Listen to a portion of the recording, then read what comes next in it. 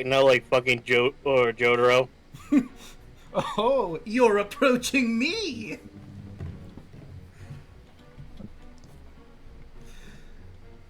Snack just Jojo walks up to Heckna. But we are live. Hello, internet people. How goes? Hello. Oh, you know me. It's ready for some wacky clown and Looney Tunes hijinks. Oh, you know it, dude. Work pissed me off. I'm ready to get stress relief. Hell yeah. Well, hopefully we can help. Gonna take out your frustrations from work all over Heckna's face. Yes. Giggity.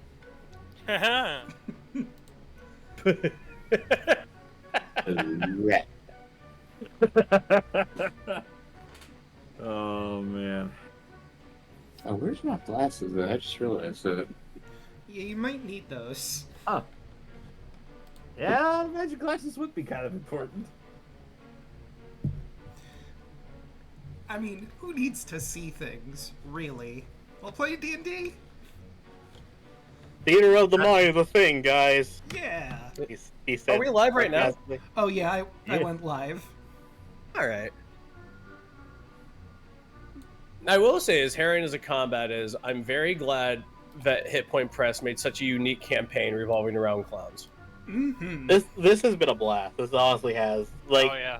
Oh yeah, these combat encounters are very tough and very harrowing. I don't think I could upsell this as Baby's first campaign, but if you know the system, it's very strong. Oh yeah. Okay. Like, if you did this as a first campaign, you would probably crush some noobs really hard out the gate. Oh yeah.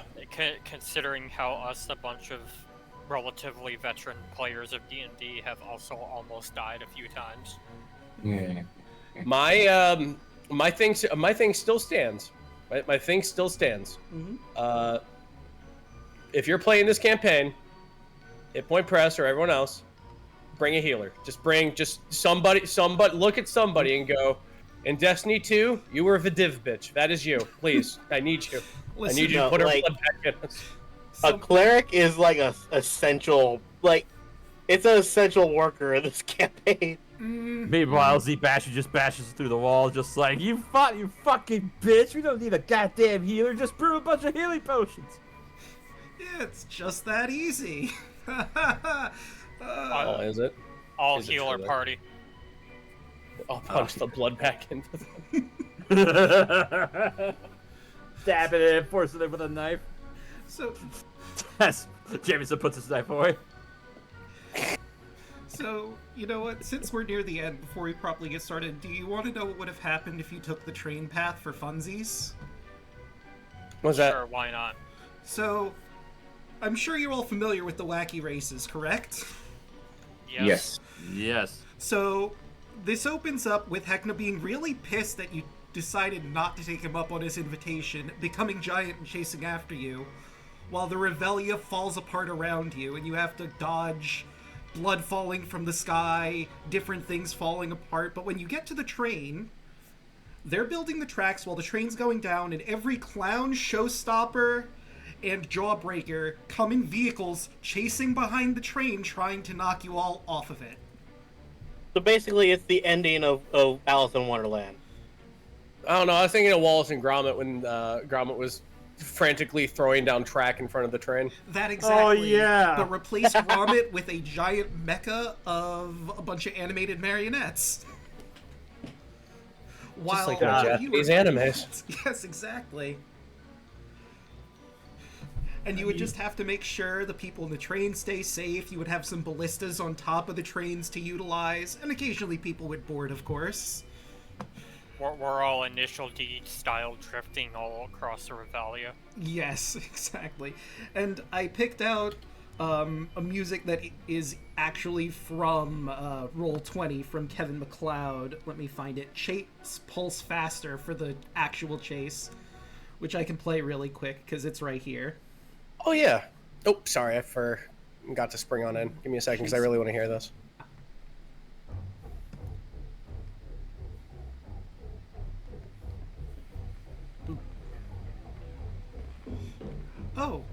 There we go. I almost forgot another very important part of the train chase. Big Heckna would still be there. The giant Heckna that's like the size of an actual giant, trying to beat the shit out of you with his army of clowns while this is playing. You just gotta Well, he could get try. the fuck out of there. This gives me like old school like platformer vibes. Like this sounds like it could be straight out of like Banjo-Kazooie or something. Yeah. Or Mario. I was trying to go for like a sort of carnival-y vibe, but at the same instance it had to be like you're in danger while trying to get the fuck out of there. I like this. Hey, Kevin MacLeod does good work. Oh yeah. But let us get back to Heckna's fun theme. I figure since you're in his fun house, might as well have his music right out the gate. Mm-hmm. And without further ado, I think now would be an excellent time to head on in. And let me just make sure one last thing. Yep, I have it up. I've got my copy right here. Ladies, gentlemen, and everyone in between or outside of, I give you the host with the most attractive, well-spoken, and magnificent clown in all the multiverse, the founder and creator of the Revelia, the one, the only, Heckna!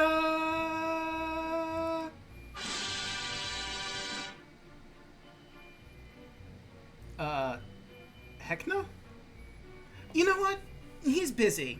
Maybe I'll do the recap this time. It's the finale, after all. The show must go on.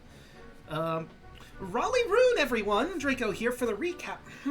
No, to Heckna. Greetings, everyone of the Unseen Legion. Draco here for the final Revelian Nightmare recap. When last we left the players, Snack, the Drow Sorcerer, Lilith, the Tiefling Bard, Neriadel, the Eladrin Cleric, Argyle, the Dragonborn Fighter, and Jameson Summerswift, the Human Rogue. They were still engaged in a fight with Snout, Scooter von Studer, and the mind-controlled Conrad. The players managed to take down Snout, getting some help from some Kelpie spirit guardians, and the Nereid Guardian of Faith Neriadel summoned. Scooter von Studer, seeing the writing on the walls, surrendered the catch and chair and answered the players' questions. Meanwhile, Jameson and Conrad had a heart-to-heart.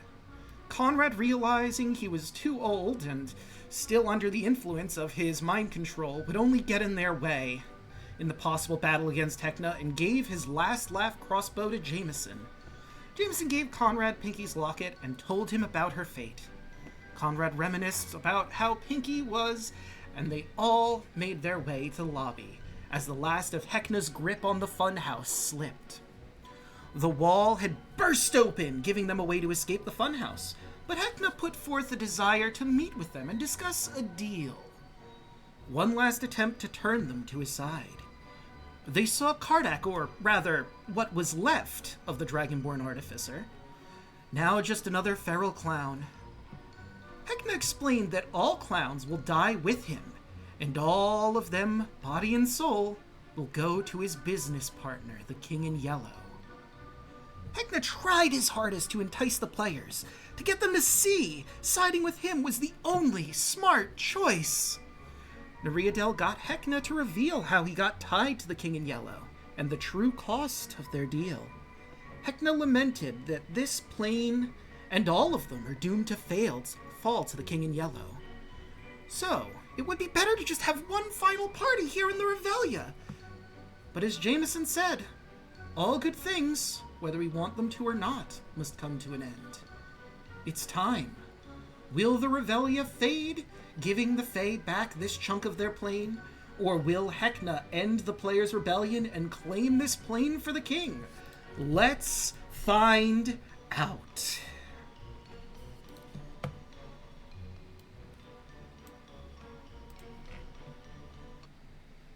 And once the music picks back up, we start before Lilith comes in with a little surprise. Oh, hold on, it's not playing for chat. Damn it. Game, come on. Roll 20. I'm gonna try refreshing it. Hopefully that works. If not, I'll just exit and come back in. So I was reading through the module. There it is. And something happens at the start of every turn. As you see, crawling out from all the cracks and seams in the funhouse, an additional 4 Heckmites appear around Heckna. They seem to be radiating energy that seems to make them a little stronger than the ones you've seen. And there's more that you can just casually see roaming around inside the tent itself. How many will come out, who could say? Now, I don't remember if they actually go on this turn or they just appear, so I just need a quick moment to double check that. Yeah, go take your time, bud.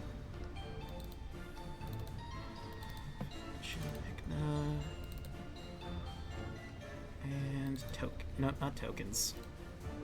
I want this. And let's find them. The grand finale. I believe it should be right there. Wagons at the table. Deal or no deal. There we go. Start of every round. Join initiative until... Okay, so it just says they join initiative, so they don't get to go until the other Heckmites do. But they are now a threat on the table, which brings us to Lilith. Alright, I spent the last 2 weeks thinking long and hard about my opening move. And I think it's time that we let things go. Lilith is gonna take a quick 5-foot step up. And she's going to remind me, drinking a potion is a bonus action, right? Correct. Beautiful. Lilith is going to look at Heckna and say, "Are you a gambling man?" I'd say I am. Interesting. I'm pulling out the boot. Okay. Wonder what would happen if I drink this right now. She's gonna down the boot.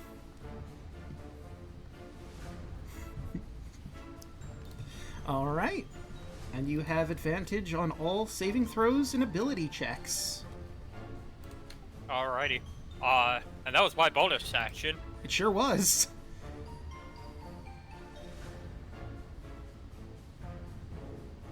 And for my action, I only have one shot at this. Lilith is going to look at Argyle. Do you trust me? Yes. That's all I needed to hear. And Lilith is going to look directly at Clown Dak. She's going to blink, and her eyes have now appeared as if they are like the literal burning hells, and she is going to look at Clown Dak and say, "By Asmodeus' will, you will listen to me." And I cast Dominate Person. Okay. Yes! Yes! Let's see. And that is a wisdom save, or? Yes. Okay. I mean, that it's kind of risky considering he's an artificer, but still. Artificers are intelligence. Yeah, Variance. he has a flat roll with wisdom. He's got to beat a 16. Well, that's a Yes! 2. Yes! So let me look through dominate person. As long as 2 are You in the touch same... a humanoid that you can see within range. You must make a wisdom saving throw or be charmed by you for the duration. If you or creatures that are friendly to you are fighting it, it has advantage on the saving throw, which isn't really going to help. When the target is charmed, you have a telepathic link with it as long as the two of you are on the same plane of existence. You can use this telepathic link to issue commands to the creature while you are conscious. No action required. When it does which it does its best to obey, you can specify a simple and general course of action, such as attack that creature, run over there, or fetch that object. If If that creature completes the order and it doesn't receive further direction from you, it defends and preserves itself to the best of its ability. You can use your action to take total and precise control of the target until the end of your next turn. The creature takes only the actions you choose and doesn't do anything that you don't allow it to do. During this time, you can also cause the creature to use a reaction, but this requires you to use your own reaction as well. Each time the target takes damage, it makes a new wisdom saving throw against the spell. If the saving throw succeeds, the spell ends. Okay. So you basically have control over Kardak then. Okay. Like, Yes. complete control. Does hitting them get them to do the save again, or no? Anytime Kardak they hit take us, you get damage. Yeah. Okay. Alright, and if that's it for your turn... Yep. Lilith will just really quickly say, I don't know how long I can keep hold of him, but we've at least mitigated things now. Now we hit him with everything we have. Argyle just looks at her. Keep him alive as long as you can. And then I can't make any promises. Heckna will use his legendary action, Shock and Ha, giving him a free cast of Vicious Mockery. Oh, Lilith, now that's not very nice, taking my toys away before we even got started. And I need a wisdom saving throw from Lilith. She gets with advantage because of da boot. True. D4? D4? Which would pass then because you need a Yeah. 1. Yeah, no matter that's what. a 20. That's a 21. Alright, you're fine. You feel a little bit of psychic energy, but it doesn't seem to pull through. Lilith just looks at him and says, "Who said they were your toys to begin with?" Well, My cousin is no one's toy, asshole. everyone here is technically my playthings, even me. Then go play with yourself. I walked right into that one, that's fair. Can she have him roll a Mr. Mockery for that? That was amazing. You know what, sure. Let's see, so... Alright. Hold on, that wasn't even damage. There. Give me that wisdom save. Okay, and wisdom save. That is a 19, so he is fine.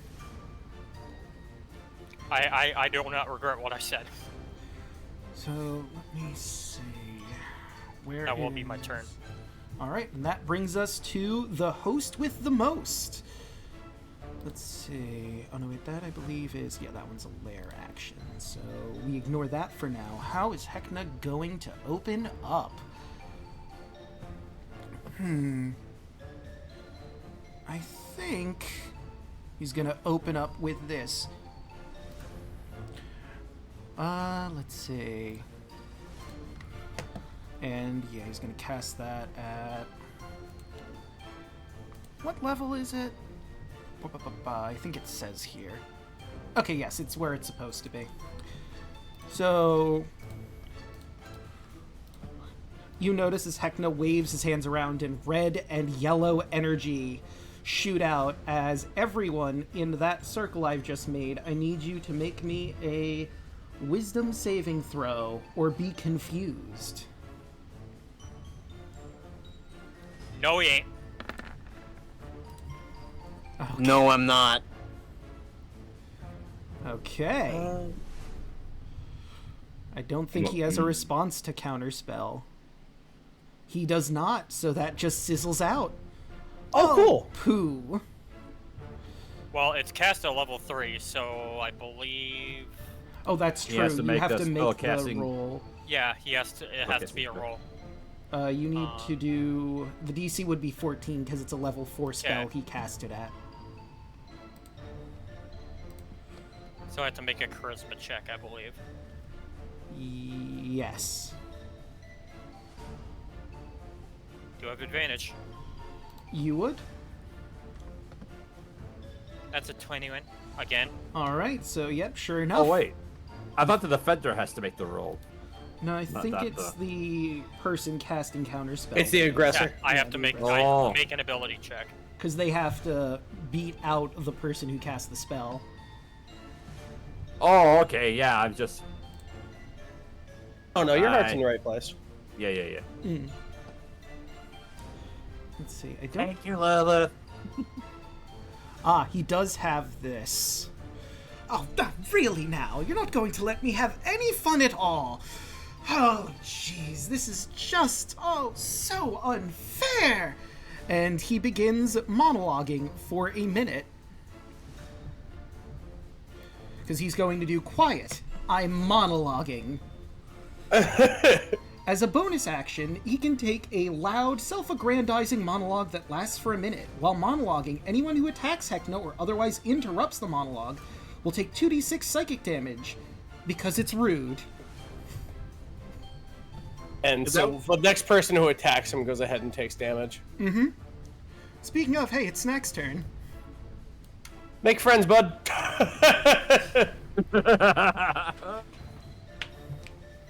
Mario Pooper slowly slides down both his Snack's hand, and the stick slides out the other two hands. I look over its neck. Do this, and I'll make sure Titania gives you the best candy you've ever had in your life. Snack immediately gets a psychotic look on his face. As he reaches in his bag as a bonus action, he drinks the potion of speed. Okay. Nice. Become fast, strong boy. I just like how I pulled out the boot and drank it, and nobody questioned it. More important things right now. Jameson probably more questioned about the fact that he's called the Gambling Man, in spite of the fact that there's another Gambling Man in here as Jameson raises his hand. Oh, don't worry. Once we beat this, I got something fun for you. 5, Oh, 10, 15, 28. Hi. And Snack is going to hit him with the party pooper. Alright. Get the shut up! So, I'm gonna do two things here. Oh, well, it wouldn't matter. I will cancel that out, because you'll hit him regardless with that. However, you are going to take 2d6s of psychic damage. Now that's just rude, as you take 8 damage.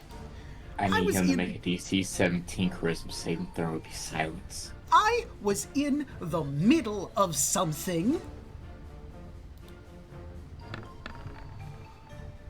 21. God damn it. Okay. Hit him again! I know it's Well, he takes 13. hard to believe, but Heckna's pretty charismatic. No. And now he's going to take 3 attacks from the stick. Okay. Which means he's going to take extra.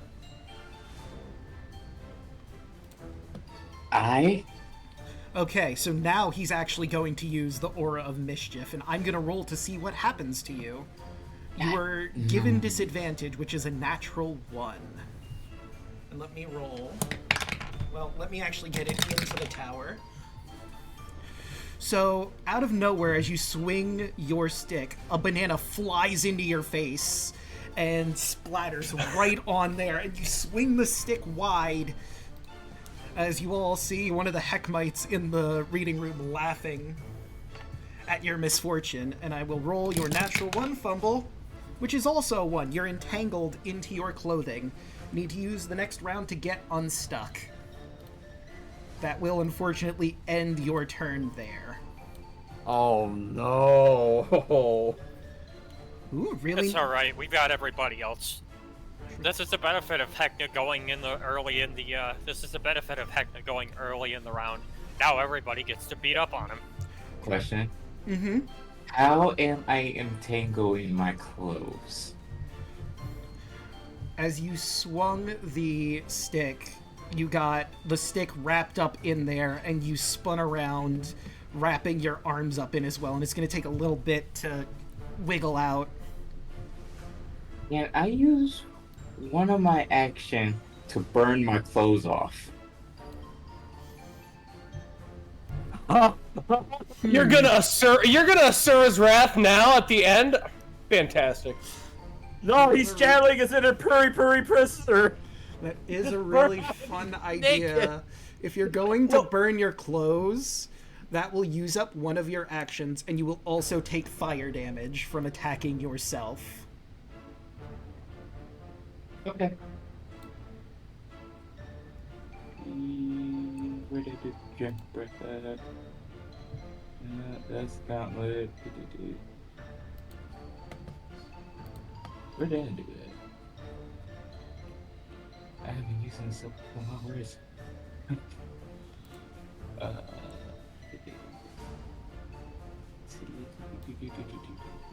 Should be under jump breath.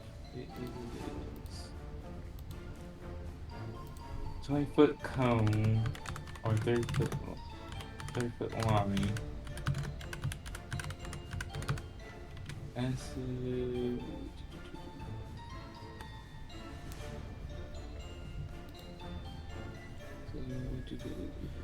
You could just... you have a cone on the ruler you could use. Oh, that wasn't me making that. That was me. Oh, okay. Sorry. No worries. I was reading because I haven't used my drag breath and stuff for long. I do this to 20 foot.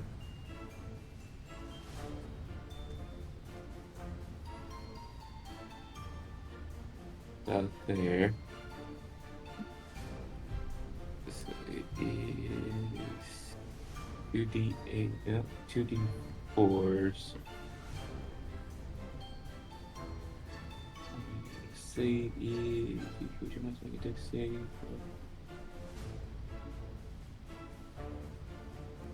So DC is 14 on dex save. Okay. And it's 2d4s for damage. Alright. So, let's see. With your shot, you were gonna hit 3 of the Heckmites? Oh, wait. Oops, that's the wrong one. You did. It's 20 foot.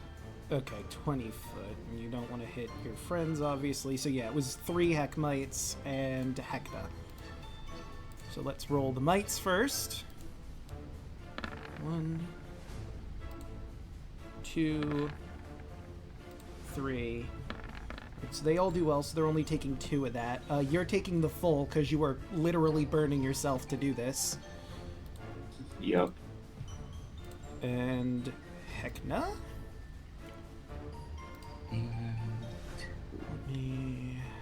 Okay, he is trained in dex saves as well. He's going to... He's probably just going to take that. It's only 4 damage.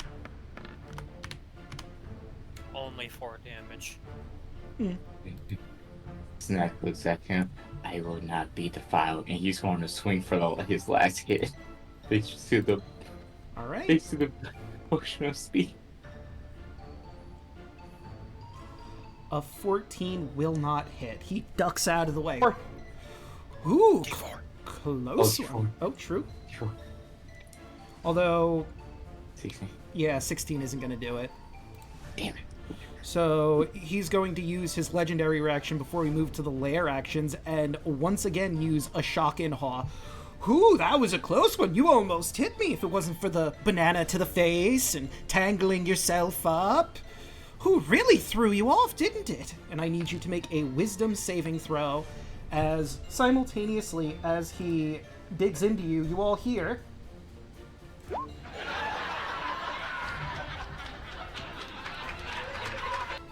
laughter from nowhere. Good old sitcom stock laughter. I get a D4 for this dude. That was loud. Oh, you got. Oh, you also got a D4 to your saves too. It's blessed, but more. Let me see about lowering that a little bit, but yeah, I got that and some other sound effects for this battle. It seemed like the perfect time.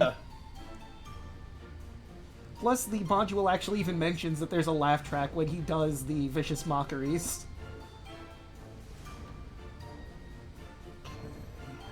Where are you? There's you. Kill you soon, funny man. I get my turn. We'll see about that. I like your magic words, funny man. But now it's showtime. And for Heckna's first lair action, another cord is going to appear, and he's going to pull. A trap door appears from the ceiling as balloons and confetti start to rain down.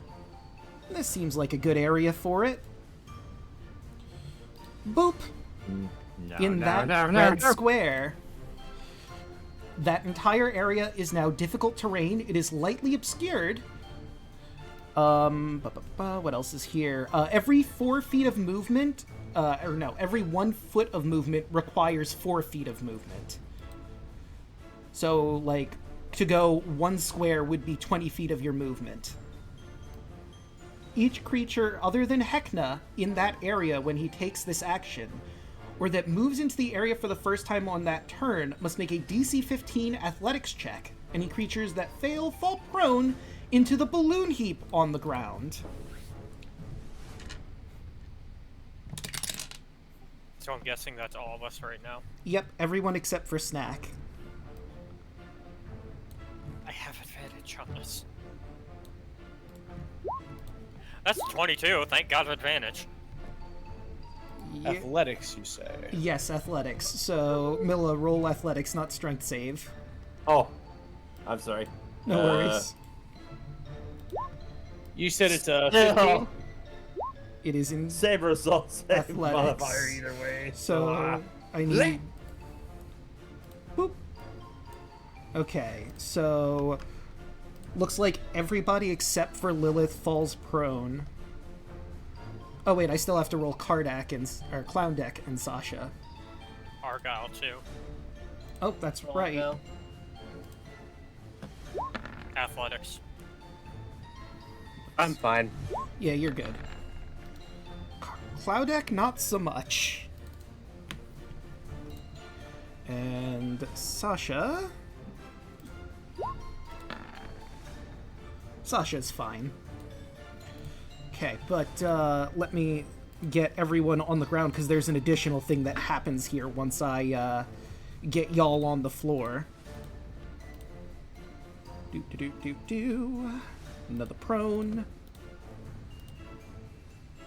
Another... Joke's on Heckna, I have 60 feet of move. It's true. And another prone. Okay, now for the funny haha. So you notice as you're falling that some of these balloons, they look like you in different colors. As blimps are what you fall on top of, and they explode on impact. So let's see what horrible element you're hit with. 1, 2, 3, 4, 5, 6, 7. I'll start with red. I don't have a D7, so... Very Dungeon Slash roll 1D7. Whoop. Alright, so let's see. Red, you will be taking lightning damage. I need you to do a dex saving throw, or you're going to be coated in fluorescent yellow slime. Okay, dexterity save. That's a 24. Okay, you're fine. Type of damage determined. Slime. Okay, so it's a save or suck. So you manage to dodge out of the way after the balloon pops in just the nick of time. Meanwhile, let's see what Watcher is dealing with. Also lightning. I need a dex save from you, or you're coated in yellow slime. 18.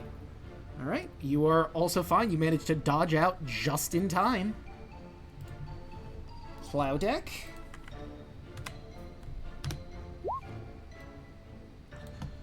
Boop boo. Okay, what the fuck, roll 20. It's been 3 every time. Heckna really likes his shocking moves. It's true. I mean, It's hard to make. You gotta show it off. Yeah, you know, shock and awe is there for a reason. Okay, that's a 5. So Cloudek is going to be covered in a yellow slime, taking 2d6 damage. And 2d6. 3 damage. That is the second best roll he could get. True. But he also gets to make a save now Yep, against... make that wisdom save. Let me put that one over there. Whoops. I accidentally grabbed Cloudheck when I wanted to take that one. Alright, and wisdom save. That is a natural one. He's still fine. Okay, and that one is underneath Sasha. But Sasha didn't fall. However, it is underneath her and it's going to pop. Because I rolled how many are in this room, and they don't really have initiative rolled in, so it's just gonna pop underneath her feet. Oh my god, it's something that wasn't a lightning. This time it's acid. And where did I put Sasha? There. Look, babe, I made your favorite. Lightning. Alright, that's a 12. So Sasha is also going to take the 2d6s. 7. And I almost forgot to do his. And both of them are now covered in slime, so once it comes around to their turn, they're going to take ambient damage from that. Until they can clean it off or someone else cleans it off of them. You would have to take an action, though, to do so. Or they would have to get coated in water, whichever comes first, really. Oh, no, wait. Why did I mark Sasha's down? She wasn't downed. Whoopsie-doo. Alright. And that's it for the lair actions. Which brings us to Jameson. Alright. First question. Mm-hmm. Consider I failed the strength save and I'm basically bludgeoned and beaten down by all of these balloons. Is there anything special I have to do to get out of it? No, Oh, you're just prone. have Just spend to- half your movement stand up, homie. Yeah, exactly. Okay, cool. However, you are in difficult terrain. So... That's the thing, though. I could spend a cutting action to dash, and thanks to my mobile feat, I don't suffer penalties from difficult terrain. That's true. So yeah, I will stand up with half my movement. So that's with 15, or actually with 20 feet. Then I will use my cutting action to dash. So that'll get me 5, 10, 15, 20, 25. Get me over to there. Actually, here's the second question I had. I'm just double checking with all the. Actually, never mind. So, yeah, taking the last laugh. He's actually going to go ahead and take it and shoot at Heckna. All right. Yo. Plus D4. 16. A 16 is not gonna hit. That'll be it for me. Right? And it is once again Heckna's legendary action. Ooh, he almost shot me there. But I guess you were just blinded by my charisma. Can you even shoot that thing? Wisdom save.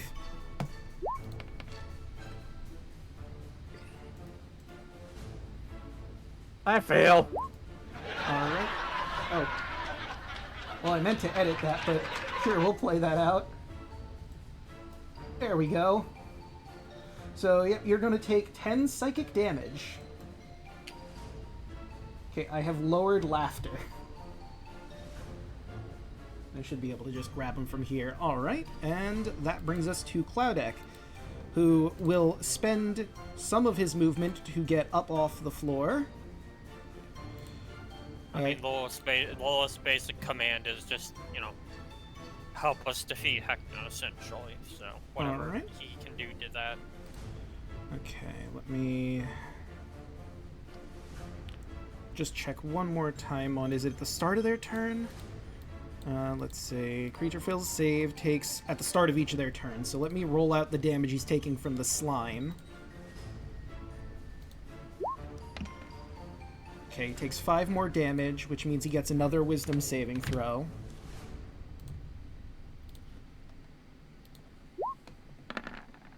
That's an 11. He's still under your control. I think he is going to spend his action to get rid of this slime, because obviously he doesn't want to constantly be taking this damage. And I think Sasha moves just in his turn, right? He doesn't have to spend actions on that? That's correct. Yeah. She's basically like his familiar, so... Yeah. So, let's see. What is Sasha's movement? Because unlike Jameson, she does not have the mobile feat.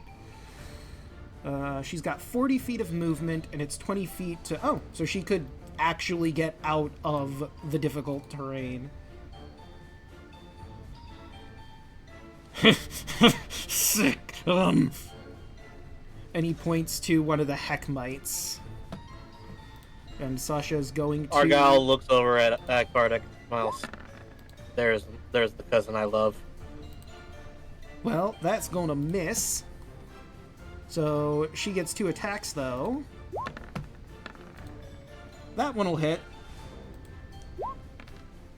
For 4 force damage. Minus 4. And... Okay, that's it. Alright. And that will do for Cloudek's turn. It is now finally time for the Heckmites. So, obviously, Snack's over here being a threat to Heckna, so 2 of them are just going to laugh at you, maniacally. Cackling at you. A 10's not gonna hit, and neither will a 16. Actually, no, a 16 does hit. 16 meets. So, you are going to take 2 psychic damage. I know, that's so much. I don't know how you'll survive. Oh, the poor children. Actually... The more they laugh, the more I be going to beat you. Actually, no, I'm sorry. It would be 5. Because of their proximity to Heckna, they get a +3 to attack and damage rolls. So you take 3 more damage. And let's see... Yep. And then the 2 on the other side will laugh at Lilith and Jameson. And it makes you really uneasy. So that would be a 24 on Lilith. You're going to be taking 9 psychic damage. And Jameson, that is a natural roll that con 1. roll for we roll that con save for concentration. Indeed. 13, I should be fine. Technically 19 because advantage. Right, so yeah, you're fine with the 19. Alright, and there's the Heckmites that are over in the reading room. Whoop. Let's see. Once he gets... Well, let's see, that was 5, 10. And how much movement do these little guys have again? Okay, the best he could do is... as soon as he gets into there... That's all he can move. And... he's gonna try and prank Clown Deck. And yep, a 19 will certainly hit. Bonk! And he falls prone, taking 1d... I don't know why I didn't roll it, but he takes 1d4 plus 3. 1d4 plus 3. Okay. So that'd be 7 damage he's taking from this. 7. And he falls prone. Just keep making those wisdom saves, boy. Yep. And a wisdom save. That is a 19. That unfortunately will pass because I already used my reaction. Okay. He shakes his head, and he's back to being feral and slobbering. And now he can use his reaction to move his speed and drag Cloudek with him. So he moves out of there, and that's all he can move. Cloudek's now over here on the ground. He just goes feral, then all of a sudden looks just like, wait, what?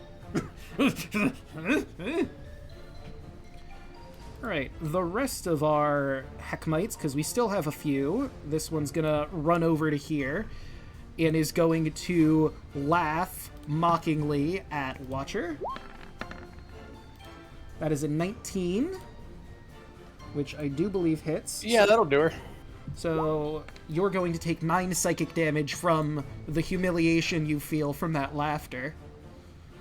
Okay. That guy's gonna move over to there, and let me just check to see. Yep, he can get Argyle with his laughter. Well, it's an issue of can he hit Argyle, which is a no. And then our last little Heckmite. Oh no, wait. I could have him dash, I suppose. Yeah, let's have him dash to here. Let me just check something really quick. I had that one. Yep, he's in range to get the buff from Heckna. They all are.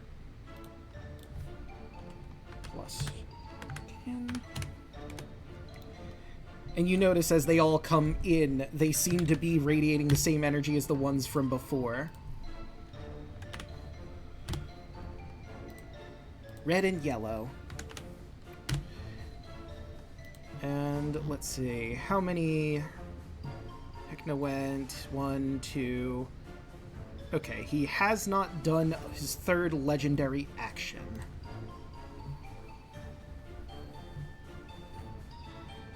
But he has done that, so I think he's just gonna have to do a shock and awe. Snack, you're not wearing anything metal, right? Because he's going. Yes, Snack. I don't think you are. No. I think you are either. I think the only one wearing metal is Argyle. Actually, Oh? if you count the belt of Spire Giants Okay. or the gauntlets that Kardec made me, So then yes, he will have advantage on this. As you notice on his hand, he has one of those joke buzzers, and he grabs onto your shoulder with a shocking grasp. And you are going to take 10 lightning damage. And you cannot take reactions until the start of your next turn. alright. Well, actually,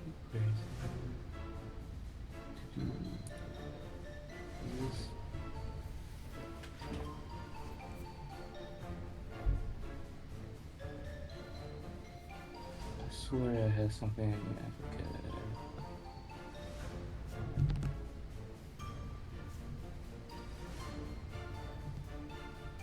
The ancestry type is blue, the reception is lightning. I thought I had.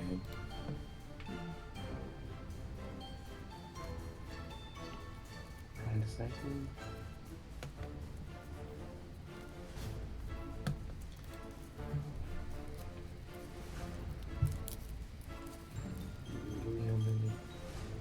Well, okay, never mind.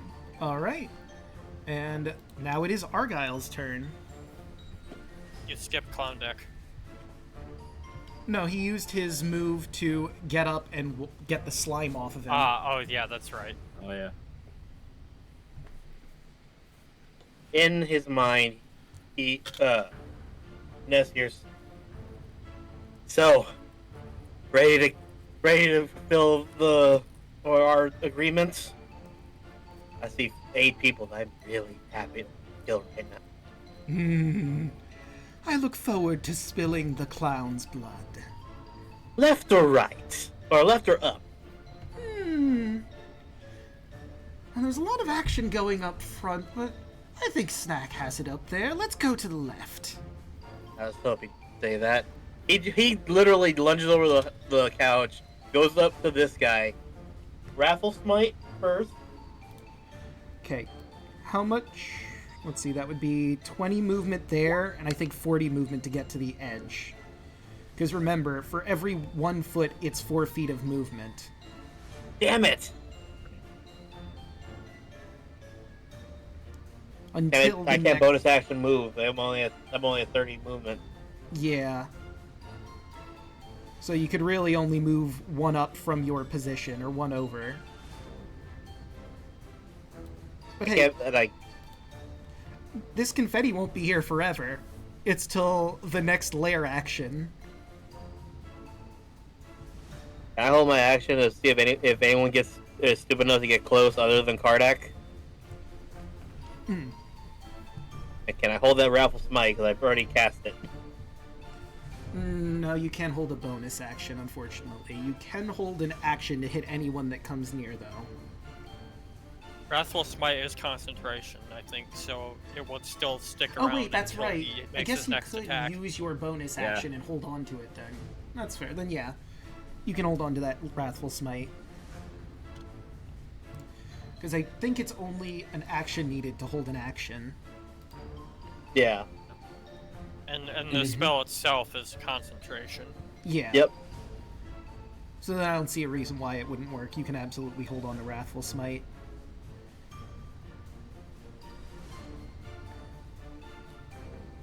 Alright. Alright, so he goes right there. He's like... He just thinks, wait, what the fuck? Right. It's a bit... hard to move here, huh? As soon as we kill these 8, we're going for that fucking clown. Of course. And that brings us to Watcher's turn. We are going to go ahead and face step to move right here. And I'm going to take a pose. And I'm going to go ahead and use Spirit Guardian at 4th level. Okay. Actually, no, Blender 5th time. level. As high as I can, actually. Okay. Become Blender. Let me grab your minty fresh Spirit Guardians. And let's start making them wisdom saves. Looks like you're going to have to make 9. 1, No, 8. 2, 3, 4, 5, natural 0, Ooh. 6, 7, 8, and let's get Cloudek and Heckna in. And Sasha. And Sasha, right? Well, that's a natural goddamn 20, goddamn Cloudek. He's used to it. Enough. Sasha with a 15, and Heckna, the man himself, with a 21. Fantastic. Total damage is 28. Everyone else who went ahead and resisted takes 14. Minus 28. Yep, this third one. Minus 28. You watch as your Spirit Guardians make a bunch of the Heckmites pop. Actually, what am I doing? Describe how you have your various Fae destroy all of these fucking Heckmites.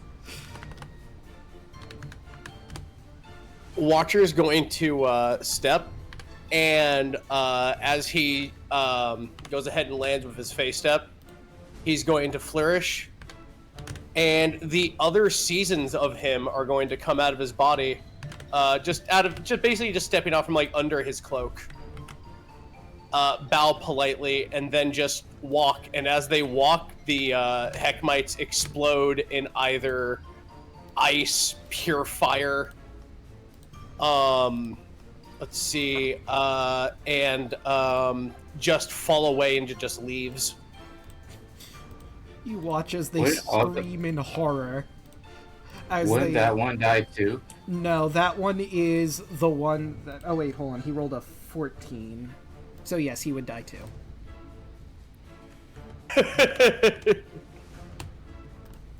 Minus 28. So that is all of the Heckmites. Well, all of the current Heckmites gone. And then Heckna takes 14. And I have to wonder what Heckna's facial expression is right now. Well, Sasha's down. You did enough damage to wipe her out, and Cloudek looks Thank God. very irate. Boop. That was my biggest He's concern. become even more feral. Yeah, now he's 2 times the feral. Holding his shield and holding one of the nicer knives that was used to slice fruit or something on a table. He will go ahead and just take a nice bow. You forget yourself. I am an envoy, and you, Fey-blooded. I will make sure that your tale ends with dignity. Well, we'll certainly see about that. Perhaps I will end you, though dignity I can't quite promise. Are you ready for the end of our game? Yes, I think I am. Let it be concluded then. End turn. Right. In come the mighty Heckmites. Pop! Let's see, we'll have this one over by Jameson. Please have one cut by Argyle. Please let them be that stupid. Well, this one's popping up by Watcher, but he's entering the Spirit Guardian, so let's see how that does him. I mean, he's right next to It's true. So yeah. He is right next to you, so you can open your attack first if you want to beat the different iterations of Watcher. You need to let off some steam. Why don't you go ahead and have this one, buddy? God, it's like priority. It's like priority stacking in Magic. Whose effect goes first? Oh, right. That certainly Argyle is. goes, can I pick that dog? That's the whole 12 points of damage right there on that attack. All right. You practically cleave him in two, but he is still standing. Uh-oh. But, there's still the Spirit Guardians now to clean up the rest. You roll that wisdom save, and you're either taking 14 or 28. That'll be 28, which is significantly more than what he had left. The autumn one leans over to it and goes, "You are wounded." And mind you, they're all wearing the Mask of Seasons. But this one's more autumny. And he'll hold this one up, and he'll laugh and go, "Come! Celebrate with me!" And when he throws them up, it explodes into leaves, and it just cascades down on this one. This one is smiling under his mask and laughing. You hear it. The other Heckmites look with a Jesus Christ, how horrifying look, and then turn back to what they were doing. Pure fairy. We're done. We're done with this. All this. But that will bring us to Lilith, back at the top. Lilith will again look at Argyle and say, "I'm sorry I held him as long as I could."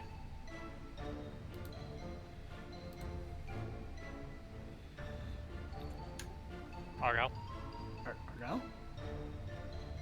Worry about the task at hand. Keep him alive. Will do. And she is going to, as my bonus action, because we're going to go ahead and use that first. Guess what time it is, ladies and gentlemen?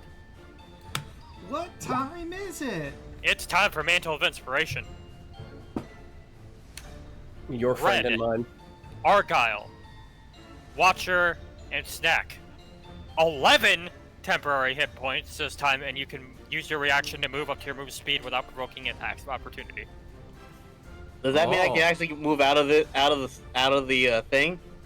So, I believe so, because, like I said, it's 20 feet of movement to get to the edge of it. Like right here? Sorry, I needed to take a sip of water. So you were right here. 35 will get me right next to Heckna. Yeah, so... Oh, jeez. My throat, what's going on? There we go. Yes. So, also, Watcher, quick thing. I don't think you'd be able to move that far, because you were also still prone, because you face-stepped while prone. I don't think you got up. Oh, if you go ahead and face step, you can magically teleport up to 30 feet. It goes ahead and assumes if you're prone, you're not prone. Because you stand up when you face step, you're teleporting. Oh, you know what? That's fair. Let me take that off then. But there's still, you're in difficult terrain, so for every 5 feet, it's 20 feet. So you would have less of your movement. Don't know if you'd be able to get there. Where were you, like, right Here. Okay, so let's see. So you'd only basically be able to move one. Well, you could move here and then one more up. Oh, I'm an office worker. We're not dealing with that bullshit. Oh, fine. We'll stand where... It's mean, but move, Sasha. Alright.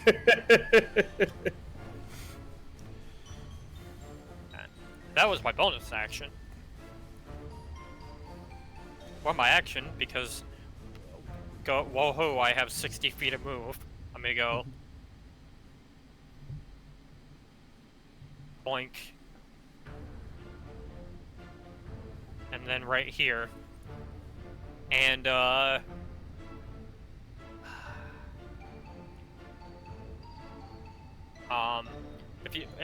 if you want that, Heck might to take opportunity attack, go for it. Oh, he certainly will. He's gonna prank you if he can, but I don't think I don't know if 15 is exactly it. Yep. So, let's bring you back, because he does damage to you, but it also knocks you prone without a save. So, first, you are taking 9 points of bludgeoning damage, and you are prone. So some of your movement's gonna have to be spent to get up. Oh wait, but he can use... Well, would that still work? I mean, it's his reaction, but it's not technically his turn. He just smacked you. I don't know how that works with additional effects. Yeah, that's the one thing I'm not sure on. Because, like, it is part of the actual attack, but it does say he needs to use his reaction, and you can't use a reaction with an opportunity attack, so I don't think it would proc the second part of it. But you are definitely prone, so you'd have to spend some movement getting up. Yeah. Well, I'm prone, so I'll spend half of 60 to get up, so I'm back at 30.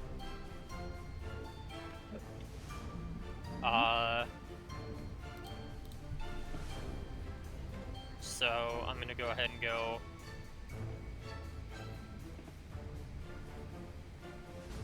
20,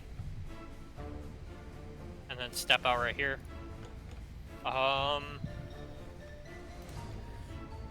What to do?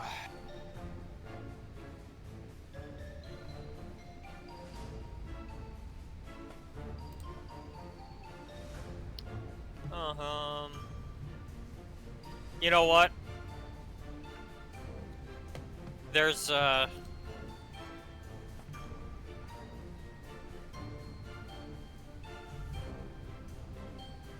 there's a lot of tomfoolery going on here.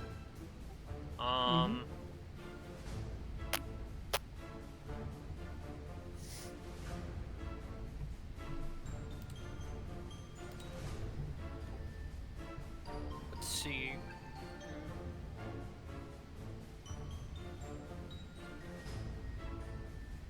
That sucks.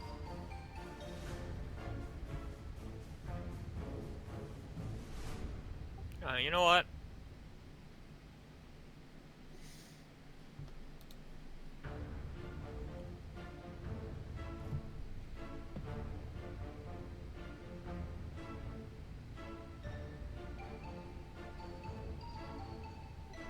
You know what? Actually, you know what? I can take care of these guys here, probably. Maybe. I don't want to. Actually, I don't want to waste spells on them. Lilith is going to do.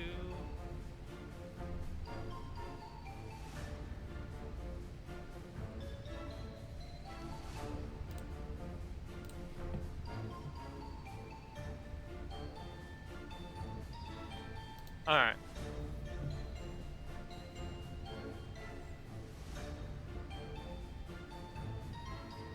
Fuck it. It's accordion time. All right. Going for the Fun Heckna to accordion your time. south. Lilith is going to play the accordion on, you know what, let's just do it on the Heckmite that attacked her. Fair enough.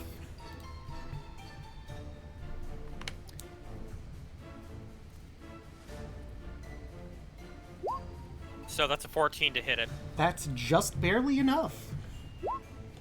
He's gonna take 8 bludgeoning damage. Ha! Ah!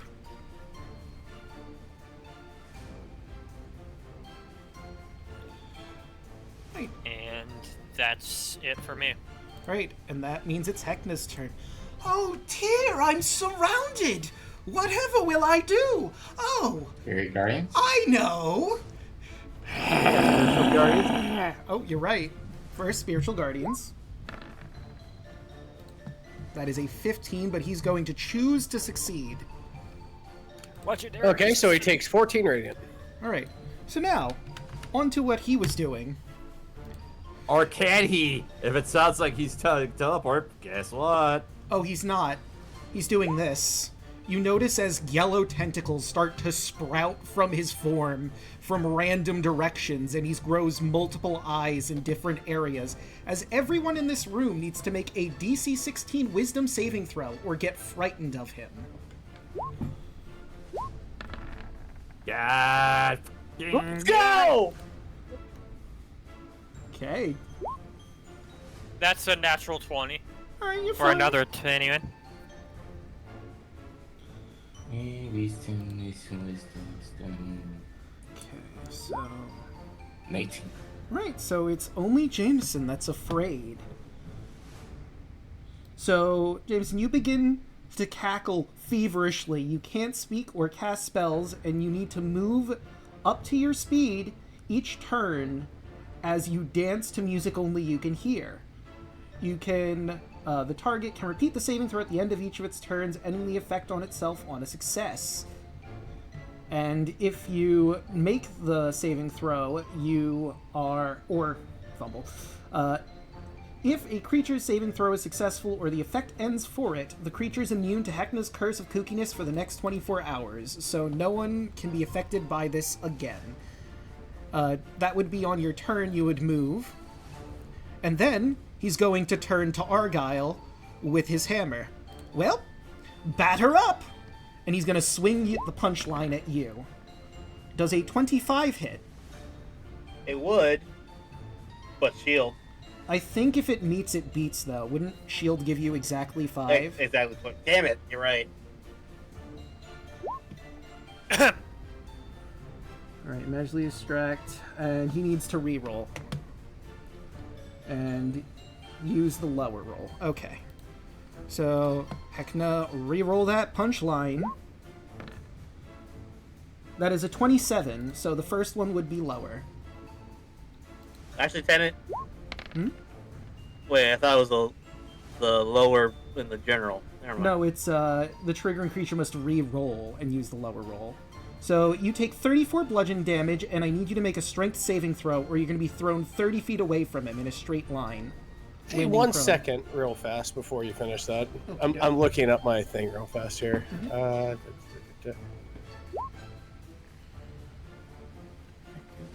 I'll take it. Okay, so Watcher. I'll take the 34. Alright, you'll take 34 damage, and because you're taking the damage with the bond, you're also going to be thrown 30 feet away if you don't make a strength save. +4? Well, Watcher's taking the damage, so I'm transferring that effect to him as well. So Watcher needs to make the strength save. It's All right. okay. You get flung 30 feet into this bookshelf, and there is a... as it hits you. Whatever that was, I didn't hear it. It was a ding. Heckna looks at how far a watcher went. What a shot! Am I right, folks? We are used to this.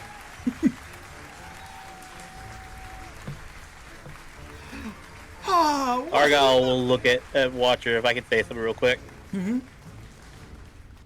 I appreciate that, but I'm resolved to doing this myself. You know what? I worry about everyone else, not me. You know what? You're right, Argyle. Let's give it a second shot, shall we? Attack number 2. A 17 won't hit, though. Can I flavor that as that he actually grabs the hammer, like, mid-swing? I mean, for flavor-wise, but we'll say he's able to wrestle the hammer back. So he still has You're it. gonna have to try harder than that. Either you are dying or I am dying. There's no in-between on this Heckna. Fair enough. Here, hold this. So that's a lot, but he gets to do that at the end of his turn. Let me roll what he's randomly throwing at you. He reaches into his pocket, and he pulls out... Oh, why is it only... Oh, I see. It's over here. He pulls out an entire couch from his pocket and throws it at you. So, toss it to a creature he sees within 30 feet of himself that he... Oh, wait, that he didn't target with this ability... Oh, no, never mind. So he can still throw it at you. The creature can take a reaction to catch the object, and can drop anything you're currently holding, even a shield, as part of your reaction to catch the object. It requires 2 hands to catch. Otherwise, you're getting hit with a couch. What am I gonna roll to catch this couch? Am I gonna roll straight? Please have a roll straight. So, you just automatically to catch it, if you use your reaction to do so. Yeah. Alright. So, as you're holding the couch, you notice that it's... ticking? And obviously, because you're holding this, your speed is 0. You can't benefit from any bonus to your speed as long as you're holding it. You're not a flying creature, so that doesn't matter. You automatically fail strength and dex checks while you're holding it. And there's another thing if anyone attacks this object or lets it hit the ground, but it's your choice if on your turn you want to let it go. Do not read the last part of that I just posted. I maybe shouldn't have done that. All right. Well, with that done, Heckna is going to use his bonus action for a Misty Step. Whoop.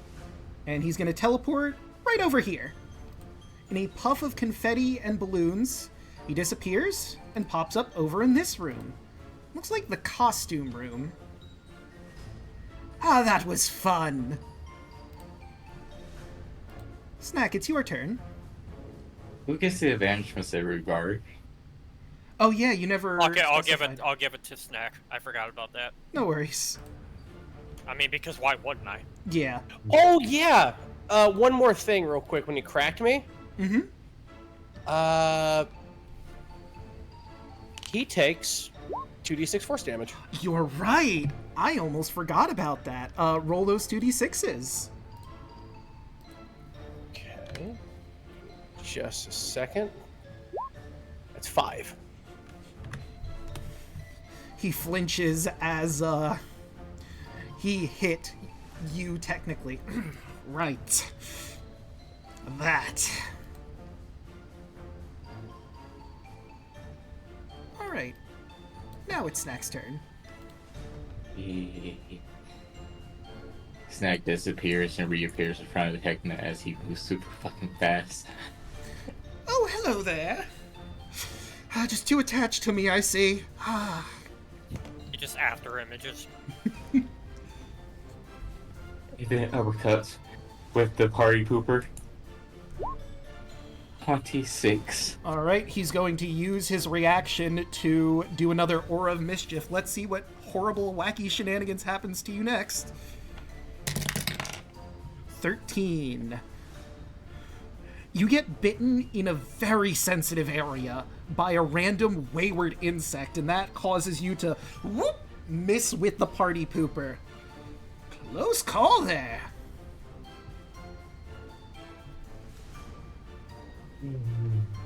You're gonna die, clown.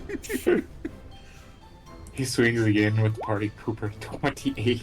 Now that will hit. Needs to make a DC 17 charisma saving throw. Alright. Charisma save. That is a 10, but he's going to choose to succeed with legendary resistance. That's 2 down. That is. 2. And he takes 15 points of damage. You know, funny thing about Heckna, I don't know if you noticed, he really likes talking. Oh. He'd be a great influencer. He would. Then. Oh, the technically stick. he is with the Revelian action, now that I think about it. Actually, yeah, you're right, huh? He's an influencer that actually gets something accomplished. Oh, Snack is just going blind rage right now. He's pissed off. Oh, god. Oh, oh yes! With the stick! An additional 2d8 on a crit, too. This is gonna hurt. Oh. And an additional 10 bludgeoning damage on a crit hit. With a 2d8 force damage for getting a crit. So, Holy dear God in heaven! so 10. You just throw him off the top of the steam cage. 32. Oh, So God. 42 damage. 42! Snack He Is that before or after the 2d8 force damage? No, that's what Oh, the that's other everything. side is. Yeah, the right side of that is the force damage. Oh, I see. They're still in they're still in an extra 10 damage too on top That's- of that. That's why I added it. That's why Oh, it's that's 42. right. That's the 42. Oh, Alright. dear God in heaven. Goddamn. Fourth attack, Alright, I'll admit, that hurt! 19. That's just barely enough to hit. For another 20.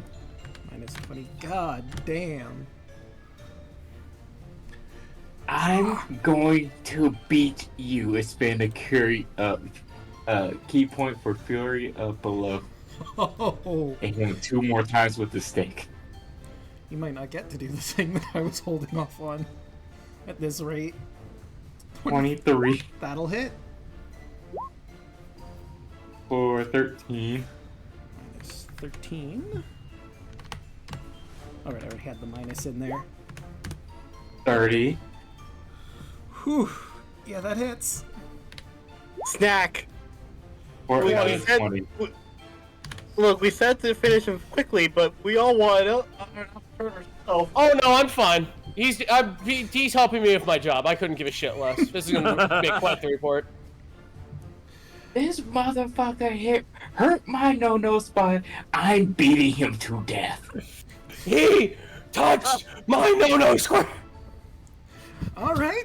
Stack is just going full aura right now. He is.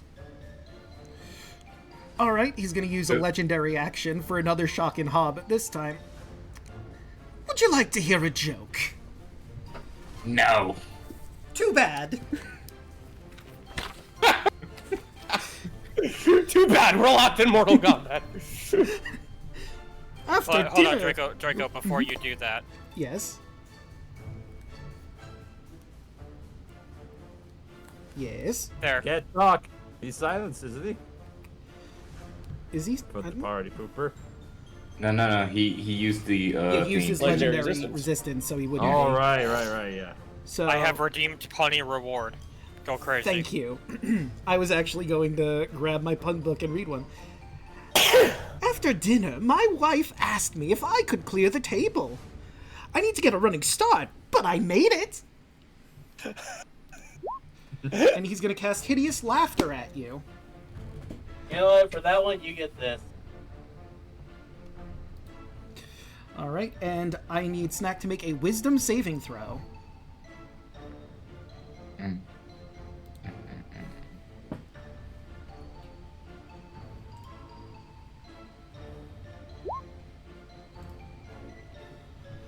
A 12 is not going to be enough, and you double over laughing. You're going to fall prone. You are incapacitated and unable to stand up for the duration for a minute, unless he breaks concentration on this. Actually... Oh, what about your D4, Nick? Well, he I don't has to think hit that's 18. gonna be enough. Oh, wait, the DC's 19. That's right. That's Yeah. right. I thought it was 16 for some reason. My bad. So, oh man, that was such a good joke, Snack. You just can't help but double over laughing.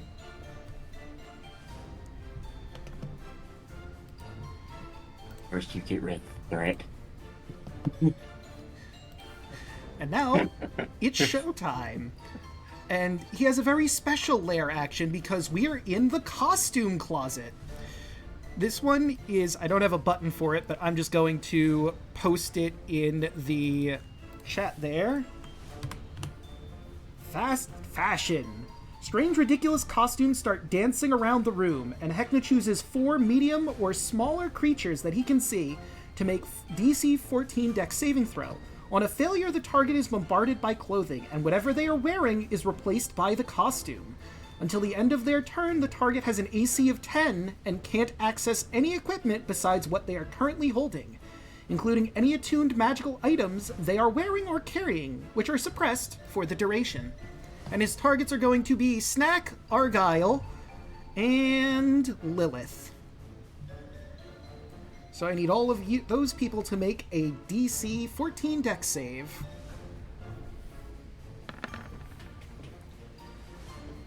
You are not gonna make me wear a fucking shirt, clown. Oh, where's your sense of fun? Well, I have advantage on this, hopefully. True. So That's a 19, I'm fine. So I'm going to spend one of my sorcery points. Because fuck that.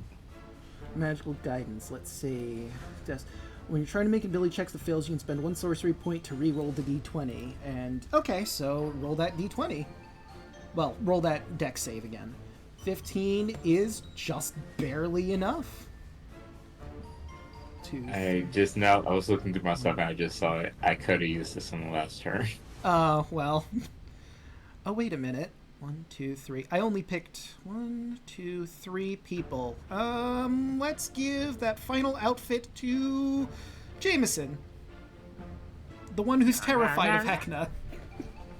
Let's see. Dex save? Yes. Yeah, God, just scroll up you too were far. fine. He just screams and ducks his clothes fly over him. Aw, come on. Aren't your outfits a little too drab? You should have just accepted some new fashion. Oh well. Alright, and that brings us to Jameson.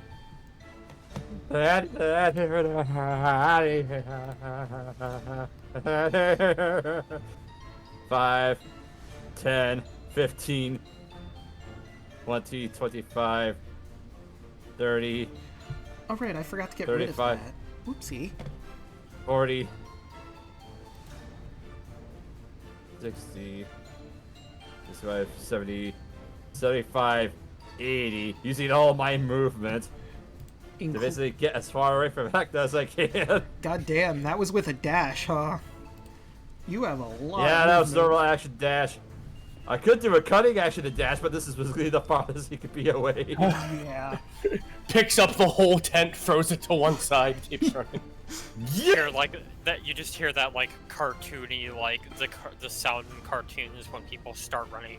Right. Oh, All the Just hand over- pitter pat, yeah.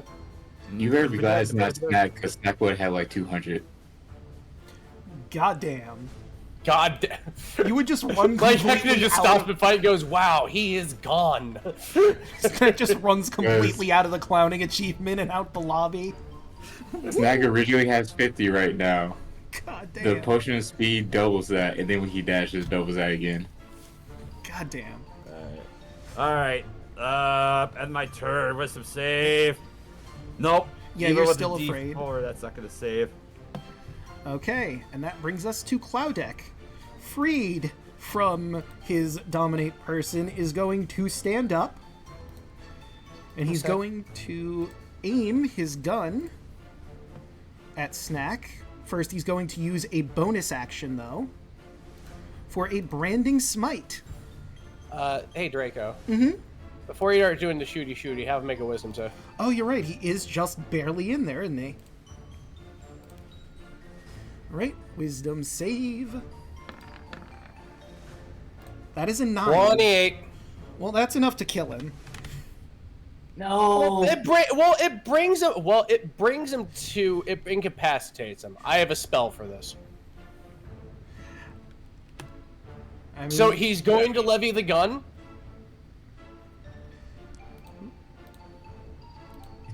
So he was going to levy the gun. Yes. Yes.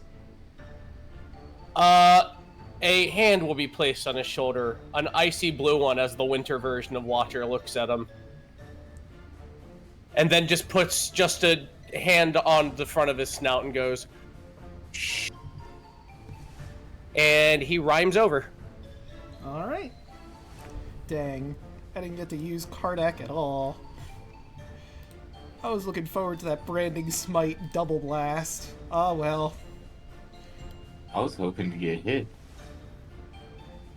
Yeah, that would have been fun. Oh well. Argyle's seeing this. He is not okay. Clouddeck is down. Anybody who's... I'm going to say this real quick. Anybody who takes a glance over at Argyle's, just like he was in the hallway, he is literally sparking. Ooh, now that is rough.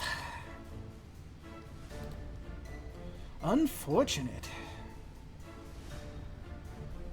Shame Watcher killed your cousin, really. I'm just tore up about it. And he's going to use Vicious Mockery on Argyle. With Shock and Awe. Oops. And Argyle, you need to make a Wisdom saving throw. Or take 9 psychic damage. You take 9 psychic damage. Thank you, temporary damage. I haven't lost any of my main HP yet. Oh yeah, I forgot about the 10 HP. Now it's the Heckmite's turn. Where will they go? Hold on, they only have 20 feet of movement. He was down here. Let me try to... 15... Well, we could get up to Snack, but... You are a lycanthrope. So instead he's going to stand over there and cackle at you, mockingly. But that's not going to hit you with a 7. Don't worry. When I get done with Heckna, you will be bent. Right, and we will move this one up. This one is going to try and prank Lilith. But an 8's not going to hit you. She just kicks him away.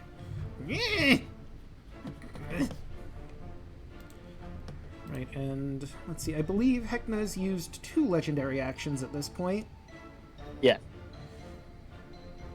So, for his third one, he's going to use Shocking Grasp on the prone Snack. So that's a 24. You are going to take 8 lightning damage, and you cannot take a reaction. Oh, you lucky. 8. So I have 3 temporary hit points left. I hope he lives to the next round, but we'll see how this goes, because it's Argyle's turn next. So Argyle is still holding this couch, correct? He is. I believe it lasts. Let me double check. Hold this, regardless of size or weight. But it is flying yada yada yada. If held until the start until the end of Heckna's next turn. So yes, you are still holding it. I can take can I take a bonus action or an action to drop it? You can drop it if you like. Let me double check to see what it is to drop it. I think it's just at will. You can drop it at will.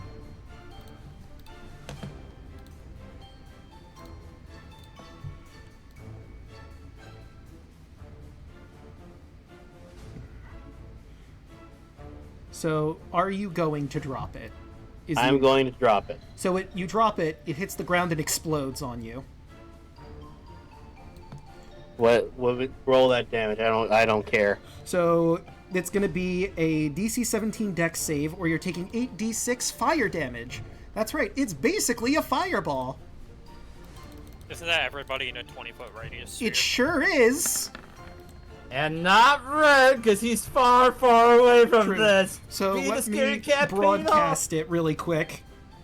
No, that's 25. There we go, 20. So the only one getting hit is Argyle. And the Heckna. What about the Heckmite? Is he just inside? Let me see. I think Funny if true. it's just barely outside. It is. That's weird. It's saying 20 even if I shrink it. So, oh no, there it goes. So no, he's out of range of it.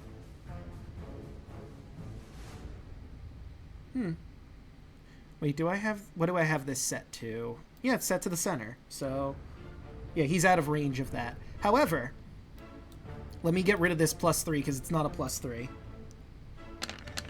Argyle, you're taking 25 damage. Oof. Probably should have held on to that couch I gave you. Oh, there goes some of that temp HP there.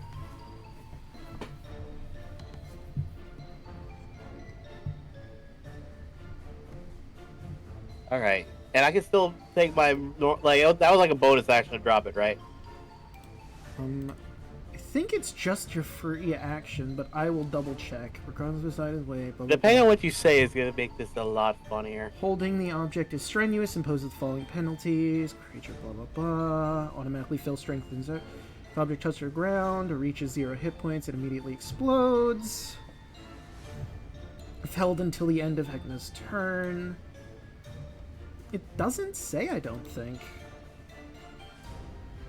LDM, let's see what do you... Creature can take a reaction to hold it and drop anything. Oh wait, it can drop anything. It's currently holding. So you would have dropped your shield and sword to actually hold on to it. So you'll have to pick those up. As part of the reaction to catch, it requires 2 hands. Object can be held by the target creature, emits ticking noise, heard loudly. Heard 30 feet out from them. Holding the object is strenuous. So yeah, no, it does not say. To pick up your weapons, is that a free action to pick up the nest? Yeah, I'm trying to remember what is picking up your weapons in D&D. Is that a free action or? That's a free action. Okay. Free action, interact with object. If you do it again, so yeah. All right. So then I guess. Well, I'm just like, is that a free action for me to drop it and take that? So yeah, that's the issue. I don't know if you'd get 2 free actions. That's what I'm asking, if I can use my bonus action. 3. If for the sake of picking up a sword, fine.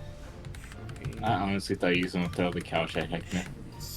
I was tempted on it, but then you were there. Okay, how many free actions? Let's see. I know you can use 3 actions, 1 reaction. How many free actions are you allowed? Can I drop an item and speak a sentence? Is there a limit to the number of free actions? There's no limit. They are completely free. Okay, so if both were free actions, you should be fine to just take your turn. Because I think there is no limit. I'm going to flavor this. The fireball goes off. And there stands Argyle. Still sparking. Dead-eyeing Heckna. Picks up Ness. Comes right over here.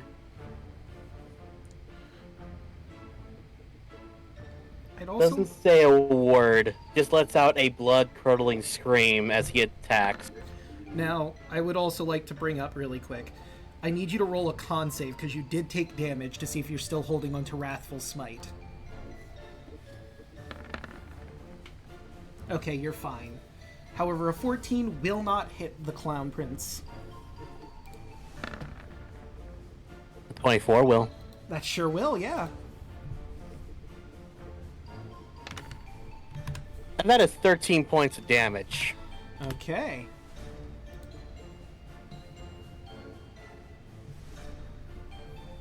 You will not live to enjoy that much longer. Kill him, Snack! Snack still laughing on the ground. No. Snack stops laughing for a second, look at Argyle, look at Hedda, and then busts out laughing and says, "You're fucked." Okay, 16. He still holds on to his concentration. And that brings us to Watcher. Watcher is going to take a... That's not my cursor. He's going to take a couple steps over here. And he's going to kneel a clown deck and then just kneel and place a hand on his forehead. And we're going to hit Spare the Dying. So I was rhymed over so I can do this. Alright. Touch living creature, 0 hit points. Okay, so he will be stable, but still not in the fight. And I'll look up to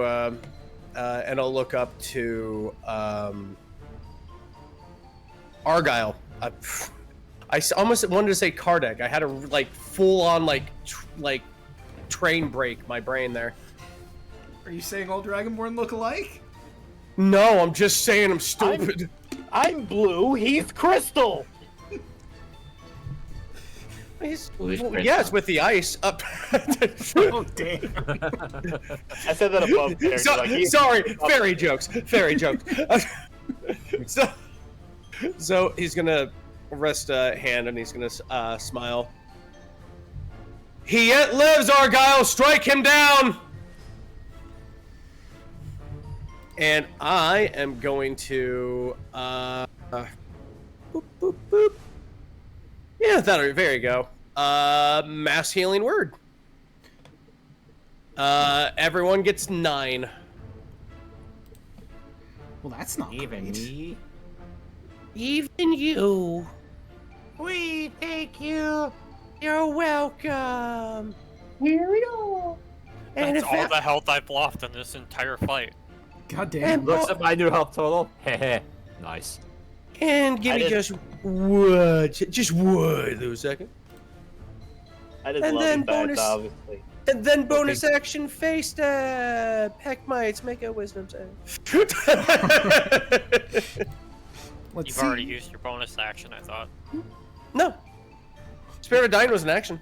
Well, that is a natural. Oh wait, no, 19. mass healing word was yeah, no, you're right. All right, so. I'm sorry, I'm Okay. going too crazy. I'm wilding out. Yeah. No worries. Correct.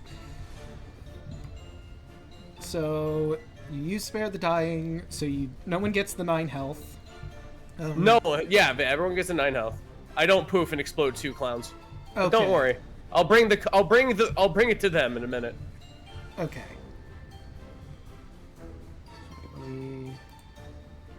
Oh, yeah, no, we're good. All right. And that brings us to the mighty Heckmites. How many more will show up? Let's find out. Another 2. Right. This one's going to pop over here. This one's going to pop right under Argyle. And that's it for them. Lilith? I love the design of the Heckmites. Have you ever played? Yeah, I'll tell you during the break.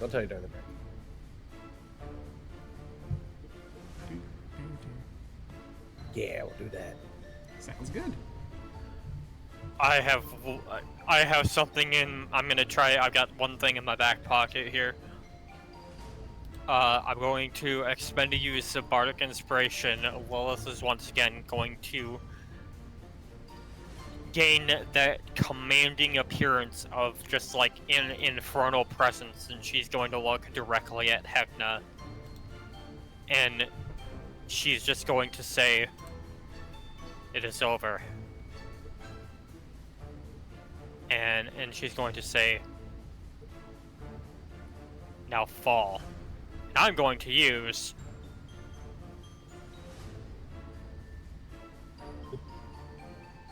Mantle of Majesty.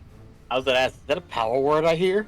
Mantle of Majesty. I use a bonus action to cast command on him. So basically command grovel. So, question: command is a charm effect, correct? I have to double check that. Yes. So, Heckna looks at you. No thanks, I'd rather not. He is immune to being charmed. Of course it is. I tried. That's it for your turn? Well, that was a bonus action. Oh, you're right, that's bonus action. You still have your action to do as you see fit. Let's see. I'm trying to see what else I can do here.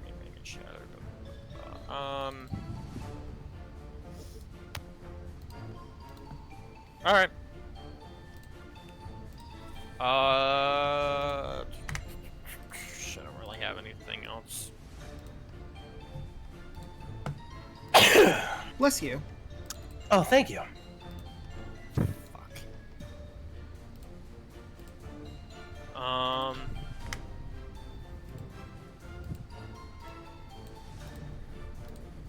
Alright, Lilith will take a quick 5-foot step back.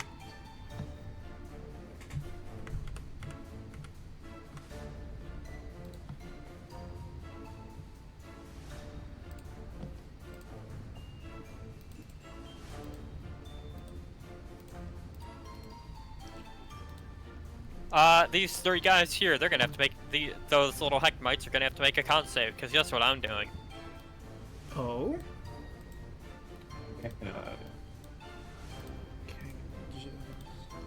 Shatter. Okay. That's a lot of damage. Alright, let's see how our little Heckmites do. I get the feeling they're not going to live even if they make... Well... No, they'll live if they make the save. It's but... 10 damage on a success, so... Alright, and that is con. They're not very constitution heavy, but we shall see.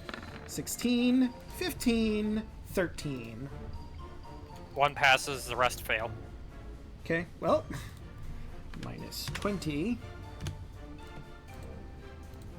minus 20... minus 10... Oh! Oh, wait, I forgot something very, very important when Heckna Misty stepped over here. He's got a fun little feature that whenever he Misty steps, he can change his outfit as he sees fit. And I completely forgot God, this. I want you to know, Victor, fighting no. Heckna, just what inspiration I'm gaining for Smeebles. Oh my god. Oh my god. Now he's a big Heckna. He's a bit thicker, Yes. little squatter. Oh god, he's literally Chungus Heckna. Yep. Oh, is that from the book? No, No. that's something Broaden from the Friday game drew up, and I needed it to put in here. That's so funny. Big Oh Heckna. my god. My boy. Chunkus. A Chungus. Goes- Dude, I don't think I'm ready for big Chungus Heckna. I don't think the world's ready. It's not. Let's be real. But, is that it for Lilith? Yeah, that's it. Right, so we move on to Big Heckna. I really hope Broaden is here still. I want him to see that happen. He's gonna do something different. A gilded rope shows up again, and it falls from the ceiling. Heckna pulls it down firmly, and the area begins to warp and transform around all of you. And I will be moving you to a whole new map where a lot is happening. Uh-oh. And let me do that. You all should be on the bottom of the map. Unfortunately, it's going to... Yeah, it changes this, so I have to add everyone back into initiative proper. Let's zoom... Nope, that's zooming in. I want to zoom out a little bit so everyone can see. Heckna, on center stage, there is a whole audience here that... It looks a little like they're all illusions, but everyone is cheering, a colorful explosion of confetti bursts over him, and a bunch of feral thralls hop from their places in the stage and run to positions on there. Because it's showtime! And let me hit that for you, because there's an additional effect for all of you. This isn't just a fun little thing. The area outside of the stage, audience stand pops up, filled with illusory hooting and hollering. 2d6 thralls dressed in spotless clown attire somersault, backflip, and dance the stage and join the battle. Until the end of Heckna's next turn, all creatures besides Heckna and his minions are so distracted by the outrageous performance that they have disadvantage on their attack rolls and ability checks, and all attack rolls made against Heckna's enemies have advantage. Until Heckna's next turn. And now we have all these feral thralls in the mix.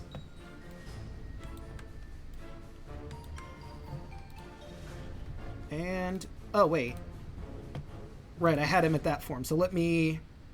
I think this counts as changing his appearance too, so let's go for... Let's go for Teacher Heckna. This one is from the module proper. Oh, that's fun, though. This is him in Actually clown like that. school. Teaching all the actually really cool. clowns how to be funny. Ha ha ha! Right, and let me do that. And he has a bonus action still, because that's only his action to do that. Did you really think it was going to be that easy? Oh, no, no, no. The fight has only just begun, friends. And he will begin monologuing. It's really, absolutely silly. You think you could even stand a chance to beat me? Ah. Oh well. Say, if you want a monologue, I actually got a timer I can set for a minute for you. Well, I'd also need to be talking the entire time through turns until someone hit him, if you do hit him. Oh, no. You were out of breath. Good lord. Yeah. Heckna, however, does not. Alright. If only I could be so incandescently funny. Power to him for being able to do that somehow, but, See, here's the thing. It says disadvantage on attack rolls and ability checks. Yep. But what about AoE? AoE still works as AoE do.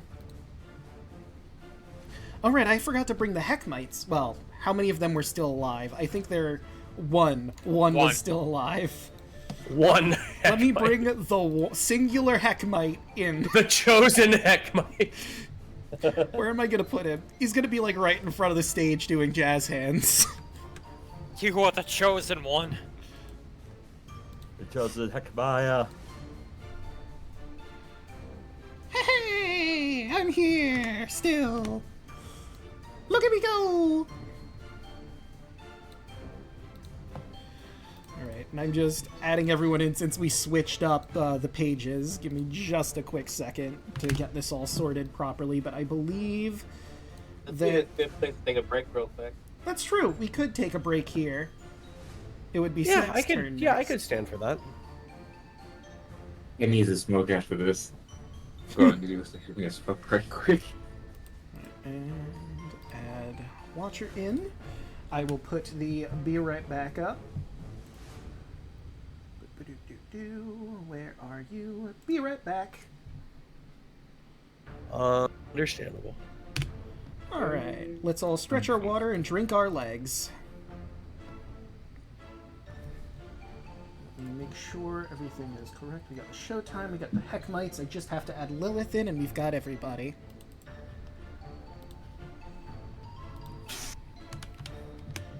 And perfect. I do love how it's still Big Heckna as the marker for Heckna's turn. Because I switched him on the other map. Oh wait, never mind, no it's not, because I have to add him back in properly too. Oh darn.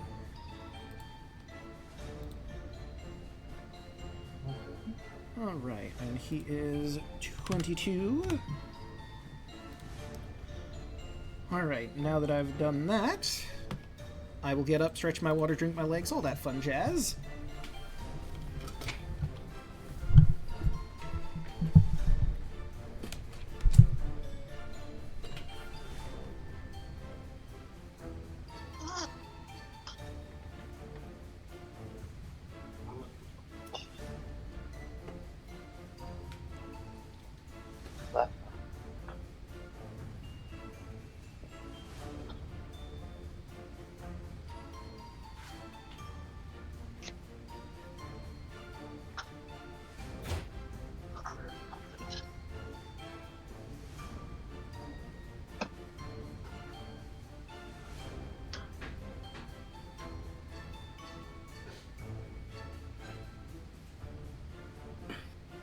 Alright, I'm back. Hello, chat. What's going around? How y'all doing? Oh, Ladies and man. gentlemen. It's very tough. I'm back, and I just realized something. What was that? Y'all remember the Timeless River Heat fight? Heckna literally did a how about a change? And switched the map. Good. Oh, yeah. Speaking of remembering things, I'm trying to remember for the life of me because... where was it that we got? Don't we have, like, a banana? Wasn't there a banana that we had gotten at some point? Somebody got hit with a banana. Oh, you talked about the banana of today's GIFs. Yes, that. And yes, I do have that. Okay, so I wasn't being paranoid and nuts about it, so... No, I was planning on using it, but I was trying to find the right time to use it. Well, it looks like this would be a good time to use it. I don't know, beating him like... I don't know, beating this clown like you caught him breaking into your house is doing wonders for you right now.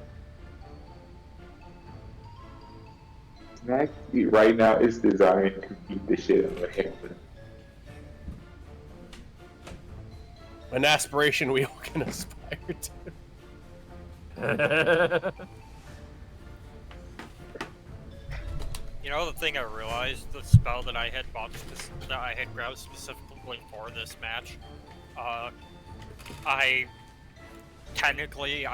forgot to, I looked it up and I forgot to realize it requires a full minute to cast. So if I cast it during combat, that's literally all I would be doing for 10 turns. I have returned. Also, I'm not gonna lie, I have Megalovania playing right now. I feel like the most fitting song to play. Yeah, that one's pretty good too. I honestly just been listening to Poison the entire Aspen Hotel. I'm really, really hoping Heckna can get to his turn because there's a spell I want him to use, but I don't know if he's going to be able to. Although, considering you're all currently baffled by the display, maybe he will. I don't know, a lot of us have AoEs. It might be. It's also fair. It might be folded. I mean, to be fair, that just balanced out my advantage, so I have straight rolls now. Yeah.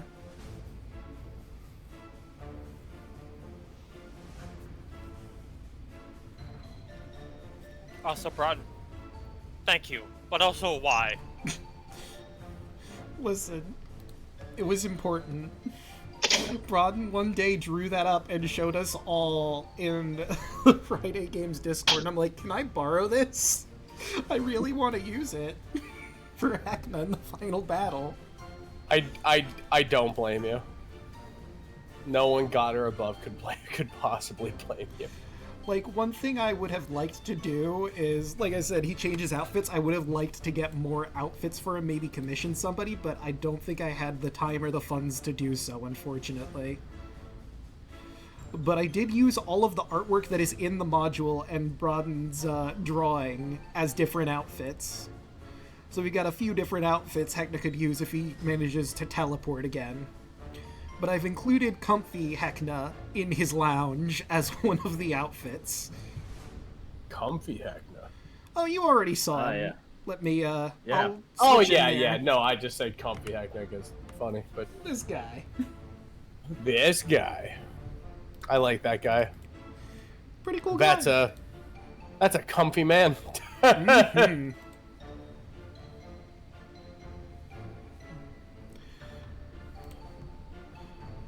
So good light reading he had. You know, I forget, who hasted Snack again? 'Cause I don't... Oh, right, the potion. It was he has the potion. Yep. For the potion. The potion cast haste. They're really good at casting potions.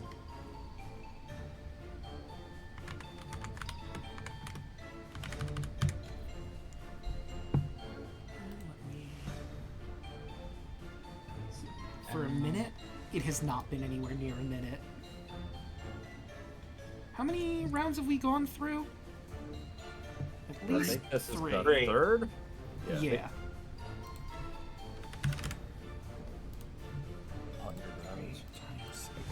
We will see if it gets up to a minute, but I highly doubt it will. But who knows? Stranger things have happened.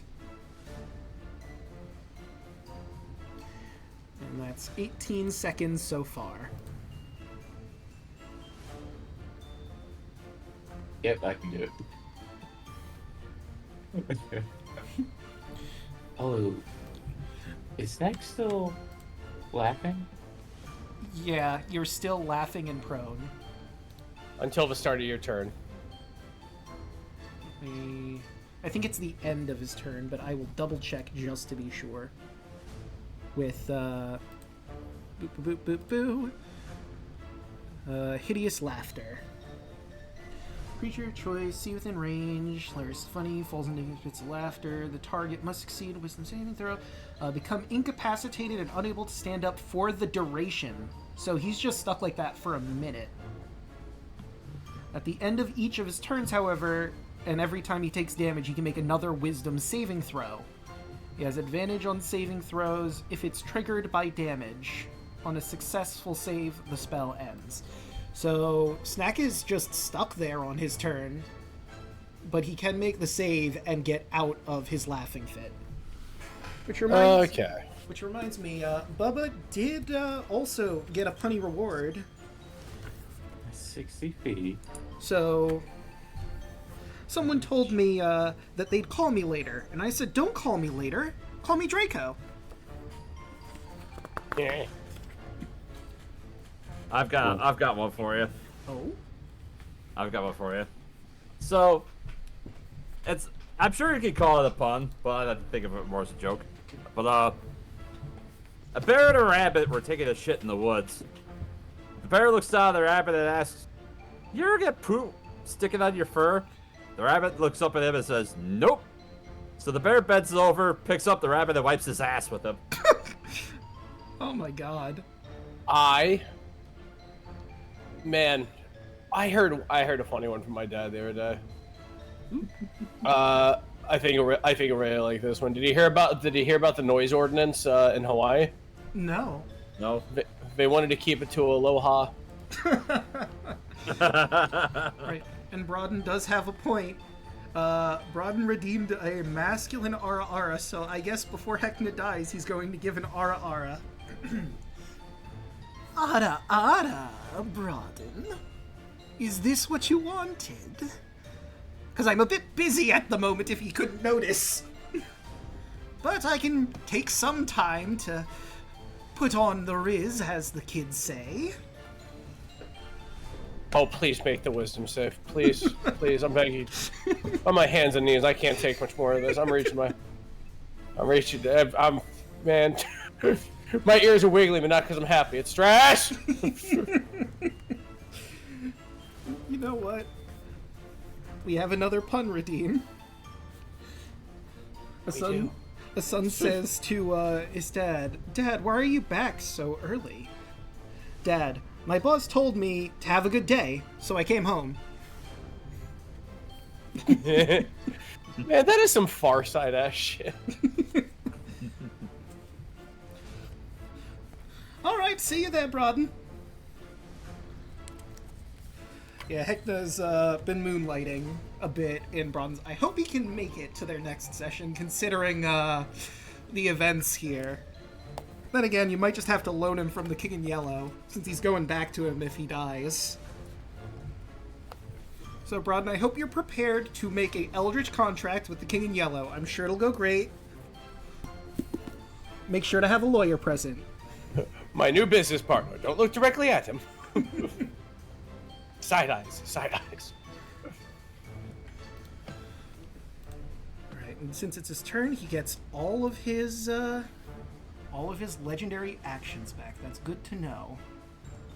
Because there's one he hasn't quite done. Oh, I can't do this. Put Heckna right there. Heckna should be afraid right now because I realize something I can do. Well, I mean, you're on the ground laughing at the moment, so I think he's fine for the time being. But when you get away You from say that. Oh.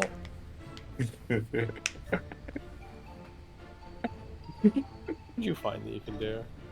You know what? You'll see. Okay, okay, I'm excited. I'm excited. Oh, no, wait, I don't want to... I think everyone's back, so we can get back into the swing of things. Yes, Yep. let us. Alright, let me... You know what? I will give them view, because I notice they can only see 2 of the tokens because they have vision of people that don't have dark vision. So I'm just going to really quickly add the Unseen Legion to Watcher's sheet so they can see the whole picture here. I'm surprised I don't see the whole picture right now. I mean, you should be able to. Do you have dark? Yeah, you should have dark vision. Why does your token... I have 120 feet. Let me check your token really quick. Oh, for some reason it's not turned on. That's weird. And let me give you 120. There we go. Now you have vision of the whole field. By the way, it took me a while to get those lights set up just right. Oh, they did? Yeah, it was kind of a pain in the ass, because, like, there's a way to get light shaped by angles, so I had to figure out just the right angle settings to get it to look the way it does now with the spotlights. Oh, that sounds fun, but it seems like a big old time investment. Yeah, like, I did do it in the Tunnel of Love as well, but it was only one spotlight I needed to do. There's a lot more here on Heckna's Fun Stage. And, like, I wanted to, like, just make it so it was the room as you see it, but I didn't have enough room with my lights, so I had to get rid of the borders I put on. So you can kind of see, like, the outer limits of the map proper that you're standing on. But, if everyone's ready to head back in, let's get rid of the Be Right Back. And it is Snack's turn. And unless you have a way to break out of your laughing fit, you can make the wisdom save to try and break out again. Snack could be clapping his hands on the ground together and laughing. Is it, oh heck no. You really think being over there will save you. As he's clapping, and you're gonna be right here in front of me as he casts. Twist space around creature C. They need to make a con saving throw, or the target is teleported to an unoccupied space of your choice. But wait, can you cast? Because you're also incapacitated. Yeah, you're incapacitated from laughing. for the duration. Damn it. Just make your save. Yeah. So roll the wisdom saving throw. It's okay, get a D4. Come on, my little man. Roll a D4. So you just have to get a 2 or higher. Hey, look at that! Yeah! Hey, and he's up. You're Right no on longer time. laughing, but My brave little man. that does take your God. turn. It's like that Stone Cold. It's like the Stone Cold Steve Austin gif where he's laughing and then just suddenly turns on the serious face. All right, You but live one more round, clown. it is now showtime once again. And, he summoned Heckmites last time, and he doesn't have any of his other room funny business. So he's gonna pull another rope as balloons and confetti rain down upon you all.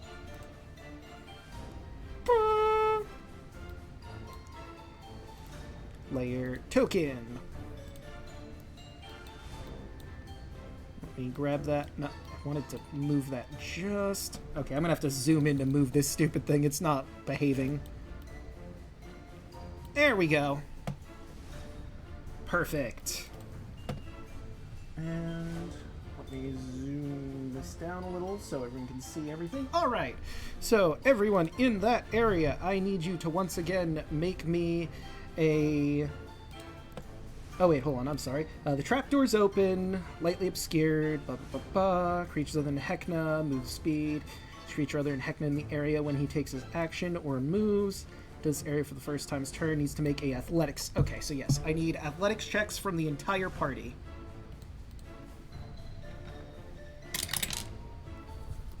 Oof. That's a 17. Okay. You are fine, I believe. Yep. Nat 20! I'm not gonna bother with the D4s because that's probably not gonna save me. Yeah.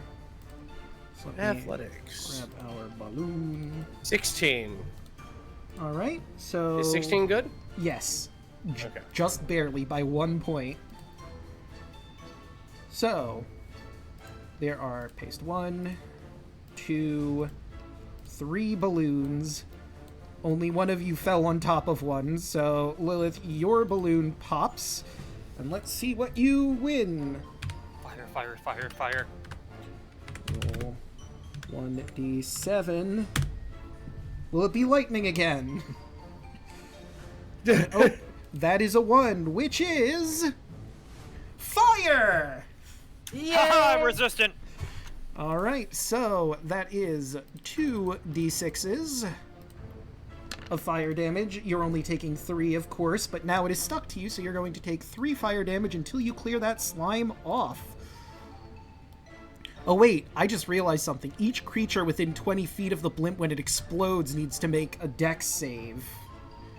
So you might take half of half. You have to roll the dex save, and everyone 20 feet of that explosion, which is centered directly on Lilith.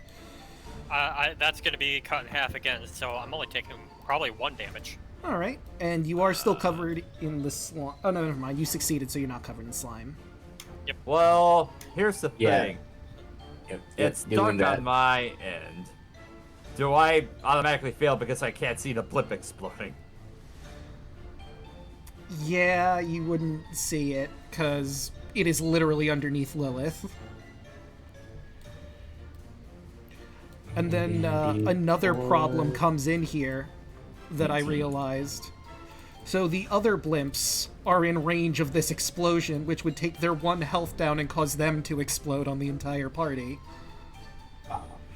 So we have 3 different blimps I need to roll through, but I did roll the damage. It's 6 for everyone who failed that dex save. So that would be Snack. Let me make sure the save is 14. So anyone under 14 does not make it. I pass. Okay. Well, oh wait. Let's see. Makes every throw to take only half. Oh god, that means I just take full. 1d7. You said that pass takes 26? No, 6 was the whole damage, but you succeeded, so you're not taking the damage. Let me just double check that it's not a save or suck. Fail, start its turns, damage type. No, it's a save or suck, so if you succeeded, you're not taking the fire damage on you. Wait, no, I'm good. Right? And anyone who failed would be covered in the slime.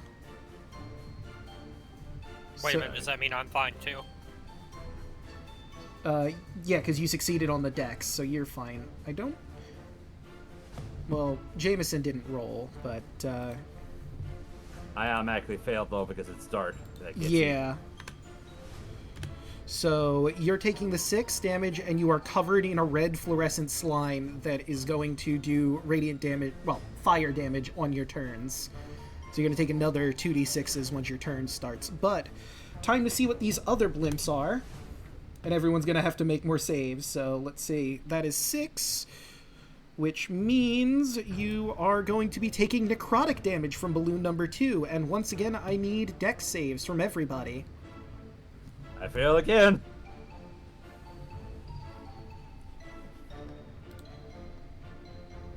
What? Damn it. The number to 14. beat. 14 is the number to beat. Will you I didn't make get it that better? one. Beats are beats. Yay, I can use this again. Okay. 13 this time.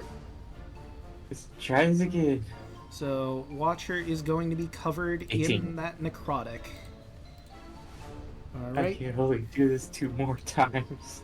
So, Watcher, you are covered in a purple ooze, and you are taking 4 necrotic damage now, and on your next turn you will be taking more 2d6s. Okay. Just 1. Okay, and Jameson, you're also taking 2d4, and you're covered now in both indigo and red slime. And last, but certainly not least, Blimp poor number Jameson. 3. Yeah, he's in a really rough spot. Oh, look, more fire damage! So, 1 more rolls, 1 more dex save from everybody. What the fuck, man? So how much? annoying.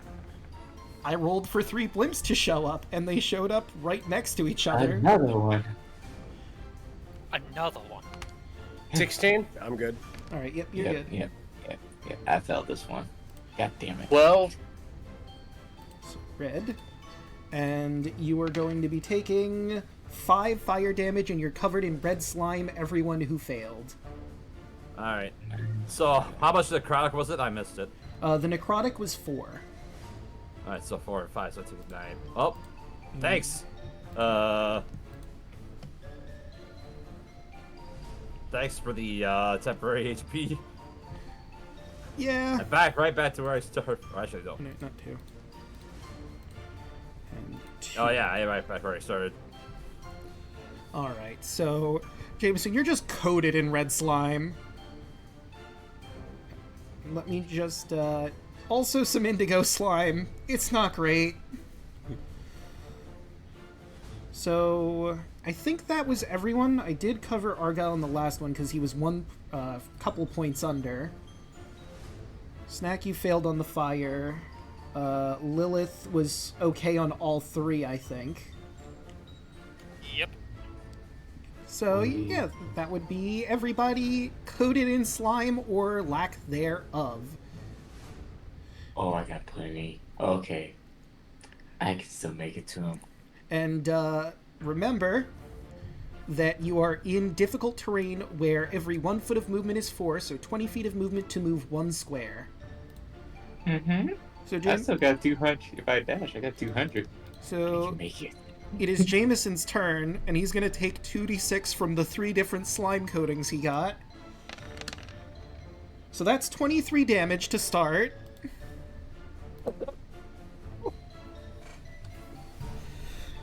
And, I think we lost Milla. Milo, you No, there? I'm still up. I'm still up. Like it sounded like you went like, "Oh God," and then you like dropped it for a second. Yeah. So, there's that. You could use your action to clear off... I think it'd only be one of the slimes is the problem. Let's I see. think it'll be, the fire slime. Just a... Alright, so we'll take off one of your fire slimes if that is And I'm your still action. scared of Heckna, so I have to move... Actually, that's the thing. I'm still under the effects of the... Yeah, because the you haven't kooky- saved... yes. You haven't saved from the curse of kookiness yet. So I just have to wander about while all of these dots are on me. Yeah. I mean, you are frightened. I think you can attack, but it's with disadvantage on the target of your fear if it's But within it says I sight. have to use my movement to move away. Yeah. And there's really nowhere else to go aside from like this one, so he's just gonna fumble around in the darkness. So, the other thing is you were in difficult terrain, so you couldn't move that far, I don't think. Because remember, Cutting, oh yeah. every I 5 stood is up, 20. cutting back to the dash. Okay, Dashing with mobile lets me not lose difficult terrain. there you go. Alright, and is that it for your turn? Oh, that's all I can do aside from getting my saving throw out of the way. Yeah. Nope, I'm still terrified. Yeah, still frightened. Oof. Alright. Maybe the end, friends. Well, Heckmite is gonna move up, It's okay. I'm gonna drag you around and find a diamond. and let's see, I believe that is enough for him to... Yep, he is We had going time to chuckle at Snack. Cackle, even. But I think a 17 might hit, actually. Yes, it does. So you are going to take 6 psychic damage. Actually, he's in range from Heckna, so that would be 9 psychic damage. The brave little Heckmite, with his very little health, taking one final stand against the big bad adventurers. But that's his turn. Little shit. Right, and Argyle, you will be taking 5 fire damage. Why don't you take me with you? The Heckmite sweats. He's got his arms out.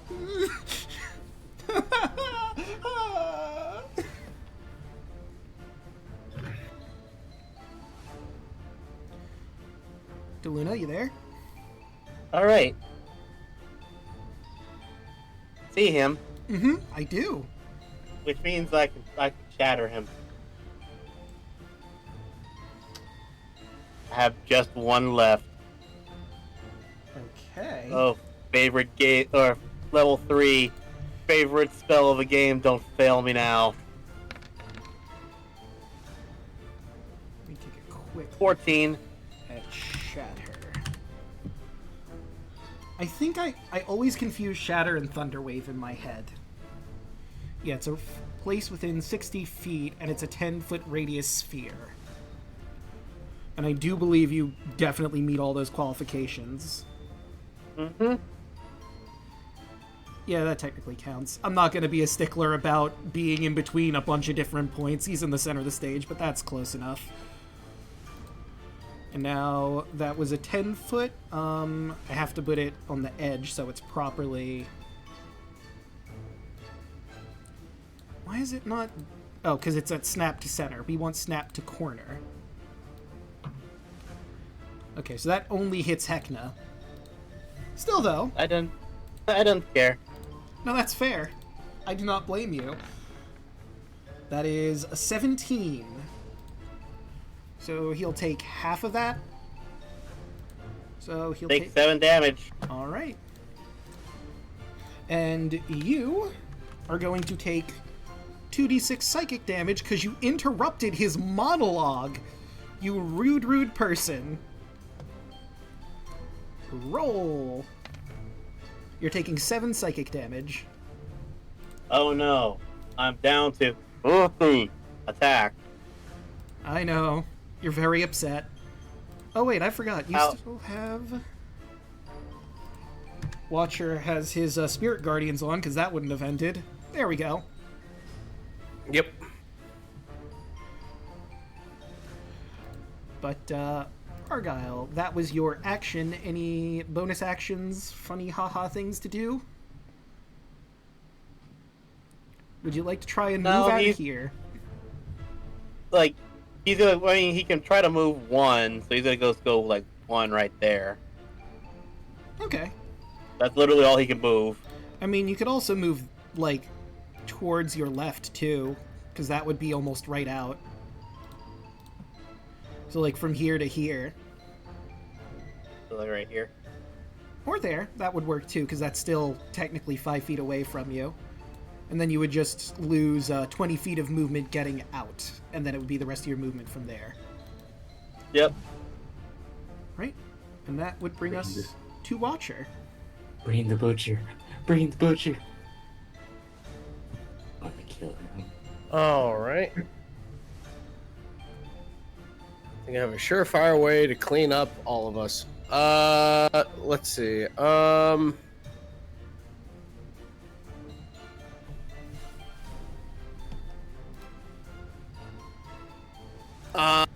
I'm gonna channel divinity.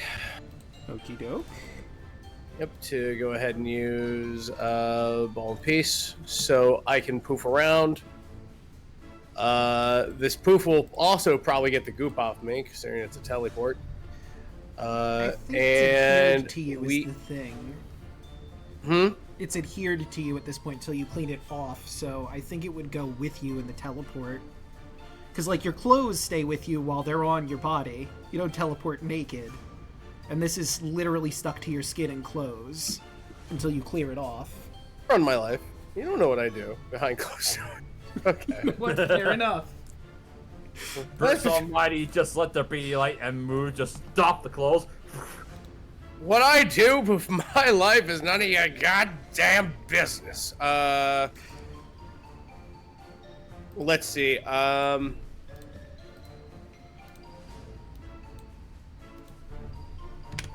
What sucks is I have a way to go ahead and like fix Red, but he's way too fast for me. He's too much of a scaredy cat. Red, I have to back! fucking touch you, you fucking greased up cat.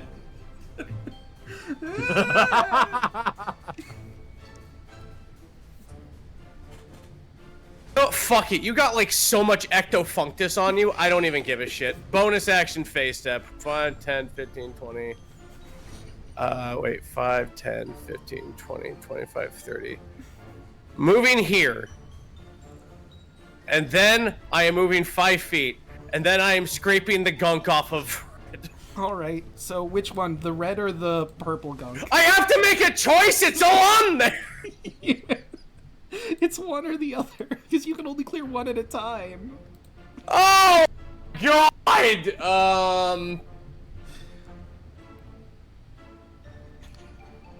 Wait a minute. No, fuck it. I haven't used my action yet. You scrape it off. Do DIY. Do it yourself. Heroism. Don't be fucking frightened anymore, you bastard. Right. Also, you take your necrotic damage from your slime, so that's 4 damage to you. I hate this clown. All right. That's kind of the point, but yeah. Right, you're no longer frightened. Be the whitey little bitch, Red! Get your shit together! Get your ass in the game!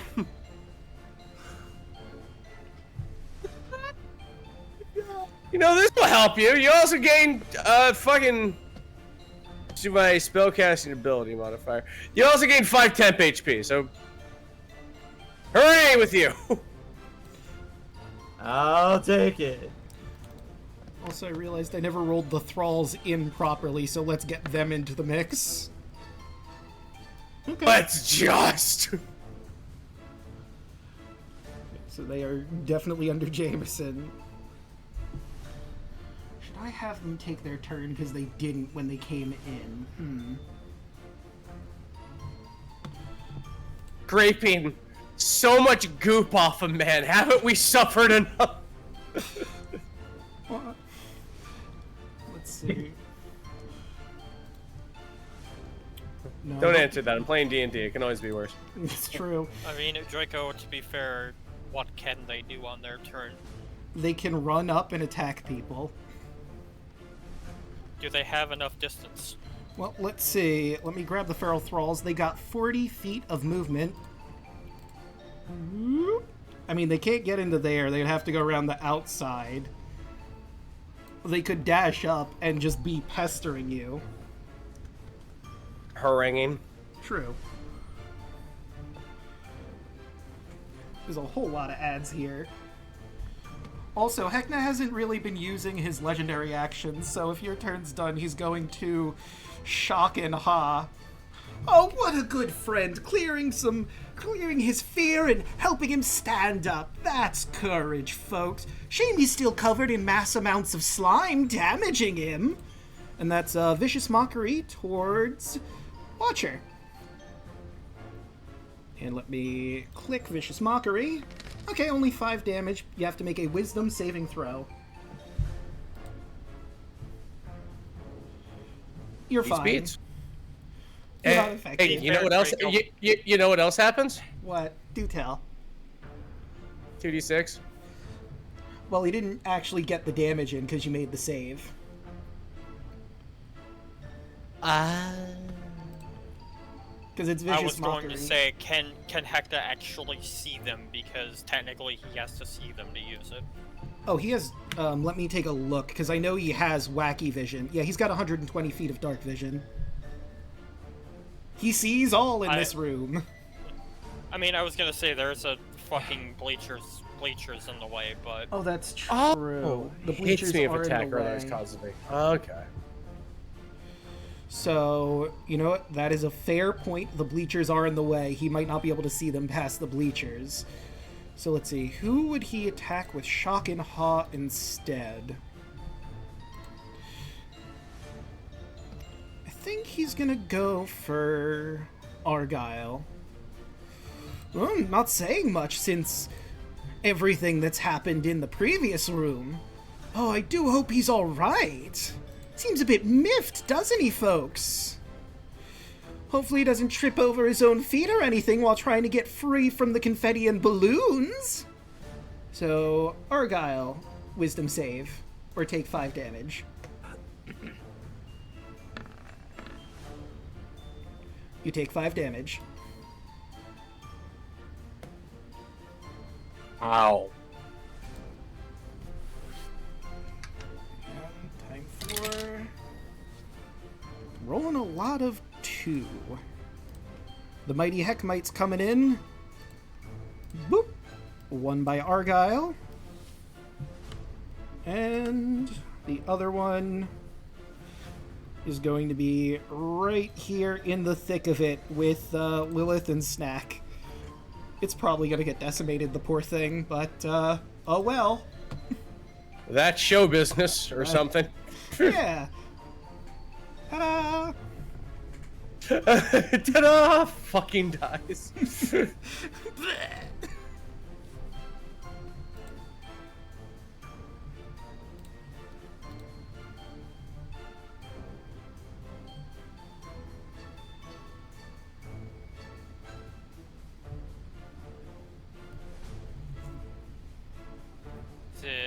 it my turn? Yes, it is your turn. Okay. Well, I got one of these left. So, gonna pop my last Bardic Inspiration. And now once again, we are going to do everybody's favorite Mantle of Inspiration. Snack, Argyle, Watcher, and Red. 11 temp HP, use your reaction to move up to your move speed without provoking opportunity attacks. I'm gonna Snack gives up 5. Oop. Those are right there. Red's not going to move currently. He's right there. So Like- to move there, you would have to go through the... Right there. You'd have to go through here, which means you would move only 20 feet per 5 squares. You could move out and around this way. But actually, wait, am I broadcasting? I am not broadcasting. So you're right here. You would have to go through the bullshit over here, which gives, like I said, 20 feet every 5 squares. But you could go, like, around this way.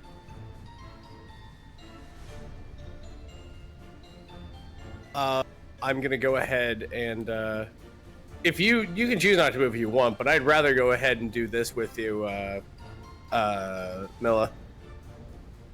Watcher's gonna hold out his hand to pull you up, and I'm gonna go ahead and look at you and go, "What say we show him why we were quite the team on the material plane? How about we go around that way?" As I hold out my staff, and it has the blue flame still on it that you can see, and I wave around the bleachers, and we can crawl around there. Right. Fight's not done, friend. 5, No, 10, it's 15, not. 20, 25, 30. There's Jameson, I know. All right, and I will move here. Okay. Snack this stairs into Heckna's soul. And I can't wait to go ahead and see Snack fucking wall run next to me. So. Oh, you can't actually see his HP this whole time. Let me fix. Wait, that's weird. Yeah, you can. Oh wait, no, it's just so small at this point. That's why I couldn't see it. Also, the red nose kind of covers up the red health bar, to be fair. It does. It does.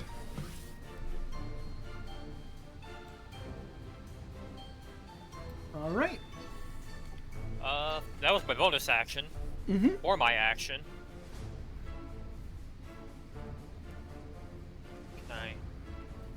Do I have enough range here? Let me double check. I do. Lilith is going to look at Heckna and say, "Quite a nice stage you got here. It's a shame that it'll be the last performance you ever make on it." Wisdom save. Okay. 24. Well, I tried.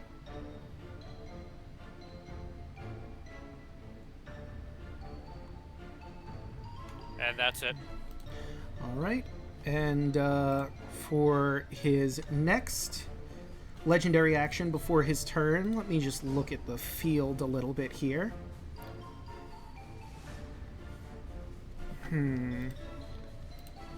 Where would the best place be for this spell?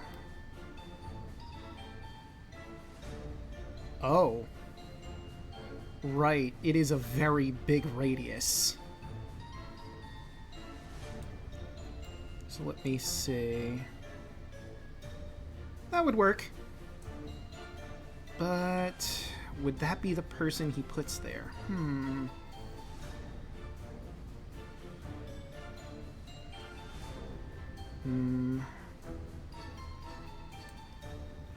here? Yeah, that's probably the better idea. Heckna looks at Watcher where he's standing. You know, I don't quite feel that position for you. Let's switch things up, shall we? And he's going to use 2 legendary reactions to try and switch places with Watcher. Watcher, I need you to make a charisma saving throw. We fucked up. As you and him switch places. 18. All right. Oh, he fucked up. So, He fucked up. whoop, you are now in the center stage. Heckna's over here, but you are not incapacitated from the sudden shift. You're used to teleporting. It makes sense. And now that it's Heckna's turn, he's going to use his action to cast a very dangerous spell.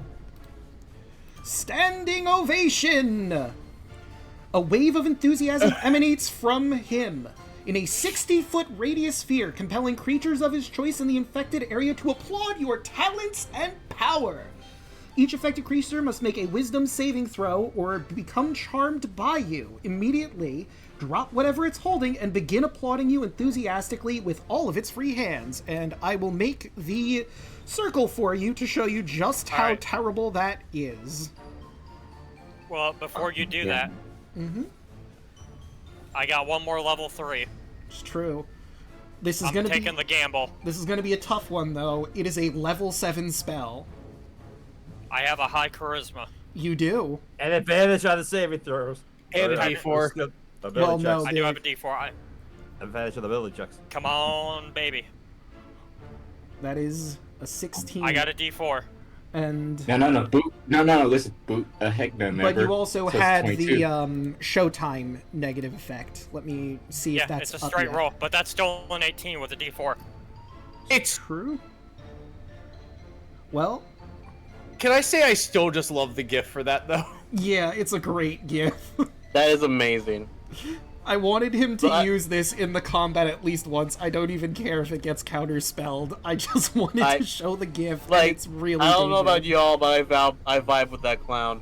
Magical secret, that's- baby. Snack Let does me too. just double check the show times. Until the end of Heckna's next turn. So this would be the end of that turn. So it is just a flat roll instead of advantage. That is 18 though, which just hits the saving throw. But let me read the rest of why this spell is grotesque. It's not just that. So a creature can cease applauding you on its turn as a free action by filling a free hand or becoming incapacitated, although doing so immediately causes it to take 4d10 psychic damage. The last charmed creature to stop applauding you takes 10d10 psychic damage. So everyone in that radius was going to be a target. And whoever stopped clapping was going to take a whole lot of damage. But that is his action. That didn't quite work out the way he was hoping it would. Lois just has the biggest shit-eating grin on her face. Technically, he can't see her, but that's what's happening right now. Yeah, he feels it. Oh, he fucked up. He fucked up. He fucked around, and now he found out. Wow, the megalomaniac clown was done in by his own ego? Who could have seen Where's this? the- Wait, what's that in the distance? Is that the consequences of his own actions? Oh no! Was worth a shot, I suppose. And he's not going to take an opportunity attack from him when he does have 40 feet of movement, though. You think that'll save him? Whoop! Now he's over here. You think that'll save him from Snack? You know what? I think I'm willing to let the clowns do the rest of the work. And he's going to start floating up in the air. Because he has a 40-foot fly speed as well.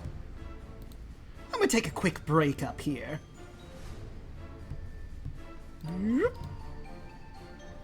And that is Heckna's turn. Snack.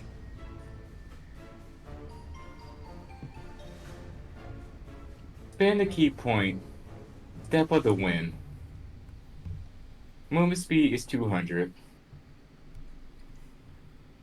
So I'm gonna just basically go off of this way. I'm gonna get up here onto the stage. Ooh, shit.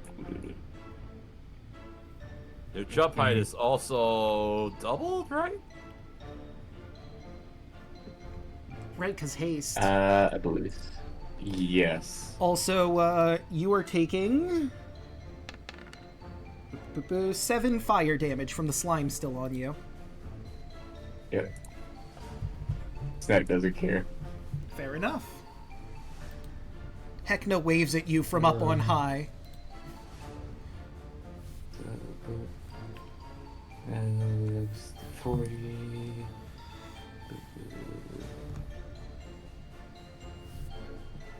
It's only 70 to get there, so 1 plus 40 be 110. So I still got 90 feet. So if I do, while I'm coming up here doing a running start and jump up to Heckna, can I get to him? What would your jump height be? 80 with a step of the wind. Does Step of the Wind increase your jump? He can also kick off my shield if you want him to. That'd be cool. Would be cool. But let me... Let me find that thing. Get what jump height is just by default, and then we add stuff to it because of Step of the Wind and whatnot. Jump Oh, height. there goes my jump calculator, 5, because I have this for a reason. When you make a high jump, you leap into the air a number of feet equal to 3 plus your strength modifier. If you move at least 10 feet on foot immediately before the jump, which you absolutely did, so that'd be 3 plus what is your strength modifier? I know it's ridiculously high. Oh, my strength modifier is 23. Well, no, that's your strength score. The modifier is 6. So 3 plus 6 is 9 feet in the air, and then we add the other nonsense. Step of the wind.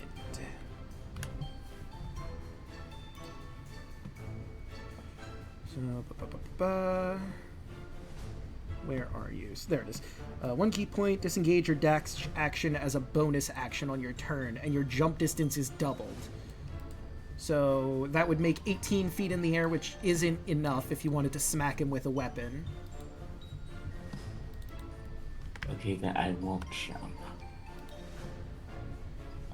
So I just walk right here under him. I look up. I bet you want to come up here, don't you?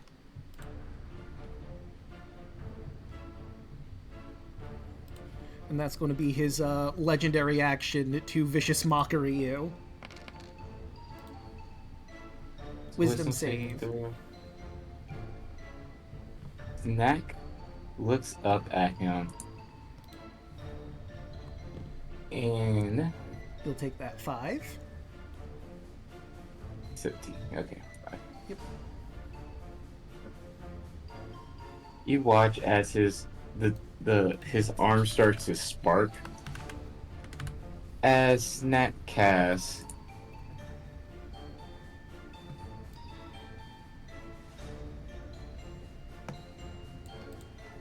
Lightning Bolt. Okay. Right, he's got to make that DC 15.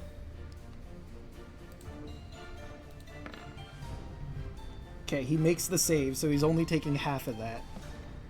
But we round up in this house. So that's going to be 10 damage done to him.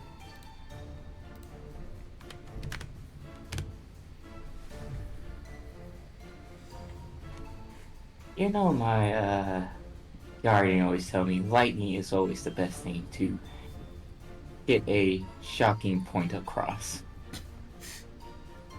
You can come down here, take your beating like a big boy, or I will get up there eventually.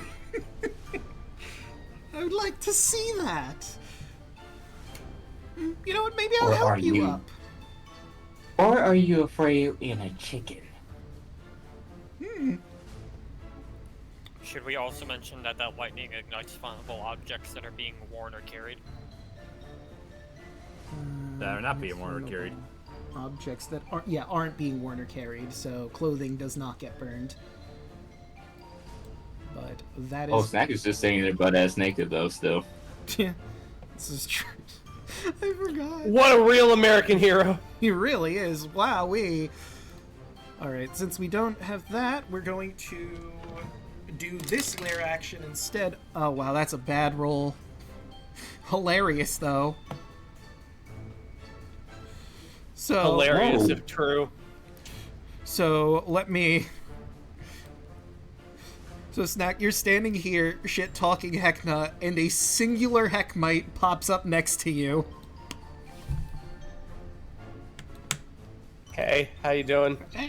Hi. How you doing, Heckmite? He starts to laugh at you, because he acts on this initiative count as part of the lair action. What about the wisdom save? That is also fair. Actually, speaking of that, he's floating above me. Heckna is. What also about the wisdom save? Well, he's gonna take the damage from your, thing, but is he still in range of the Spirit Guardians? No, The thing is- What radius is it? Oh no, it's 15. It's 15-foot Yeah, radius. so He's he's 40 out feet. of No, there, he's yeah. good. He's Gucci. Alright. The But heck the might, good however. question is about that. Didn't Heckna walk into it? You know, he did, and then flew out, so he would have entered it to take some damage. Unless he flew before walking onto stage, and I think he would have enough sense to do that. Because he's got 40 feet of movement on the ground and then 40 feet up in the air. So we might have to change his trajectory if that's the case. So, Well, that's clown aerodynamics. yeah, you always have to consider clown dynamics. So that went there. So from 25 feet, and then he would have 40 feet up from that point. Clown So science. 5, 10, 15. So if I put him like there, that would be 20 feet, and then 20 feet up in the air. If I moved him all the way to that point, or could be like 25 feet in the air, and he stays in that position. Okay. So he's a little bit lower than before, but he's still up in the air and not in the radius of Spirit Guardians. However, these Heckmites down here... Let's say if he was 20 feet in here, now I want to change my move to smack him. But he's not. Oh well. Yeah. Well, regardless of how this works, that Heckmite exploded. And I didn't see the damage from it. Oh, it's 28. It's always been 28. I still have it up. Oh, alright. So, yeah, that... Man, that's even... It's actually kind of funnier. He appears, and then gets torn to pieces. What this one is it's going to be a Summer Watcher coming off screen, picking it up, and then just walking off stage. No, wait! Wait for me back! No! Then a foosh. I didn't get to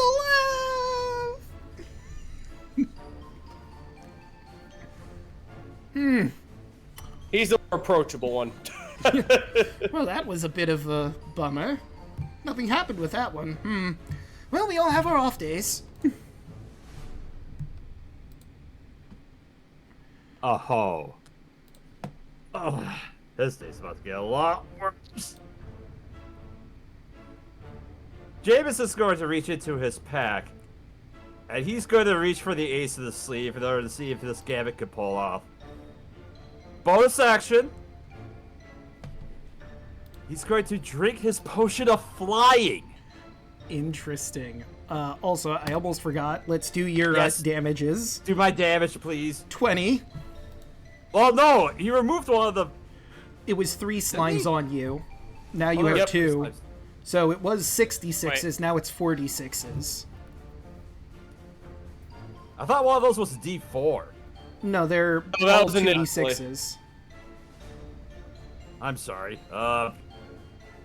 Wait, didn't Jameson use his action to remove one of them and then Watcher Not remove yet. the other? Yeah, Jameson Okay. hasn't used his action yet to try and clear one. Yeah, so 20 damage. Jeez, alright, so that nice 9 damage over here. He's going to use a bonus action to down the potion.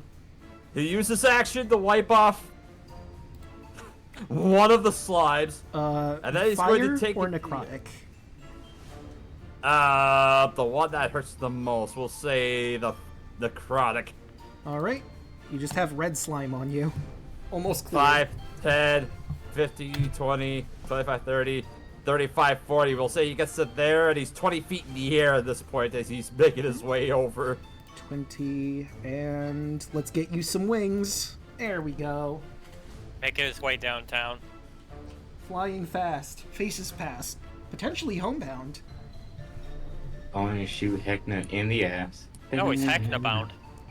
True. But I mean, if you kill Heckna, you'll be homebound maybe. Alright. And then that, is that it for Jameson? Yep, that'll be it for Jameson. It's time to send in the clowns, but first they have to make some wisdom saves. So let's start. Oh wait, I just rolled flat wisdom. They actually have wisdom saves, so let me properly roll it. That's 13, 13, and a natural 20. So minus 28 on that guy. Oops. 28 on this guy. And this is the badass clown, only taking the 14. And now they're going to move in towards Watcher in an attempt to take him down. And And so begins the Feral Thralls with their charging slams. A 19 is going to hit. Yep. Watcher, you take 11 bludgeoning damage. Okay, we've been better. That one is a 16, which I don't believe hits. That's deflected. So we go to his third attack, which is a 17. That doesn't work either. And he's going to end off with a nice chomp, which is a 15 and doesn't hit. Okay. Thrall number 2. Come on and slam. 21's going to hit. Oh, yeah. Also, he didn't move far enough, I don't think, for the additional thing, because they do have charge. It wasn't 20 feet, you're fine. So that's 14. Yep. Okay. Charging slam. 11 is not going to hit. Nope. A 20 will, though. Yep. For 12. Okay. And last, certainly not least, another chompy. 14 will not hit. Nope, that deflects. Right, so this one is going to try to attack Snack for all the good that'll do him. An 18 hits, but no damage. A 9 won't hit. A 9 won't hit. A 23 will, but still no damage because you are, in fact, a lycanthrope. Snack gets face to face to them and said, "You think that really hurts me?" Now for... Lycanthrope. Mm-hmm. This clown, seeing that Snack cannot be harmed by normal means, is going to swing around to Watcher. And that, unfortunately, is 20 feet, so he's going to do additional damage if this charging slam hits. But an 8 will not hit. Ooh. A 9 will not hit. 20 will. For 19 bludgeoning damage. I'm down. And because these are feral clowns, he's gonna bite you while you're down, so that's 2 failed death saves. If he hits, but he does not hit. Okay.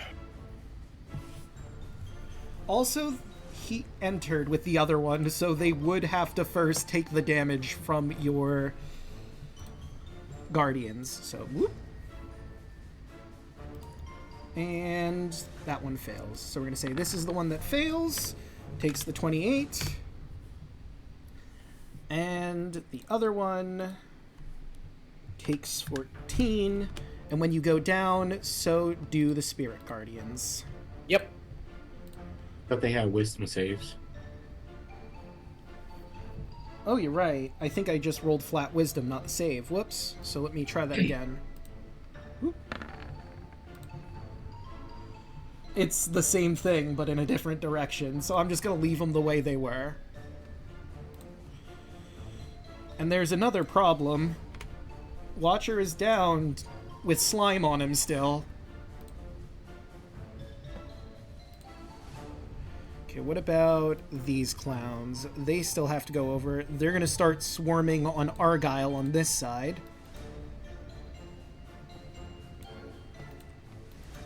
These guys will...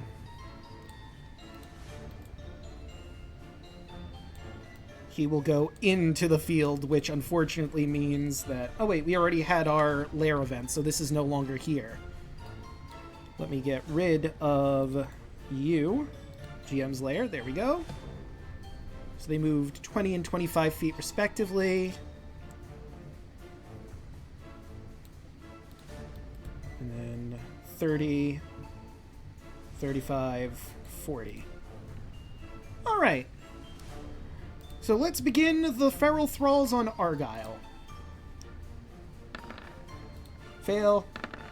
Fail. And fail. With a bite. That's a fail. Fail.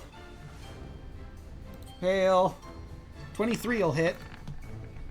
Unless you want to use your shield. Healed. Okay, it doesn't hit. And he's gonna go for a bite.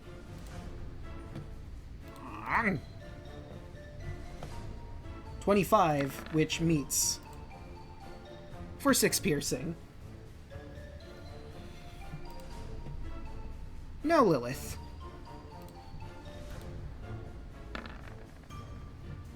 $11, 10, 18 will hit. For 13, bludgeoning to Lilith. Alright. Any reactions you want to spend, or no? I already used mine against Heckna. Oh, that's fair. And that's 24 to the bite. For 13 piercing damage. And that's the first clown. Followed by Feral Thrall number 2 on you. That'll hit for 14. That is a natural 1. And an 11 on the fumble chart. Doesn't really affect anything, but he goes to hit you, and you pull out the accordion, and it makes a horrible, horrible noise that causes him to go deaf. He can't hear, but he's so angry. He doesn't cast spells, so that doesn't affect him too much. But he sure as shit can't hear if anyone sneaks up on him. No, it's gonna hit. Alright, for 18 more bludgeoning damage. And to Chompy, that's not going to hit Just you. misses. Actually, it isn't your armor class exactly 14? No, it's 15. Oh, that's weird. The token has it set differently. I'll have to fix that. 15. There we go. Okay. So, yeah, just barely misses. And that is it for the Feral Thralls. Let's see. Heckna has used all of his legendary actions at this point, I believe. So now it is the Heckmites. The little guys. And This one's gonna walk up to Lilith and try to prank her real good. That is a 16. That's gonna hit. So that's a D4. I'm down. Yep. D4. Roll. So it's basically 2 damage, exactly what he needed. And while you're down, he's going to drag you 30 feet away.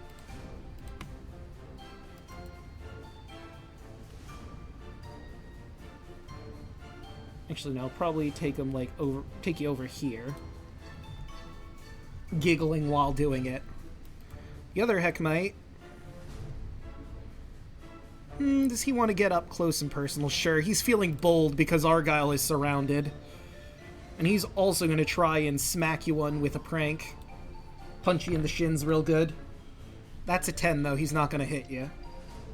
I'm gonna flavor this is like he tries to prank Argyle. Argyle's just giving him the death glare. That he just probably backs off. Right? And would you look at that? It's Argyle's turn. I have a clarification that I want to ask. Mm-hmm. Can I see Heckna? He's 25 feet in the air, so I think you would be able to see him. Could I aim at him? I don't see why not. Because I just happen to have crossbow.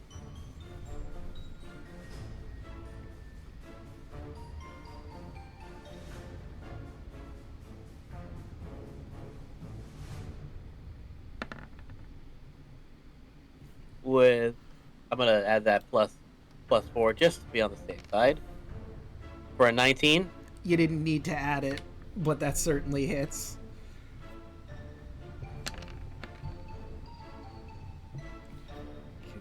That is 4 piercing, and let me check something real quick. Plus 2 raffle smite. It still hasn't been a minute. You are correct. He does not take the poison damage, though, as a tomato comes hurling at his face. Ha ha ha! Everyone's a critic! Hey, guess what, everybody? Damn it! A 7 will not hit. Did Heckna finally stop monologuing? Oh yeah, he wasn't monologuing. Oh wait, was he? He was monologuing before, and then you hit him. So you would take 2d6s of damage from that. So that is 4 damage. I still have a temp HP. Also, remember you have the thingamajig if you want to ever apply that. I could. You know what? I'm going to. Alright, so let's see. Wait a minute. When you're hit by an attack and take damage while wearing the thingamajig, it absorbs some of the energy of the attack and stores it for later use. It stores half the total damage done to you between the end of your turn and the start of your next. So how much damage have you taken so far? Let's see. I'm at 45. I have started with 80. I've also taken a full 20. Because it's before the end of this turn, I think it is.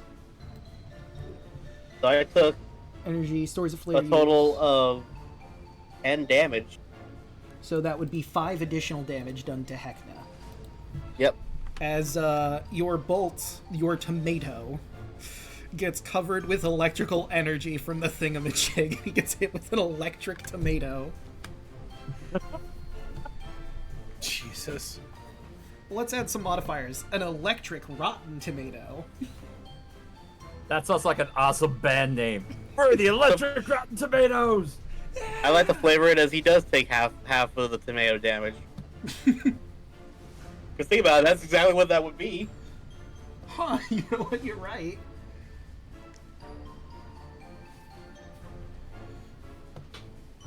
Right. And anything else, or was that it? Use the critic's crossbow, used an eldritch blast, and you have one more, right? Yes. I could do another attack, or another crossbow attack, right? You could. It would be a bonus action to reload it, though. That's also true. Well, let me look at the critic's crossbow just real quick. I think... Ebony crossbow, when a piece of ammunition is loaded, so yes, you do have to load in your ammunition. But can I take my bonus action and still attack? Alright.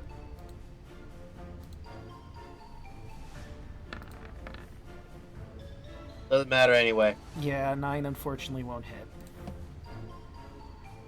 Alright. That brings us to Watcher, who's taking damage and has failed 2 death saving throws because of the ooze on him. So I need Okie you dokie. to make 1 more death saving throw. Right. That's not great. Oh no. That is Watcher down. Snack, you notice as the purple ooze eats into Watcher and he starts to actively melt on the floor in front of you.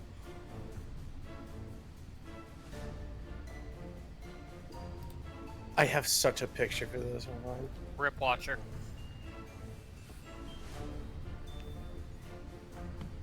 Snack's eyes turn towards Watcher. And they widen. And then Snack gets a cold expression on his face as he slowly turns up to look at Heckna. I guess I win the game. Watcher's down and I'm still here after all. You have to live to win.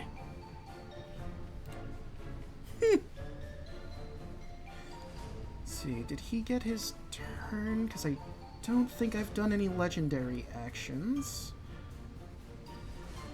No, I think he's still... It's the next turn he gets them back. We'll see about that. There are still many of you, but I'm still standing and I have more friends than you right now. Don't I?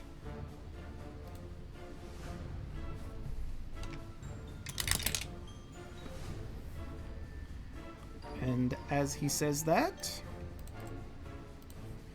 4 more Heckmites pop onto the field. Boop. Actually, we'll put that one there. One here.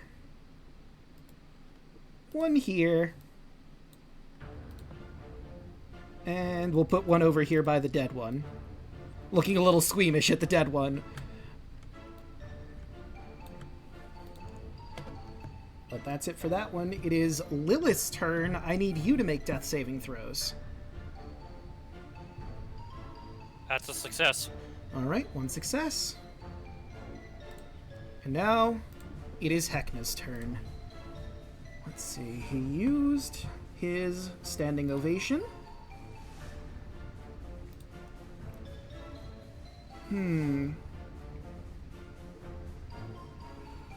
Let's see, just one creature see within a range. Creature is conic damage. Just be charmed. Creature loses.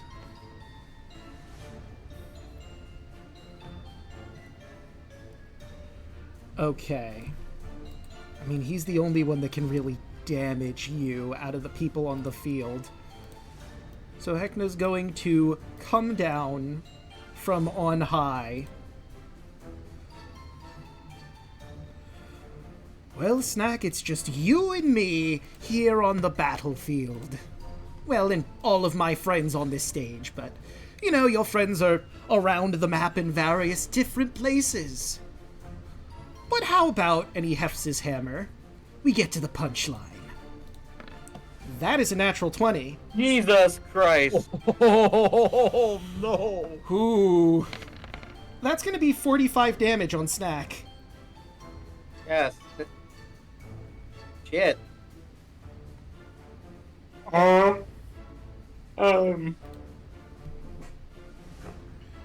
Snack's down. And you are 30 feet over here. Well, 1 down. Well, 3 down. 1, 2 to go. As he looks at Jameson and squints to try and see Argyle from behind there. I must admit, this has been a hell of a fight. Whew. Getting a little tired.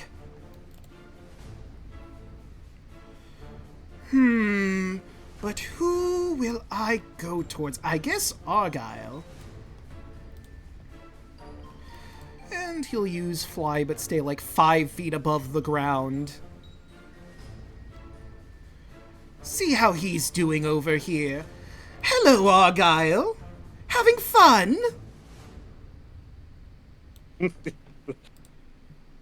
Oh, you have no idea what you just did.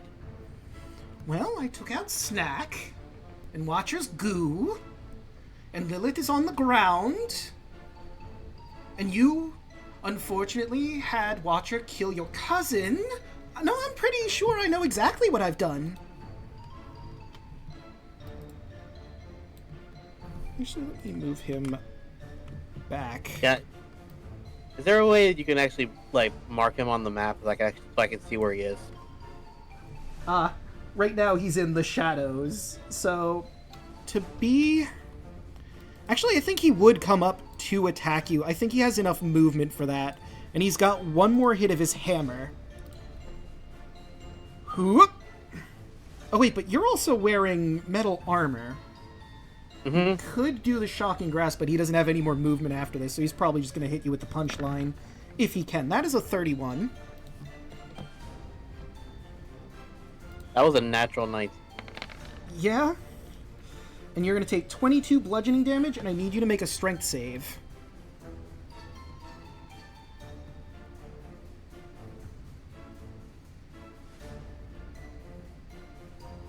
What's that, 40? 31. Or no. 29.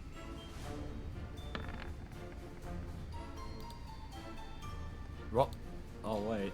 No. Right? No! The D4s! Would you still have that with... Yeah, they're gone. I'm dead. Yeah. Watcher's completely gone.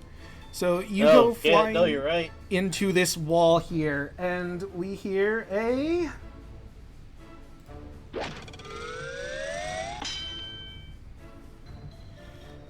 And you are prone.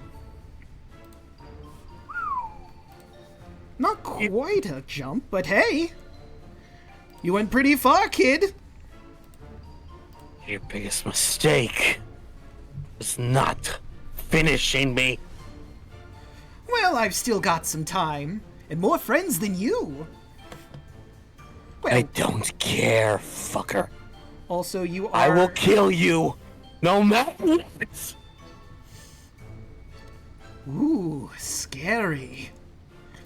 And the other part of the ding I forgot, you are stunned until the start of Heckna's next turn. Oh, Lord's sake. But that is it for his turn. Snack, I need you to make a death saving throw. Mm-hmm.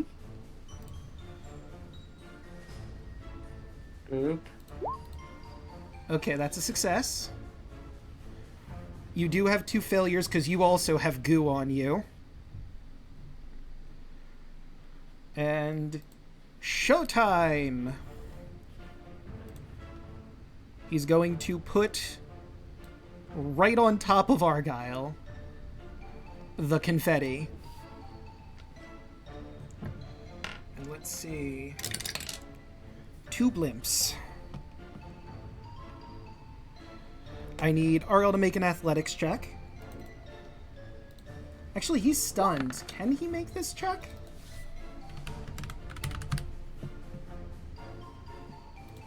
No, I think he automatically fails straight saving throws. He does. Okay. I'm so sorry. he is prone, and there's 2 balloons. One is right underneath him. And we're going to roll to see what that one is. 1d7. Okay, that is a 4, which means that blimp was 1, 2, 3, 4 poison. You're going to take 2d6 poison damage as the green balloon explodes upon you. In addition to your 2d6 fire damage you are currently suffering from. Roll that. And then we have a second blimp, which it's random where they spawn. So the other one is going to be floating around for the moment. Over here. And now it's Jameson's turn. Alright. Oh god. Above game, I am super tense about this right now. Yeah, you take 8 damage from the slime still on you. That's fine. This is fine. As barely able to catch the glimpse of Heckna in the shadows over here. 5, 10, 15, 20, 25, 30, 35, 40. Cunning action to dash. Brandishing the split decision. As he dives downward. With the rapier thrusted forward, he lunges. And thrusts out at Heckna. Right. So you're heading on down, and let's see if It that literally, hits. it literally comes down to this, doesn't it? Pretty much, yeah. Yeah, pretty much. That hits. 24! Oh. Do it. Do it. Here's the thing. Can I argue getting the jump on him, trying to sneak down, diving through the stands in order to get any chance of sneak attack? I'm gonna allow it because he was focused on Argyle and he's pretty full of himself right now. I will allow. Oh my the god! Whoa! 34 points of piercing damage on that battle! So, how do you want to do this? in a blur as Jameson dashes around the grandstand, piercing the one eye of Heckna through the mask. You overextended yourself, my king. This is what we call checkmate. That's not funny. He staggers a bit.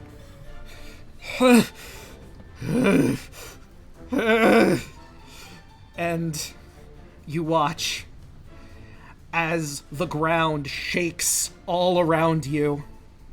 A dark portal opens underneath him, as well as all of the other clowns. And a yellow tentacle springs up and grabs them. Heckna, of course, being the first. He looks at you, his mask falls. The void slowly turns into a human face. I think we might need to workshop this joke. So, did he make the like it matters as what decision have silenced him as he went down? That is a good point. Let's see, he has to make a wisdom save, but he died, or he is dying. Just for the sake of it, I will roll the wisdom save first. Okay, so unfortunately he does make it, so he does get to say his last goodbye. And the tentacle thrusts him into the ground in the dark portal. And he's gone. As are all of the other clowns. You watch them get grabbed by the same yellow tentacle, including Cloudek.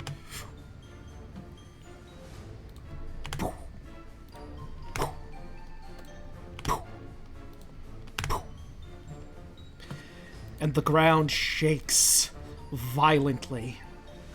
The Revelia dissipates around you as a gust of wind scatters Heckna's magic like dust. As this is happening, where is she? Lilith! He's going to Gargling noises. attempt to fly over towards the gargling noises of Lilith and grabbing his potion of greater healing, he's going to give it to her. Hardak! No! I'm not gonna scream because I don't want to, but he just lets out the most heartbroken and blood-curdling no you've ever heard. Let's see. 44 plus 4.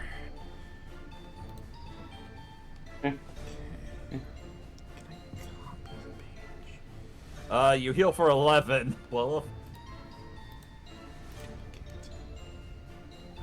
She just starts coughing and she slowly rouses and looks around. Did we win? at what cost? Quick, get the snack! Yep, And he's Lilith is going gonna to- Lilith is gonna run over to Snack. She's gonna use her action to clean the slime off of him, and then I believe I still have one.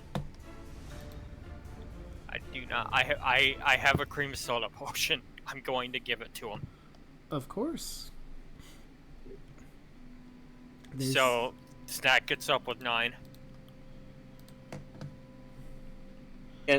Can Argyle move now? Yes. You eventually recover from your stun. He is going to run over.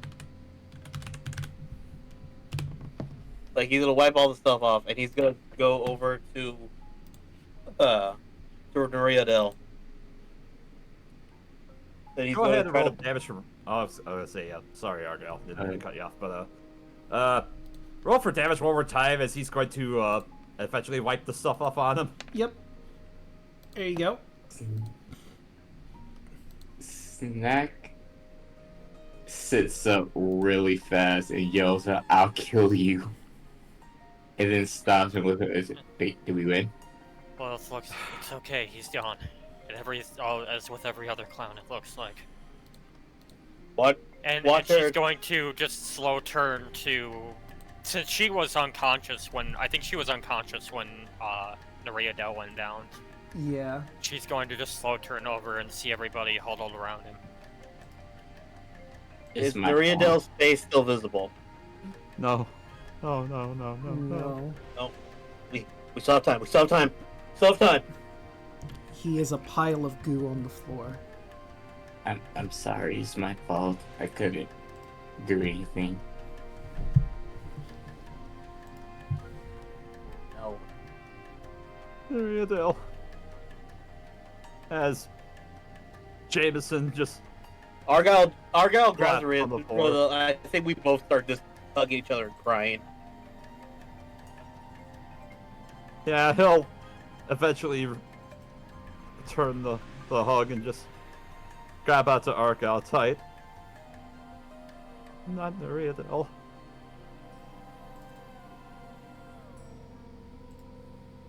He was like a brother to me, like a dearest friend. Lilith will just look over. Sometimes the sacrifice is one is needed to save many. Snack No, slowly, sacrifice one. Snack slowly sits up and looks around. Has the Revelia dissipated? Yes, Completely? it's starting to fade around you. Slowly but surely. You notice Snacky. as the forest is here. Snack yells at the top of his lungs for Titania and Oberon to come and help Watcher.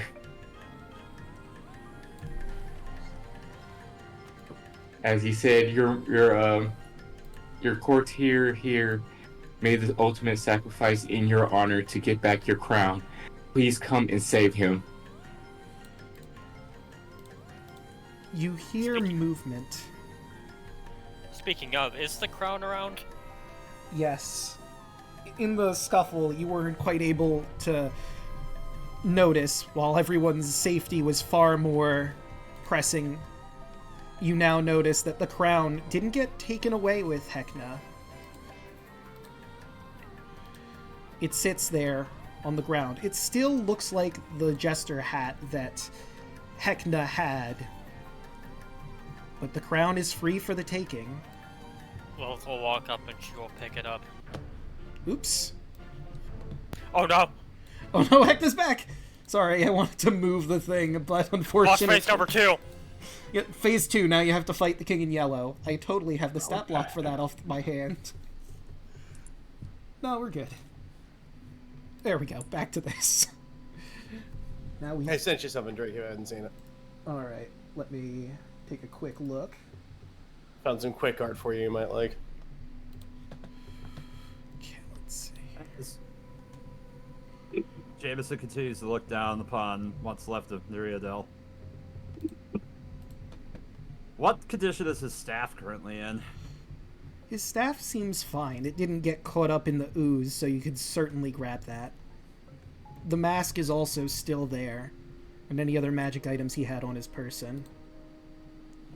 Jameson will, with great regard,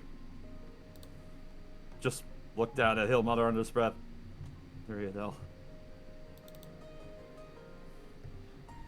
I take care to guide these effects to where they must go next. And he'll pick up his staff, the mask, and the rest of the magic items that he had on him. The holy symbol. And his holy symbol in particular, yes. Ooh, that one might work better for you, Draco. Alright, I will grab that one.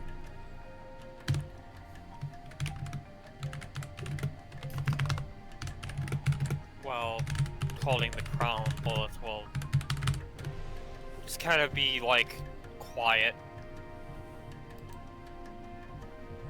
After picking up everything there, Jameson will get up and walk towards Lilith, and in particular, holding his staff in his two hands at this point, he'll just look up to her and say,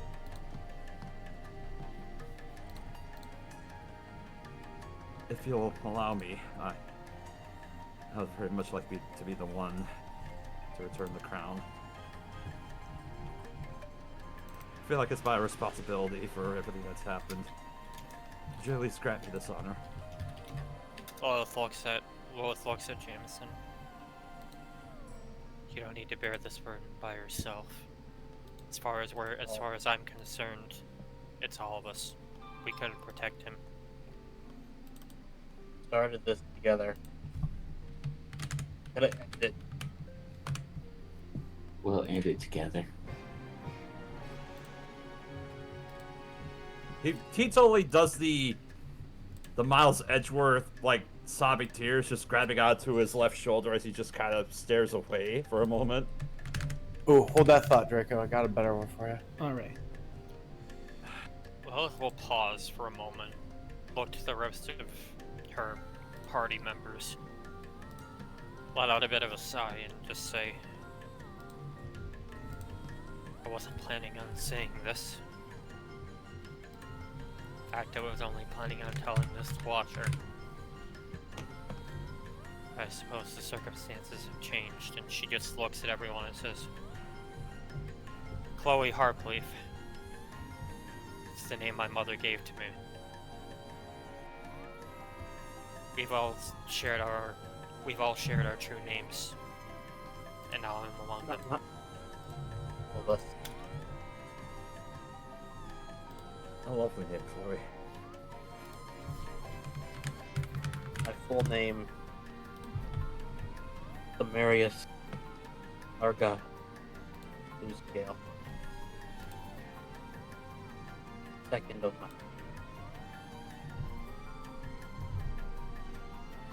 Jack shook his head for a second. You said blue scale? Yes. We don't really have a last like Rel other of our skills. You were raised by kobolds, you know. Why do you think why do you think I called you brother so often? And kinda a dragon that was permanently polymorphed as a kobold. Doesn't matter to me. It's And as Lilith would say that, but then she would say, but with that said, that is a name that stays between us. Of course. It's Come on, Yeah. we should attempt to find Oberon's fleet or Titania. it's at that moment you start to hear a lot of movement coming around you, and you see knights in green armor as well as this man leading the front. Oh shit. Oh. You're more people from the Revelia. What happened here? The deed has been done. Heckna has been slain, if you'd call it that. Is Watcher Nariadel amongst you? We got a report from him. Was slain. Yes, unfortunately, he is no longer He was with killed us. by Heckna himself. He grips his At this blade. point- We all as- kind of like present his belongings. In particular, Jameson will walk forward and kneel with reverence and present his staff towards Oberon. He will take it. He was faithful and loyal to the end. Yes. Both you and us. I will make sure that his effects are taken care of properly and given to my wife. Perhaps there's something we could do for him, but that will take a lot of time. Is there a body? Unfortunately, Points not. towards He the was- dude. He has a pained expression on his face. That will certainly make things harder. As well, I'm sure you will be needing this, and he will present the crown. Lilith will present the crown. Ah, yes.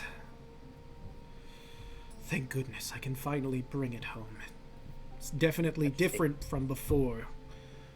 probably going to have to do some work to get it back to its proper glory. Whether or not you know, I'm sure Heckna's benefactor will not take this defeat lightly. Probably not. What can you tell us? Your Majesty. Does the name the King in Yellow ring any bell to you, or perhaps Titania? To me, no. We'll keep that in mind and get research properly done, see if we can find anything, but come, I'm sure you're all tired. We're gathering everyone up that we can and try to get you home and give you thanks for your work rendered.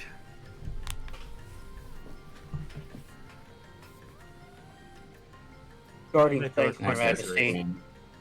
to If I can say this real quick. Guardian, to Your Majesty. One of my kin, one of my family, lost in battle as well. Taken by spells. When Heckna died, he was taken as well. Not live without him. Simply ask if there is anything you or your wife be able to do. I don't know for certain without the details. I imagine the King in Yellow might be involved. Is that correct? Yeah. Yes. From what Heckna has told us, anyone Black- he had turned into his servants were bound to the King in Yellow. Should they die, supposedly, their soul is taken by him. If he looks at you with a mournful look, Argyle puts a hand on your shoulder. If that's the case, then he's truly gone.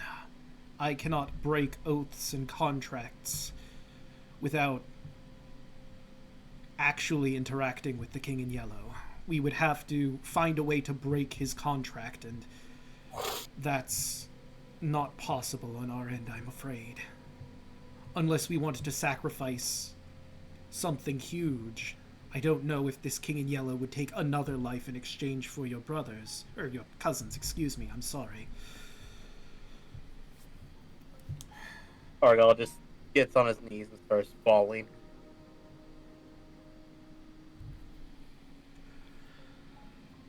If it may please you, Your Grace, may I make at least one request? Absolutely. If not for all of you, we wouldn't have Titania's crown back. If it were not for Nereidel, for your servant, I would not be the man standing before you today. I would not have been able to assist him in his endeavor to track down the crown for Her Majesty. If it pleases you, if to at least repay in kind for everything he's done for me, would it please you if perhaps I may help to better serve you in your court? He smiles at that. I think we could use someone of your skills, absolutely. What is your name? I don't believe I've Jameson gotten any of you. Summerswift. Your Majesty, Jameson Summerswift. Well, Jameson, the choice would ultimately be yours if you'd want to join my Green Knights or my wife's Watchers. I don't know your skill set right away, but I'm sure we'll get very acquainted as the years go on. I suppose I was indeed some discovery. Snack slowly raises his hand. I was going to offer the same thing. Well, we did. What about your kinsman, though? I can bring that along. I'm not sure how he would feel about having a lycanthrope in his court.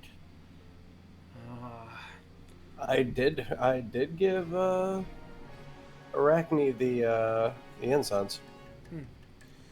Well, I believe I spoke with one of your kin before. You aren't the first people we've encountered. Rachni, I believe his game was. I believe he mentioned Watcher Neriadel said something about him joining the Queen of Darkness, potentially. We could, of course, get you into the proper channels. If that deal had already been made, I think it's in all of our interests to honor the wishes of Watcher Neriadel. As much as I would like to have more people, I don't really want to get the ire of the Queen of Darkness after we've just barely got this alliance sorted.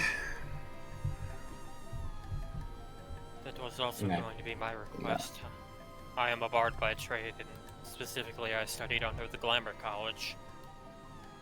And Watcher had recommended that if I was ever in the Feywild, to seek out the Queen of Air and Darkness, as perhaps they could have a place amongst her kin for me. We could certainly get you all into touch with her as well. But come, I'm sure you're all exhausted from your ordeal. Let us bring you to the summer court so that you may rest, and we can discuss our futures together.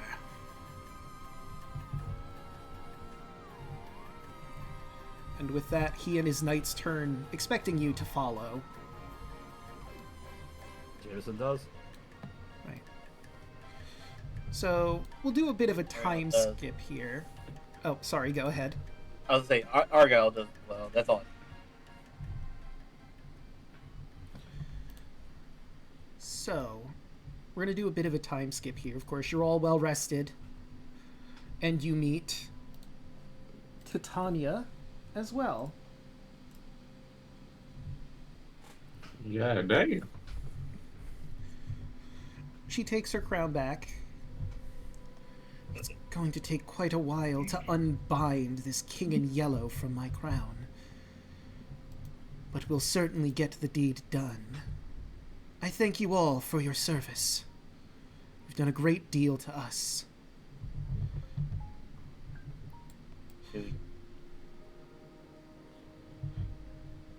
I understand one of you would like to join our court here. Jameson Summerswift, yes? Jameson will step forward and bow his head to greet Titania.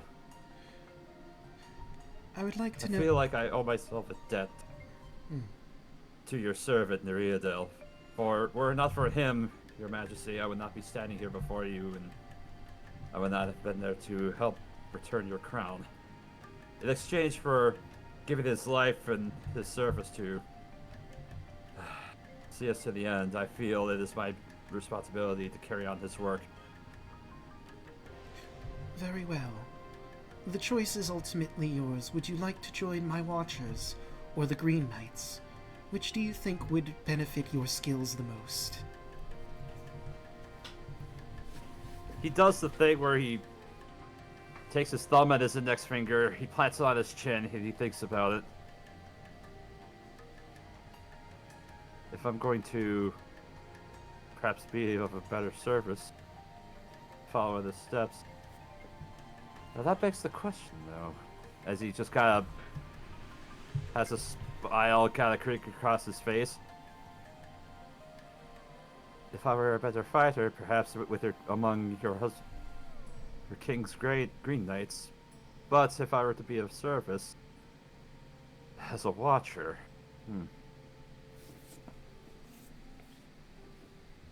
if I were to be as much in the service as a watcher, I think that would be my best interest. Excellent. Well, what to speak of. You are quite the tactician. I don't know how that would benefit you in either position. Yes, I believe you will do wonderfully as a Watcher. We will get you properly inducted and trained properly. Your first job, I would say, after everything is sorted, of course, We need to find how many people got out of the Revelia. Of course, my husband and his troops did round up a decent amount, but there have been reports of creatures from inside the Revelia, not of the Feywild, popping up here and there.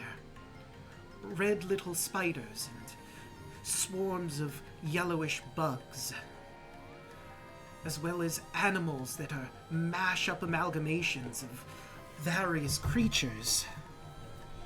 We don't know how they will affect the Feywild while they are here, and it would be best if we could keep an eye on that, as it were. Whether to watch, keep an eye, or in desperate needs to hunt them down, I would think of no better place to start, Your Majesty. Excellent. We're going to do another bit of a time skip. What is everyone going to do? Of course, you've all been put in contact with the Queen of Darkness, and anyone who wanted to go back home certainly could.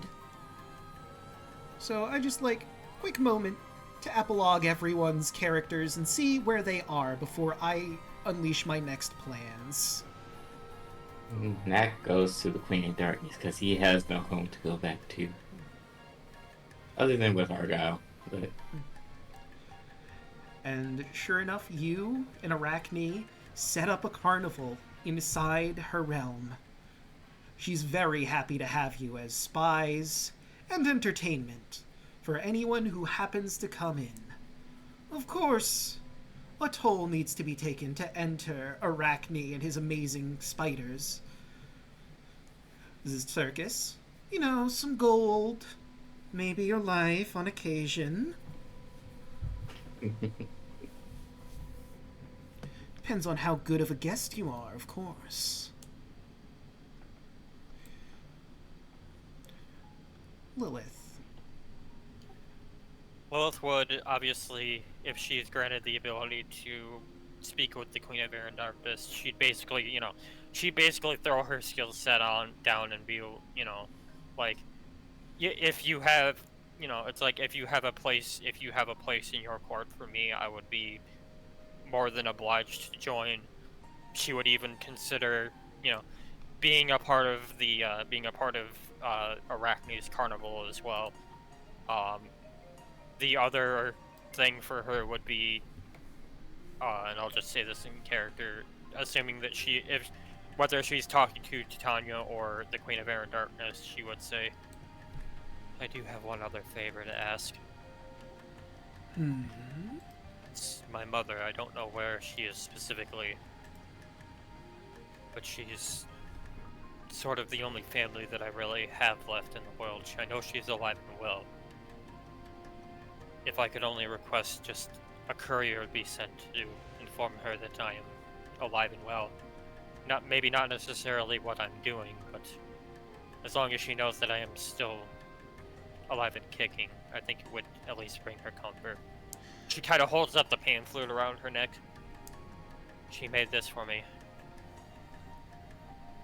It's the only thing I really have to remember her by. Is every opportunity I have to at least, even if it's indirectly, any opportunity I have to at least let her know that I am still doing well, is appreciated. We could certainly do that. Titania, after all, needs to reward you for your services rendered. A courier is no issue for her. She can absolutely send that message before you get to the Queen in Darkness, and the Queen in Darkness finds you a place in her court as one of her minstrels. She keeps you on tabs, another person to potentially be a spy for her, and also she likes your music. Before we move to Argyle, I want to mention, since a lot of you are in the Feywild at this point, the state of the Feywild at large. So the Dastardly Disco seems to have popped up here and there around both the Feywild and the Seelie and Unseelie courts here and there. It pops in and out every so often. Jameson, you would have seen when Helvis came to basically make a deal with Titania and Oberon first, and then eventually, Lilith, you would have seen him make a deal with the Queen of Darkness and Air. His deal is basically that he will stay in the Feywild, he won't get into any of their business. I understand after Heckna you're probably a bit hesitant to trust us mortals. I get it, I do, but my place will be legit. I'm asking for your permission to be in here first. Of course. Strictly professional. People will come into my disco. If they fail the games there, then they will be stuck in the disco. If someone saves them, I let them out. It's very easy. Very safe. I'm sure I'll do great here in the Feywild, wherever I pop up and go. I won't be staying here forever, but I'll pop in every once in a while, if that's alright with you. I knew Jameson... I knew Red, because I don't think he got your actual name, so I knew Red back in the Revelian. He can definitely vouch for my character.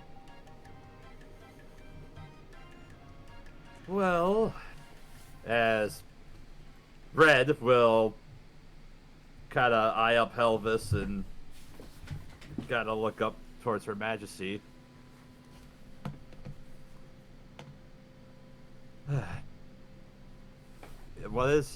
What are they but a null of their word if all they want to do is dance, party, and spread the news of their dance for anyone who would enter their realm? Am I remembering correctly, Helvis? Oh, absolutely. I just want to have the best swinging party in the multiverse.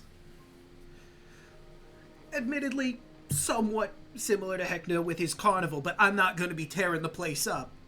I have standards. Jameson will chuckle at that, and Your Grace, I see no harm in allowing them their chance to achieve their goals. Very well. I do think you would work well here. Of course, we'll send in a watcher every once in a while to check in on you. We'd prefer if you didn't keep them there, of course. Just see how things are going, making sure everything's on the up and up. Of course, I completely understand. I want the wildest party in the Feywild and the multiverse, but I don't want to be stepping on any toes. Right. And the same thing happens in the court of Air and Darkness, as he puts himself before her, as well as Lilith. Lilith would vouch for him. Just as a point of order, isn't Helvis they? Yes, Helvis is they, them. I'm sorry. They go to the realm of Air and Darkness. Lilith would vouch for them. I even helped him make his own. I even helped him make a brand new part of the disco. Interesting. Of course, we'll have to check in every once in a while. Perhaps I'll send Lilith, since you have a rapport with each other already, to make sure everything's on the up and up. If you're busy with something else for me, I suppose I could send Arachne or one of the web or snack. Does he shudder from the snack's name?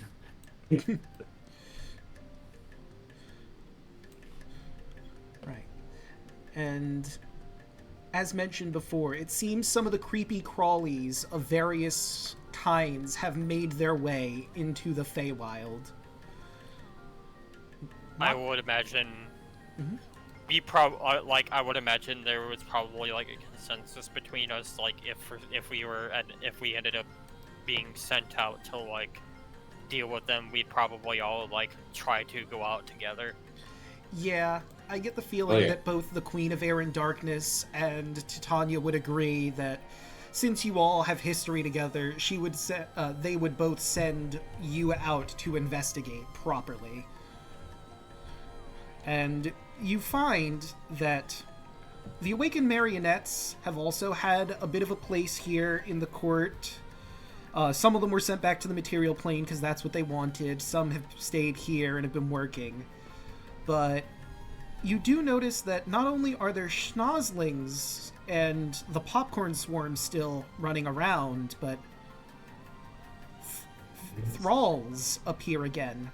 You take at least one of them back, sometimes dead, sometimes they are knocked unconscious because you were asked to bring them back in both states so they could figure out what's going on with them. It turns out that these thralls aren't connected to anybody anymore. They're just clowns with the schnozzlings inside their nose. And the theory is that another snout may have appeared somewhere in the Feywild and is giving birth to more schnozzlings, and that these thralls are connected to her. Snack will be hunting that bitch down. It seems that her goals, this potential child of Snout that became a Snout in her own right, a mother schnozzling, seems to want to pull people in to infect them and make more clowns. They send you out to make at the very least, negotiator see this creature and see what the history is, or the situation is. This creature you eventually do find. The thralls allow you in because either they want to infect people. Do you try to negotiate with this creature, or do you just want to straight up kill them? We won't do actual combat, of course, because we're doing the epilogue here, but I want your honest opinion on how you would tackle this situation. If Snack tries to talk with it first to see if it can actually understand him. Oh, it speaks perfect common. She speaks perfect common. Oh, then Snack will try to negotiate with it to stop what the fuck it's doing and try to affect everything and what's really its purpose here and what it wants to do. Is everyone... Or what agreements we can come to together. Is everyone on the same page with Snack here? Argyle would definitely be on it. Jameson would, if for the caveat that if negotiations would fail, he would attempt to neutralize it, assuming everyone else is on board.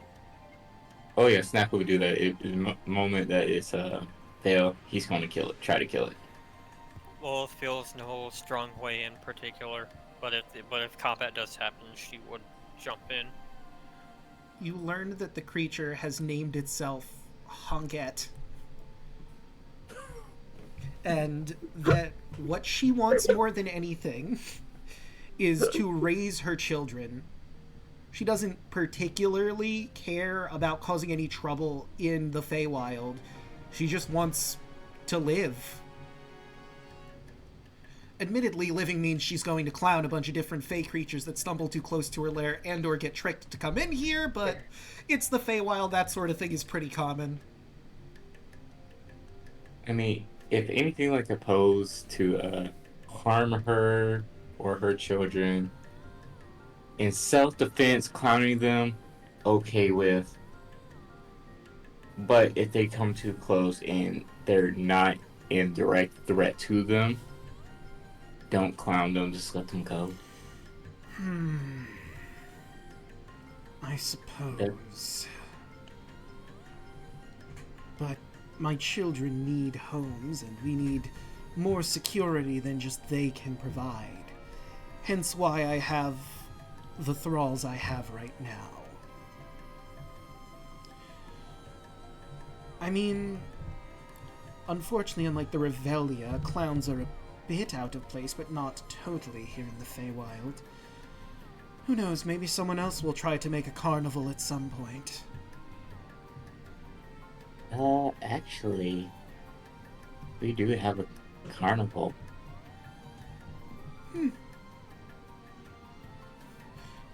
negotiations are entered for the Queen of Air and Darkness to adopt Honket and her children and get her out of the Sealy Court and into the Unsealy Court. Now, the new Myrmidon is a bit trickier. It seems to be a beast. It, like Honket, only wants to live, but it can't really communicate that to you, because it doesn't speak like Honket could. It just straight up attacks all of y'all and tries to eat you. Okay, then Snack's gonna fuck that bitch up. Yep. So that one seems to go down, and the Green Knights are given the order to just go out and destroy every popcorn swarm they happen upon. That's going to take a bit. Oh, it's a popcorn swarm? Oh yeah, Myrmidon is the mother of all popcorn swarms. Oh, then Snap wouldn't even negotiate with that thing. He would just kill it on sight. Yep. We're gonna chase down that popcorn. No popcorn standing. Nuh-uh. All the knights would just be confused, and we'd be like, he doesn't like popcorn. Guy just goes full Hulk mode on the Myrmidon. Just bash its brains in with the stick. So that one is definitely Full going on rage mode. That one's going to take years to accomplish, considering you don't know where all of the popcorn swarms are, and it seems that if you leave even one alive for enough time, it will become like Myrmidon and grow up to that point. So that's a project that lasts a good long while. Oh, that will be Snack's personal project, finding every last one and then killing them. Right. And that is it for in the Feywild for the time being. Argyle, what is your plans after everything is said and done? The first thing he would try to do was he would try to go find me. Like, he needs to know where she is. You cut out a little bit. The first thing that Argyle would do is he would immediately go for and find Myuu. Like, he will not... Like, he wouldn't be able to rest until he found out where she was. Sure enough, she's with the other refugees from the Revelia that are, of course, slowly being brought back to their homes in the material plane. Unfortunately, because it's the Feywild, they can't exactly send them directly to where they're supposed to go, or even in the exact time frame, but they're being sent back to the material plane to pick up their lives wherever they're left off in and when. When you meet Myuu, easily enough.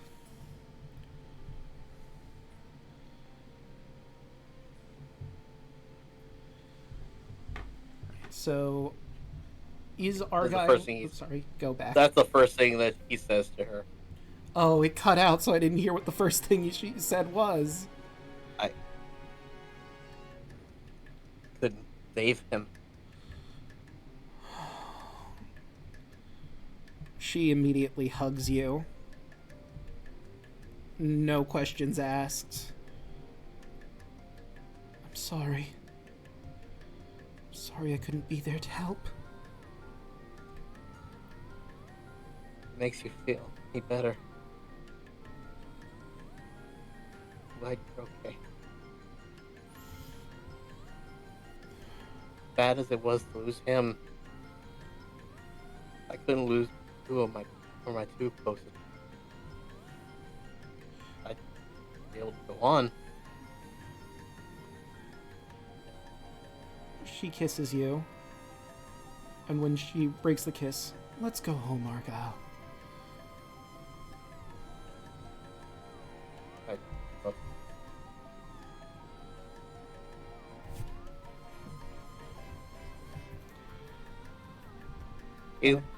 Is anyone with him right now, or?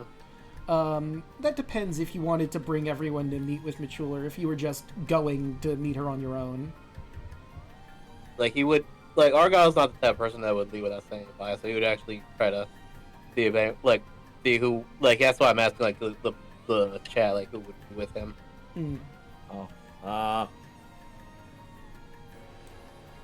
Red would definitely appreciate the offer, but due to his current obligations within the Sealy Court, he probably wouldn't be able to head off with it unless he got permission with Titania. And considering his newest position, he probably doesn't want to force that. So Yeah, like I'm assuming that him and Argyle would say their goodbyes privately. probably, yeah. Then, Snack, Lilith. What about you?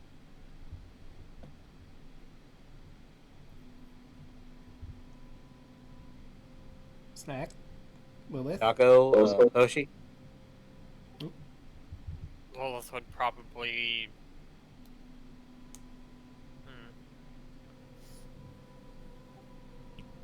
She probably figured because it's Argyle's personal business, she doesn't want to like interfere with it or get in the middle of it, just out of respect for him.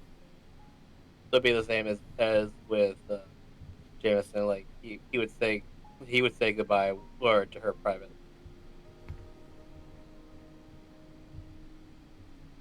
And Snack. Snack. What was the question again? Would you be with Argyle when he went to go find or his friend, or would you be on your own thing? Because Argyle still would want to show you, especially Snack, show him his village and all that.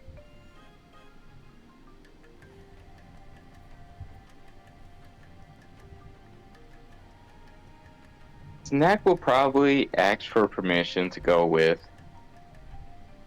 and if he couldn't get the permission, he wouldn't. Yeah, I'd say she'd probably give you some time off, but obviously not right away. This would be after all of the escapades in the Feywild, cleaning up the bits of the Revelia. Because I imagine Argyle wouldn't just, leave them high and dry while they try to do that. Obviously not. Like he's a little bit more respectful than that. So after all that's said and done, I think she would be willing to give you some time off, of course giving you a means to get back into the Feywild easily enough. So you can't just leave and never come back. No, Snack would definitely come back. He keeps his word.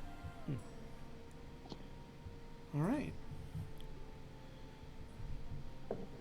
They will return to their village, I guess. So it will obviously take some time. Time dilation from leaving the Fae is a thing. You're like returned 5 years later than when you went in. And I will say this, obviously it takes some time to get to your village. I have something personally for you, Argyle. I would like to go with you really quick into the Showtime room as you go off into a dream.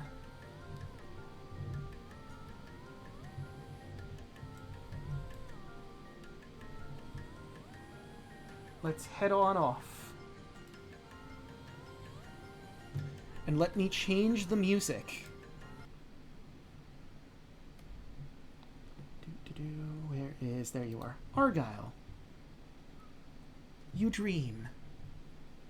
You're on your way back to your village with Snack and Myuu, but you notice as the sky grows dark, and you start flying through space. You see a yellow star in the distance, and you get pulled towards it faster and faster and faster, and then suddenly you're on a planet, a destroyed planet with no civilizations left.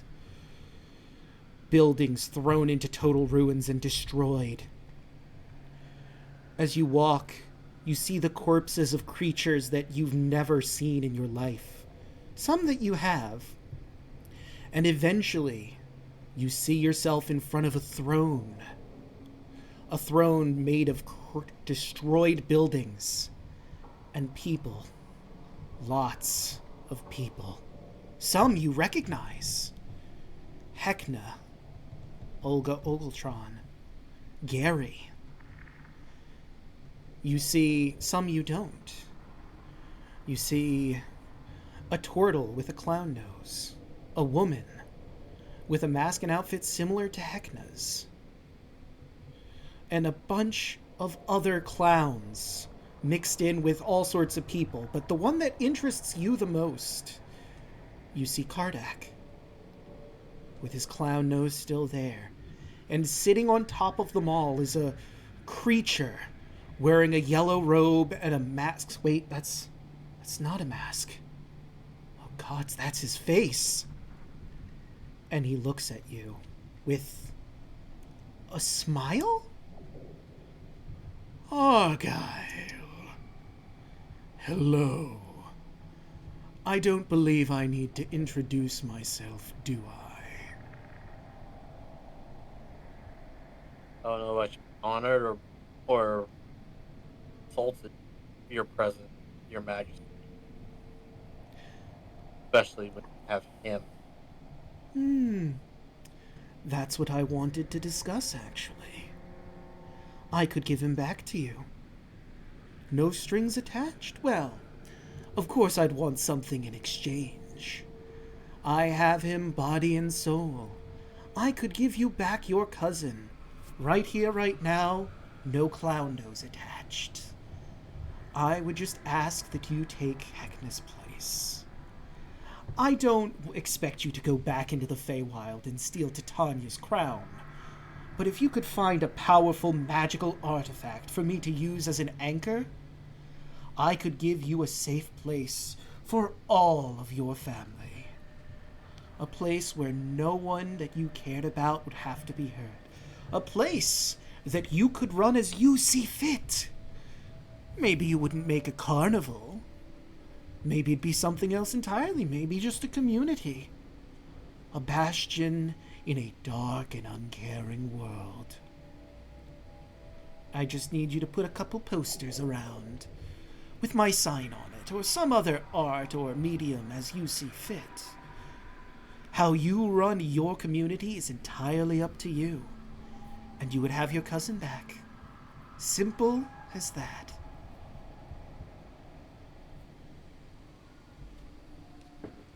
Argyle looks over at Kardak. What is he like? Does he look calm? Does he look okay to Argyle?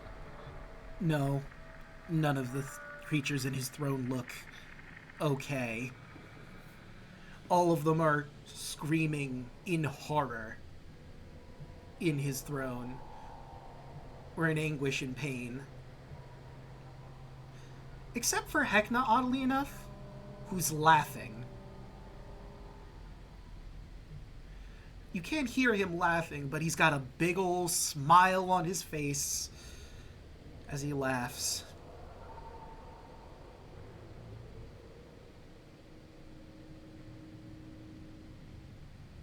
You know, I have several words I could say to you right now. I have several words I could tell you. Like, he's not talking to King Yell, he's talking to Kardak. Several things I could tell you, several beautiful things that have just recently happened while you were gone. Unfortunately, as we both know, it wouldn't be right.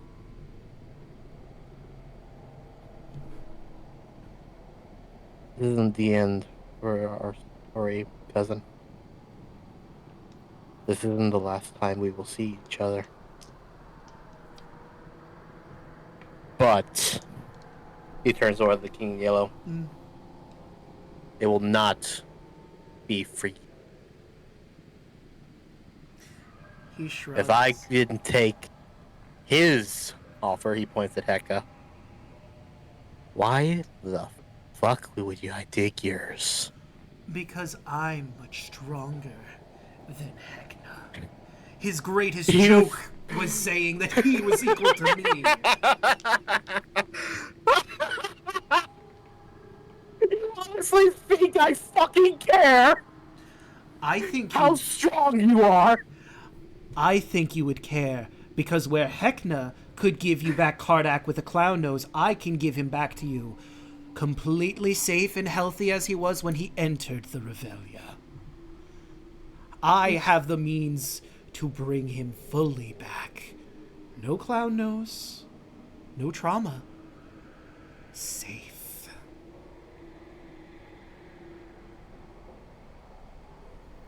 And I have to pledge my allegiance to you. And that's all I have to do? Yes. And I would give you the freedom to do as you see fit, really. I just want a thing here or there. A poster here. Forgive me for sounding skeptical. The place doesn't sound that like what you're saying is true.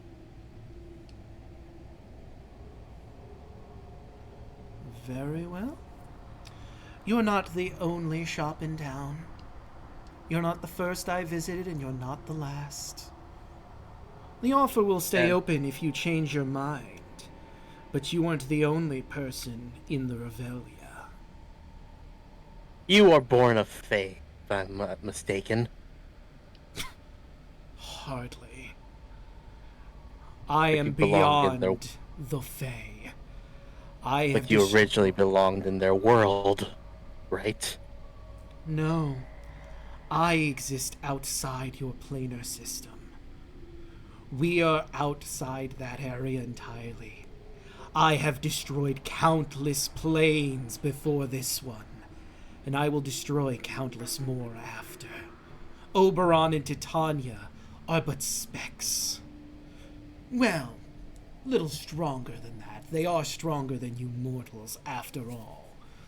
But they are nothing, and you and your mortal people are also specks. Do you know how easy it is to destroy a planar system? You take one out, and the rest fall, like a house of cards. It doesn't have to be the Feywild. It doesn't have to be the mortal plane. It doesn't have to be the Shadowfell. Take out any piece of that equation, and it all falls to ruin. I have corrupted and taken so many people. Fairies, mortals, devils, they're the easiest to corrupt. Mortals second, but I've also corrupted angels and had them fall to me and bring the end to all of their planes. Sometimes it's easier than others, I'll admit. Sometimes I get a fun little challenge. You could spend the rest of your lifetime fighting against me, and I will still keep coming. And then what? Will you send your children? Damn them to a life hunting down my shadows, trying to keep me free? You certainly could. You wouldn't be the first to try. Okay, so 2 lifetimes isn't enough. What if you started an organization to hunt me down and try to stop me? Oh, well, that's a fun idea. Those are the most fun. But they always fall. Someone wants something. Somebody needs a need filled. Someone thinks maybe that king in yellow isn't so bad. And it all comes crashing down, like it always will. Like it always does. Like it always has. You don't have to take my deal. There are others. Your plane is filled with countless people that want something, and I can provide it. It's only a matter of when, not if. When. But you don't want to be my champion. That's perfectly fine. Perfectly reasonable. But before I go, I think I should give you my true name. Just so we're on the same page. You know my title. My name is Haster. As you hear his name, Argyle, you feel horror like you've never felt in your life before. You don't think you should have known this knowledge. This is something you should never have had. And it shakes you to your very core. I have rolled. Argyle, you have the indefinite madness of being drunk keeps you sane. And with that utterance of his name, you're back to the material plane. Let's go back to the others.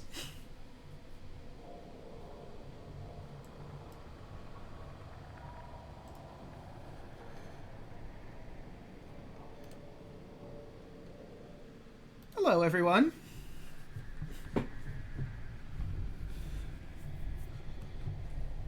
How goes?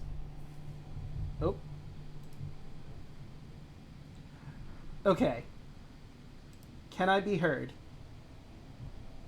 Hello? Okay. Very good. Did you get a large ice cream, little man? Okay. Now I can be heard. So, going on our tour, I wanted to come back, say hi to everyone, see how y'all were doing while we were off in a place. I think there are 2 other people that I could potentially bring in. Actually, no, I think we could do all 3 of you. You're all viable candidates. Ah, fun. Who would like to go on a little journey with me next? Sure. Why not? All right. May I go with you? Or if not, I am getting really sleepy. And if you do not need me, I would like to see if good or That's fair. Yeah, I would bring you with us, but I was really bummed because I did want Watcher to be the first, but yeah. There's a jar. Take me with you. You can have a good night, Rabbit. Poop jokes. Here's the thing. Is it going to be the exact same place that I was just in? Because holy shit. It sure will.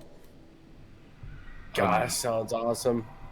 Yeah, everybody, thank you very much for everything. And I'm glad I was able to, at least at the very end, go ahead and instill Neriadel's dream of peace. Yeah. Rabbit, it's been nothing but a privilege to play with you, my friend. Indeed. I can't wait for the next time that we get to share the screen with you. Absolutely. Yeah. This has always been very fun, and thank you very much for everything, guys. I mean that genuinely from the bottom of my heart. If you need anything, please come seek me out. I'm more than happy. All right. Have a good night. See you around. Have a good night. Next time I see you. Absolutely. I'll see you when I see you.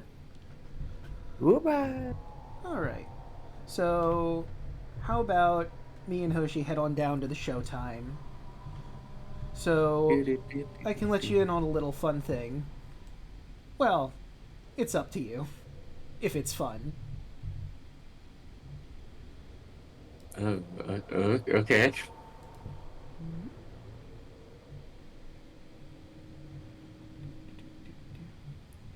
Snack.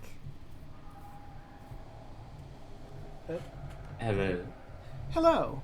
Can you hear me? Fine. Yes. Okay. So, you drift off to sleep.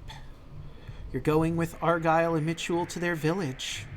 But in your dreams, you don't have dreams, you trance. What's happening? You find yourself surrounded by darkness in a starry sky, and you propel towards a yellow star. You find yourself at a world as you go faster and faster towards this world. And eventually you see that it is a destroyed landscape. There is nothing left standing. You walk through this shattered cityscape and see creatures both that you recognize and some that you don't. And eventually you make your way to a throne of shattered buildings, of people all in there. Some that you recognize. You see Heckna and Pinky and Olga Ogletron and Kardak and many, many more clowns and many other people. And sitting at the top is a creature in a yellow robe wearing a mask? No, that's his face. Oh, God. you find yourself before the king. Hotaru, how pleasant to meet you at last. How have you been?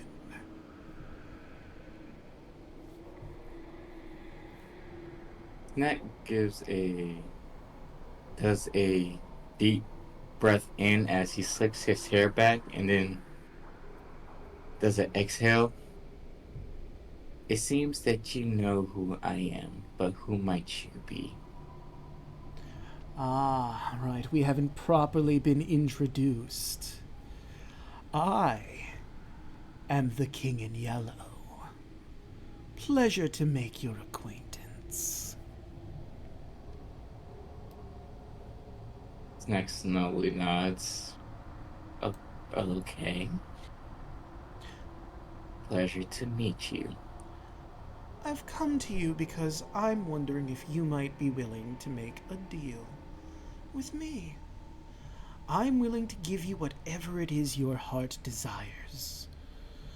I understand you have a carnival with Arachne and the rest of the web in the realm of air and darkness in the Unseelie Court.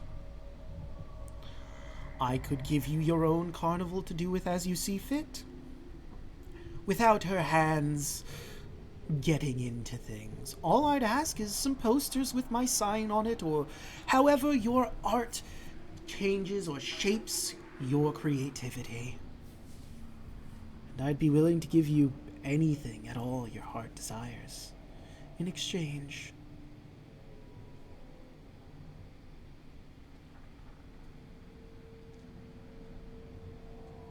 In exchange for what? Well, since you all took down Heckna, I don't have an anchor anymore in the Feywild. Titania also has a crown. I would help you get that crown. You would let me intersplice my magic into it, and we could make me a new anchor to spread my influence.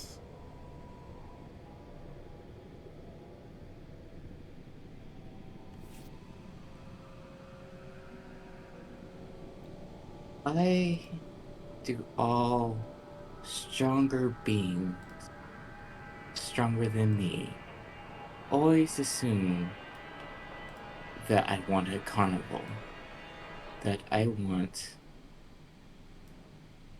some kind of power.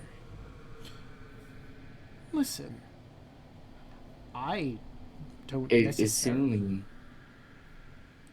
since you said it, but if you really would have paid attention to me, or like Heckna, if he would really pay attention to me, instead of offer me Arachne's position, he would know what I want. Listen, I'm willing to give you whatever you want. It doesn't have to be a carnival. It doesn't have to be power. Like I said, anything your heart desires. I would just need you to name it for me, and I could give it. You won't do what I want. As he grins and looks at him. Is that right? What would you want? Enlighten me. I want you dead. Ah. Well, I've killed many a thing. Many planar systems. Yours isn't the first. I've killed many multiverses. I've killed many people. And I remember a phrase written by an artist a long time ago in a realm far away. That which is dead can eternal lie, and with strange aeons even death may die. But it hasn't happened yet. Will you dedicate your life to trying to snuff me out yourself? You only have one lifetime, and I have an eternity. Maybe you'll have children, and you'll make them waste their lifetimes trying to stop me as well. And maybe they'll have children.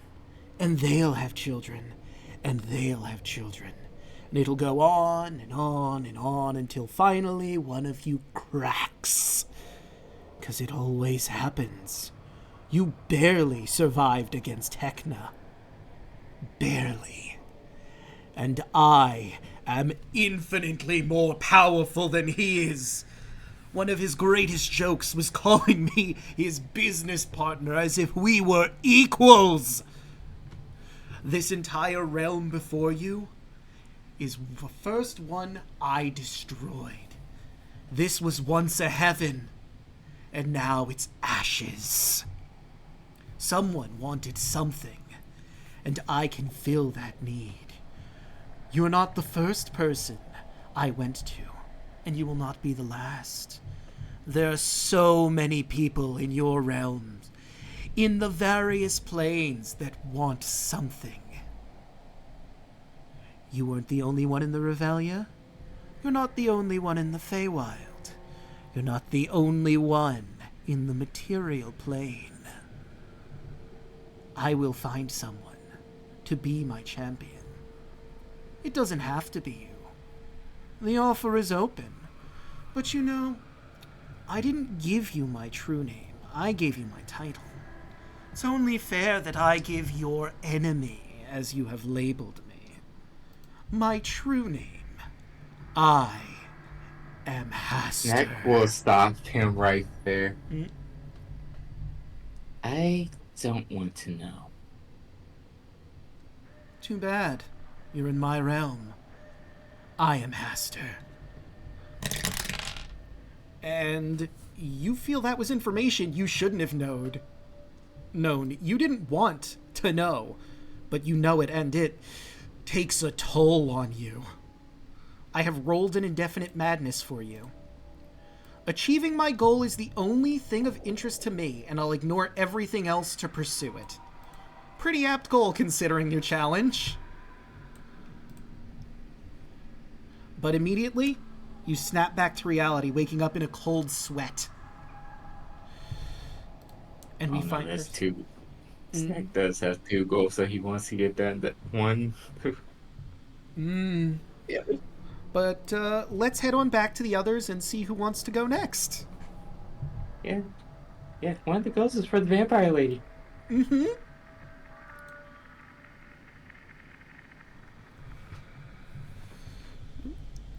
Oh, there we go. Oh shit. I keep doing the wrong one. Well, Hello. Who would like to go next? Me. I guess me next. All right. Me next. Me. Well, Milla, let's go. I can go ahead and hop out. I do have class. Oh, at 1 absolutely. Yeah, we went a bit long. Sorry about that. Yeah, I got like an hour before I have to get go to work. Oh, I sorry. gotta go grab somebody food. Yeah. I'll just say it was fun playing with you guys. I can't wait for the next session or the next campaign. Mm-hmm. Yeah, sorry it went on a bit longer. Like I said, I didn't know how long the battle was gonna go, and I did want to do these last little bits for the epilogue. Daluna, we'll see you on Saturday. Yes, we will. That's the thing I was waiting to get back onto announce. We have Cyber Strike. We are officially going back to Cyber Strike, ladies and gentlemen. Follow us this Saturday. Twitch the person's YouTube channel or Twitch channel. We're Power Ranger Cyber Strike is back, and I'm excited. Barring any unfortunate situations.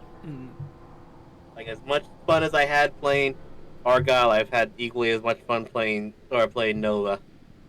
I've missed playing the boy. All right. I'll see y'all later. Have a good night. I'll see you guys later. Yeah. Yeah. All right. Now, Milla, let's head to the Showtime room for Jameson's dream.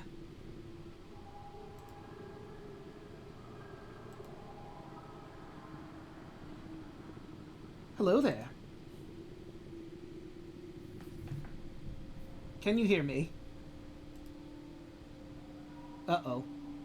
Am I in the wrong room? No, I'm in the right room. Mic check? Uh-oh. Milla? Oh, hold on. Okay, there we go. Now I think you can hear me.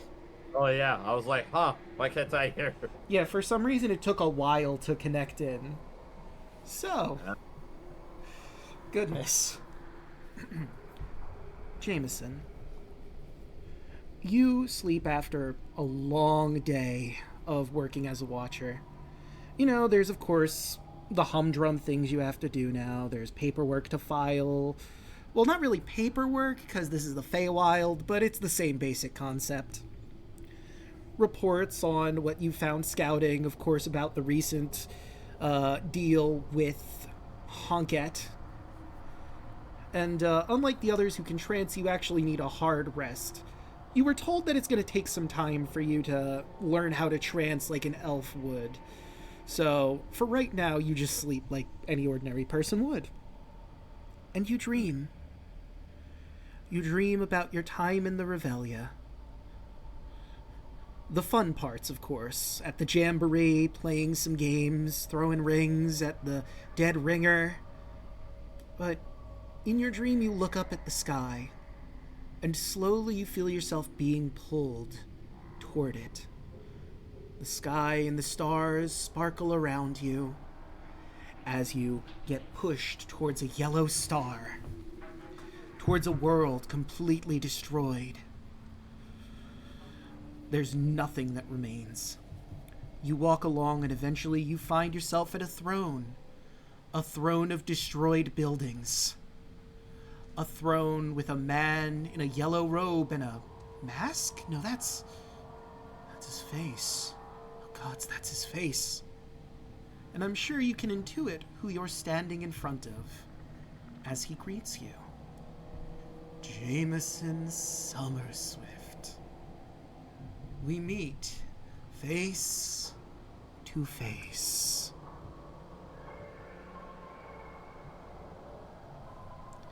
How have you been since the Revelia?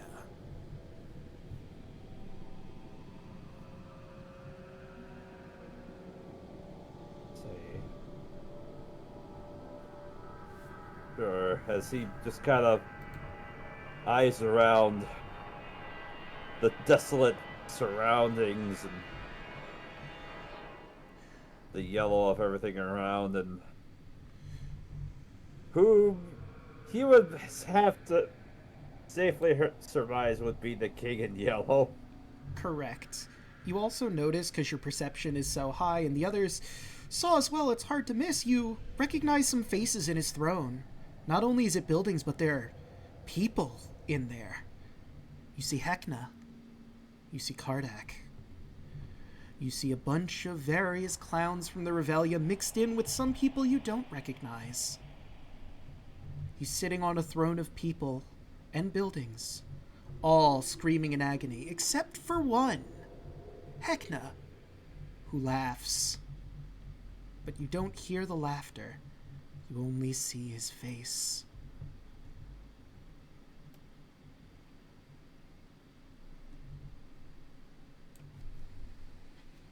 Red would just scowl at the fact that of the situation of everything around him, and just look up to the king in yellow. Well, it's been, as he's just in a grimacing, in a creeped out kind of a faux smile, like a time. Do you like your new job?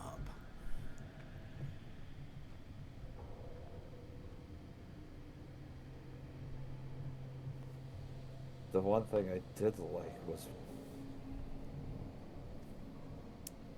that moment of peace when I don't point at the point of the throne where Heckna's face is at. Admittedly, the best job is when I had to deal with that bastard there.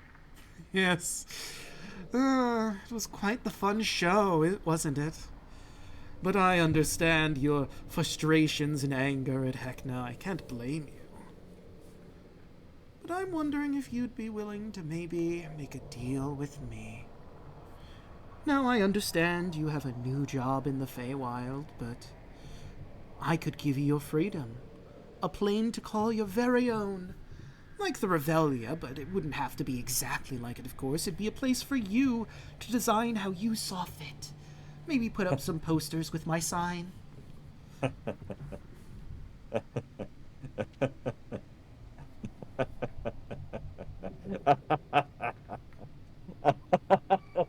He'll just do a... Jameson will do a spin around as he starts laughing and just holding his hand over his face. You would ask me to be in your court Well, after everything that's already happened. I'm asking a lot of people. Many. You're just in my list.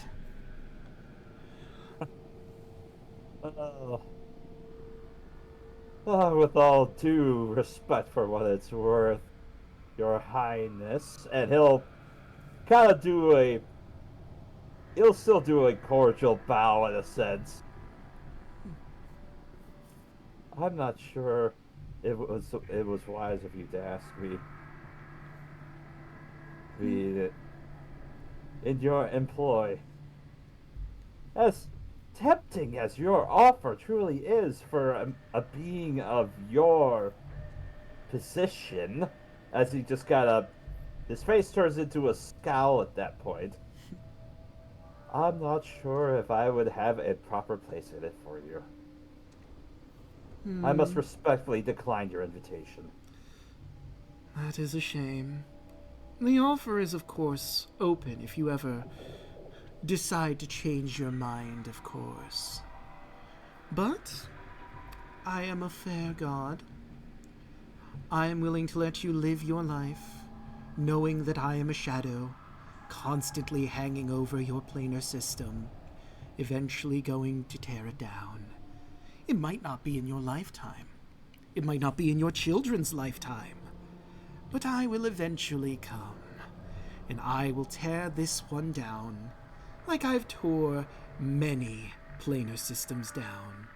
I'm sure you know, after all of your journeys, Mr. Summerswift, somebody always wants something, and I will always be there to tempt them. Heckna was not the first. He will not be the last. You were but one person in the Revelia, but one person in the Feywild, but one person in this planar system. I will find someone.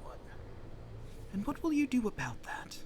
Will you cower in the Feywilds with your new job, hoping that Titania and Oberon will keep you safe? Maybe they will. But I will eventually come.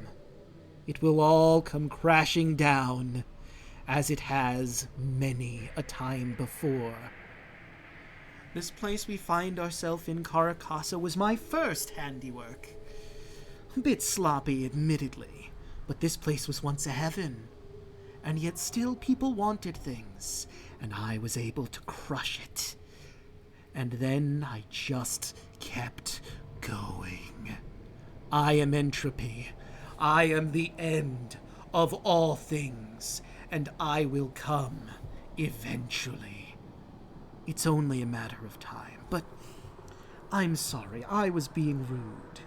You know my title, but not my name. I am Haster. And with that revelation of his name, you feel an intense pain in your head. You should not have ever learned that information. That was not something you needed to know, but now it is there and it is burned in your head. You have... As the pain just kind of burns Jameson in an attempt to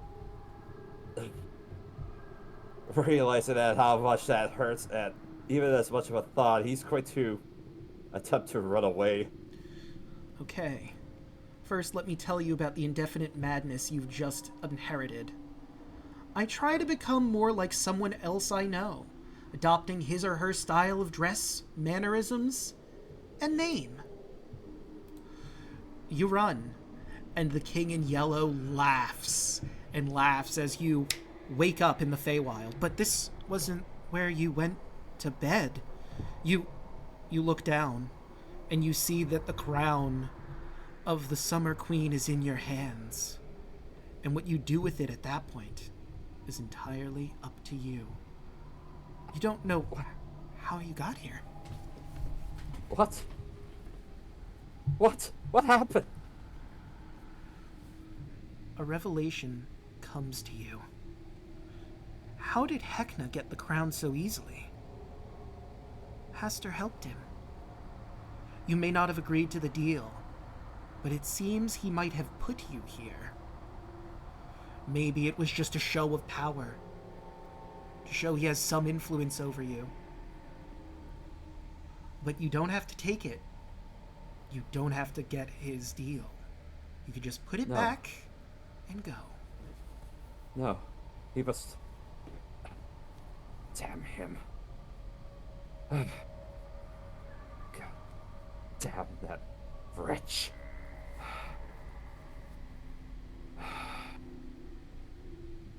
As Jameson will attempt to regain his composure, he'll... what would Neriadel do? Of course. Watcher. What would Watcher do? Watcher would attempt to find a way. Where is? I must return to the court. I must report to my queen. Let's head on back. I must continue to strive on for peace. For peace. Of course. Hear those words in your head, and you make your way out of where they keep the crown. You need to make sure everyone knows what just happened. And you make your way to make your report. Let's head on back to the green room for our final send-off.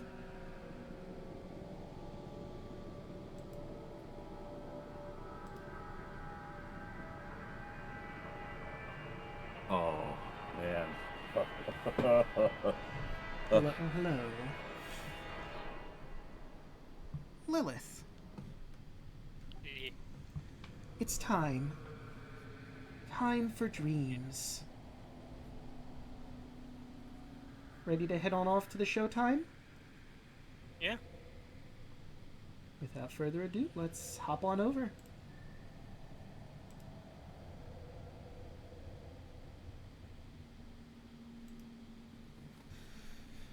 Lilith, you've had a long day, working in the Queen of Air and Darkness's court.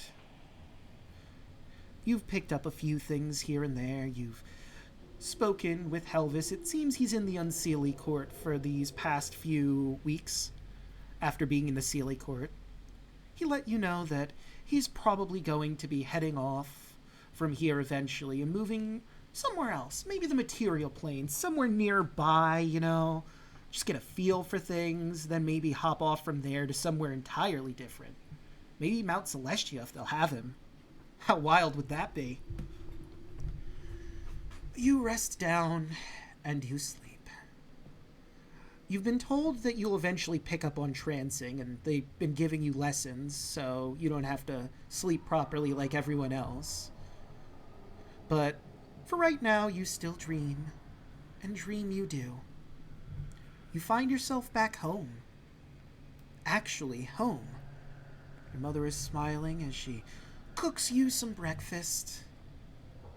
You seem younger. You seem happy. At least for the time being. You know, eventually this will not be the state of things. But you look out the window. That's weird. You thought you were having breakfast, but it's nighttime.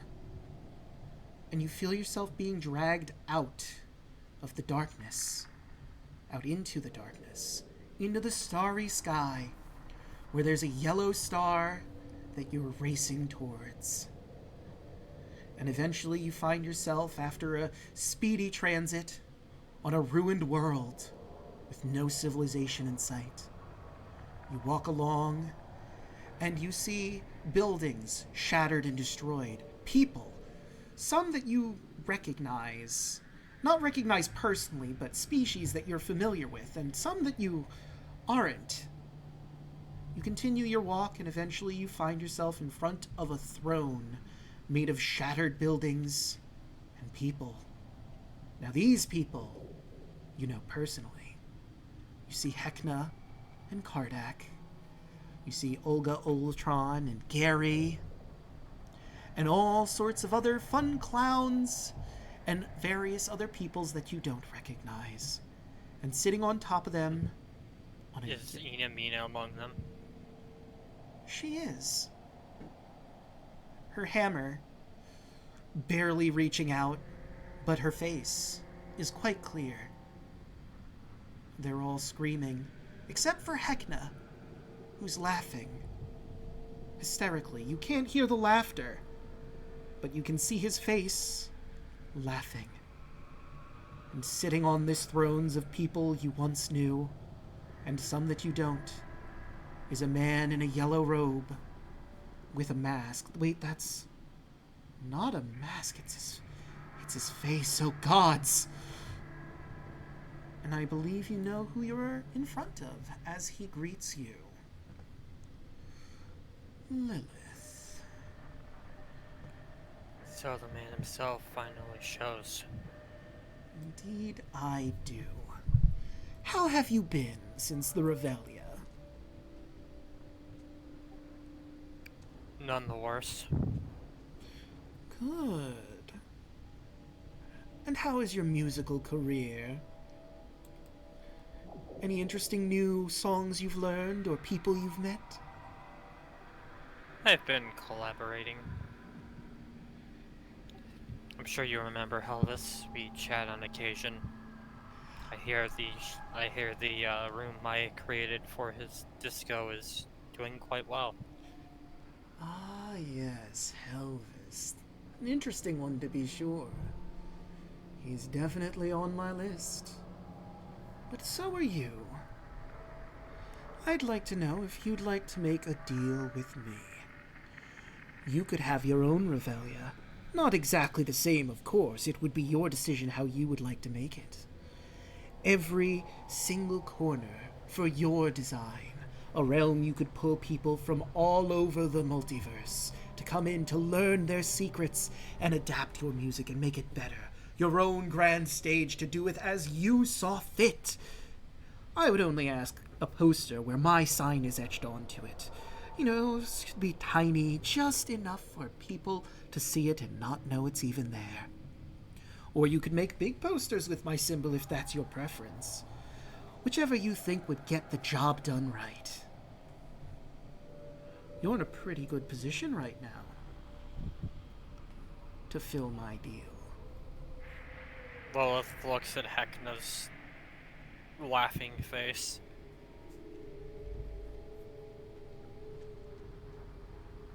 I've already seen where that goes. It doesn't have to end this way. He died in service. And so he was brought back to me. You don't have to be in my seat. You could have your own place. For all eternity. While the rest of society collapses outside. As it often does. The simplest things make you mortals fight. And it's easy to find somebody who wants something and willing to do terrible things by your society's moral standards. World is quite a messed up place. Isn't it? Though I suppose I'm sure you've seen for countless centuries, even when the world crumbles, it somehow finds a way to bring itself back up. Takes time, obviously. Sometimes a little while, sometimes hundreds of years, sometimes thousands, but eventually it gets back to where it was. But More or less. that's the thing, Lilith, my dear. All things come to an end, even if we don't want them to. Even planar systems fall, and they are the easiest things to break. Take one piece out, and they fall like a house of cards. It's very simple, and someone always wants something. Someone is willing to take my deal. They always are. I have seen countless planar systems fall by my hands, even the realm around you. This used to be a heaven, and now it's ash, and its people are dead corpses. All things come to an end. Some people waste their lives trying to stop me, and their children's lives. Some people make whole organizations in an attempt to keep me at bay. But I always come. Because like I said, somebody always wants something. Someone's always willing to make that deal. It might not be you. It might be somebody else. It probably will be. No, it seems like you're not quite willing to take this deal, but that's okay. The offer is open, and I will gladly accept you if that's what you like. We'll keep in My touch. soul already belongs to the Hells. At least for the moment. I could get you out of that deal. I mean, you'd be in my employ. My hands would be on your soul, admittedly, but have you been to the Hells? It's not a great place. I haven't, but I've read plenty of it. Fair enough. And you are working with the Queen of Air and Darkness. You know, she has a crown, just like Titania does. Isn't that interesting? I would expect nothing less. And tell me, do you know where you woke up, where you went to bed? Are you sure you're still there? Are you saying you personally brought me here? Well, I think you'll be interested to find where you are when you wake up. But I'm getting ahead of myself. Here I am, I haven't properly introduced myself. You know me by my title. But my name is Haster. And with that information, your mind reels. This isn't something you should ever know. Why do you know this? It hurts your head, and you are left with an indefinite madness. Lilith, you are the smartest, wisest, strongest, fastest, and most beautiful person you know. Your mind hurts, and you wake up. You find yourself in where the Queen of Air and Darkness's crown is kept. Your hands are on it. You could take the King in Yellow. You don't want to say it. It hurts your head again. But you could take his deal right now. You could take this crown and go. Or you could leave it and go about your life as if nothing happened. But his shadow looms over you. It looms over the entire planar system. What do you do? Is there anybody in the room right now? Right now? No.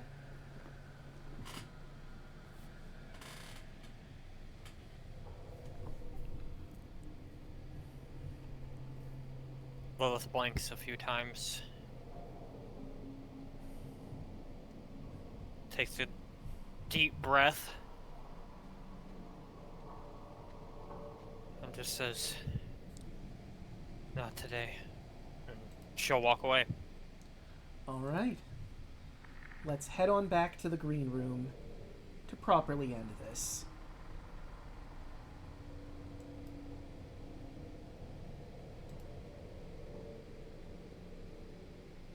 Oh boy. Oh, So, yeah. Oh, bruh. so that sure was interesting. I mean, I don't know if you guys talked in between us hopping back in and out what anyone said to another. We haven't said anything to each other, but I kind of towards the end kind of watched. I'm here. I'm like, oh no. Of course, we'll leave that as a fun little mystery. Will the King in Yellow find his Patsy to create another realm?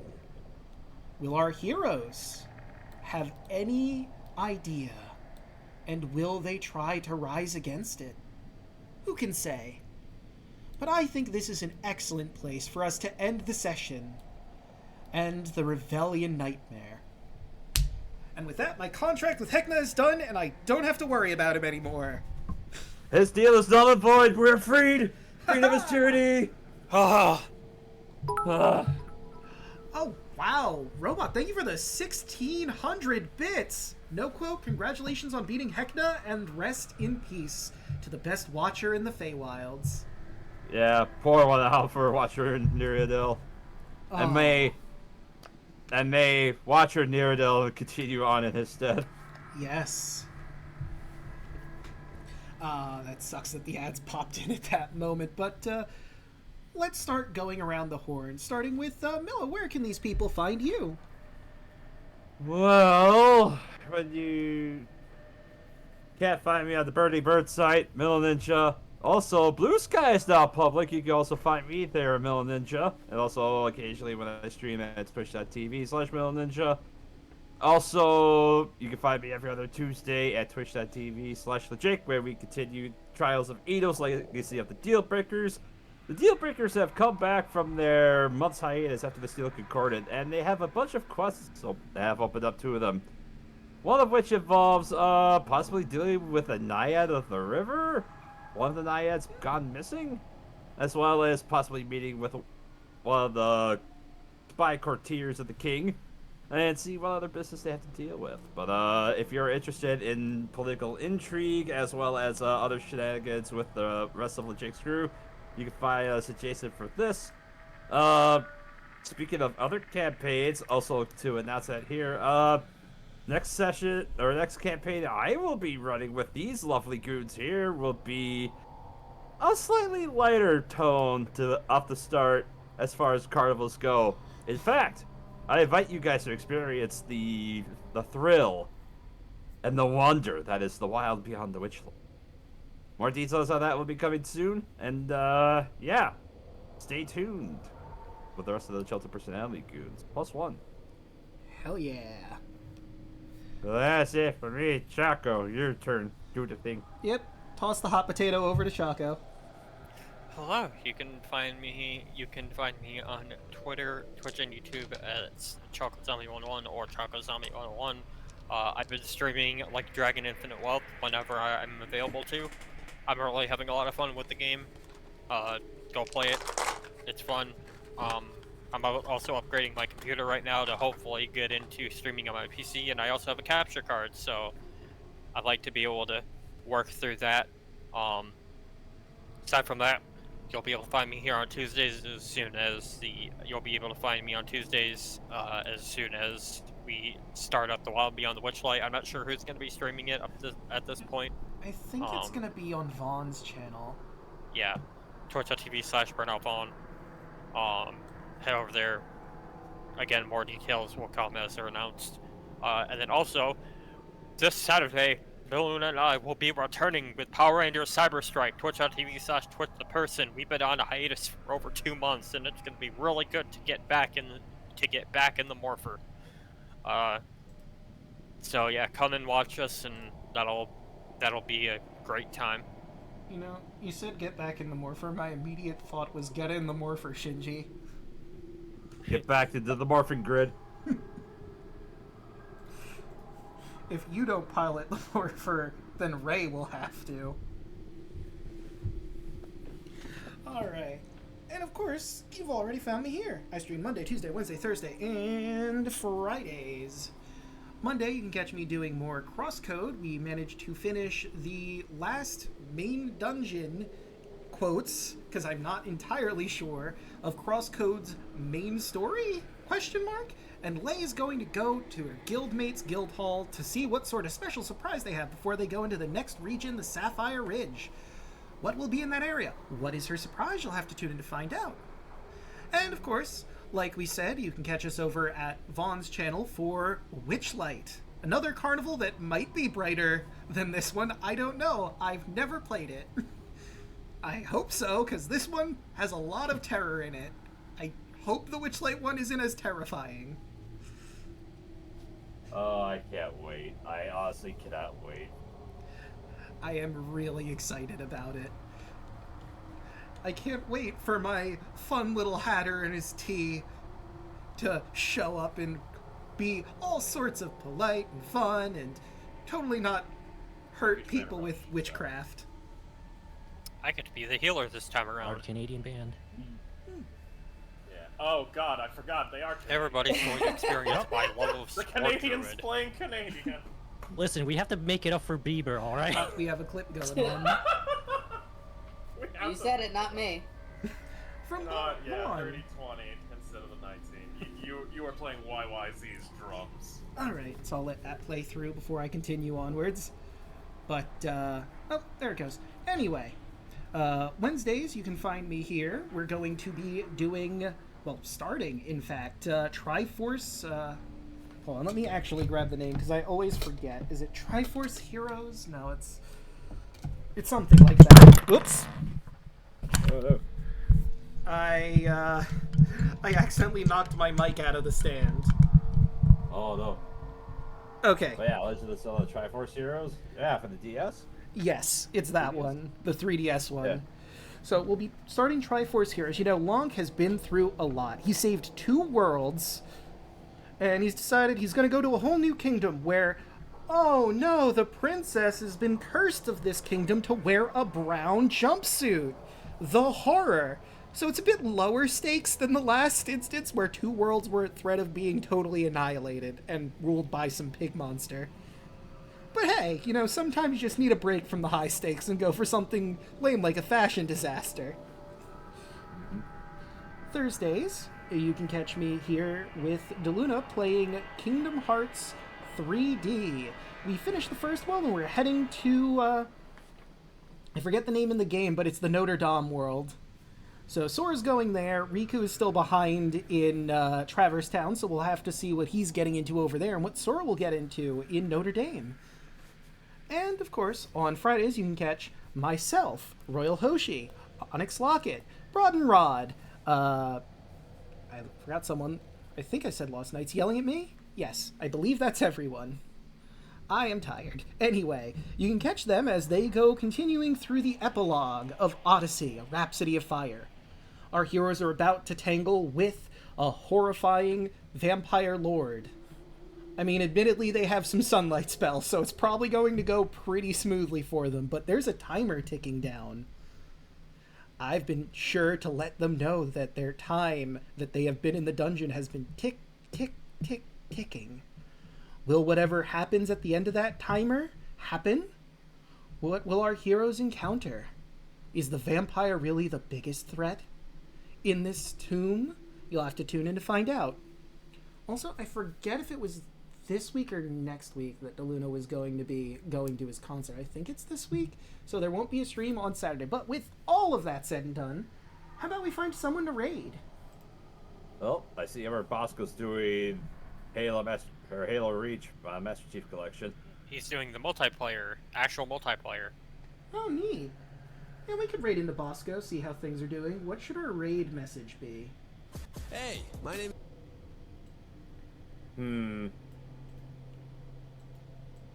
He who laughs last best. I like that. /raid. Bosco. Oh, right, and I should, offline. There we go. Let's send that over. The last laugh was ha.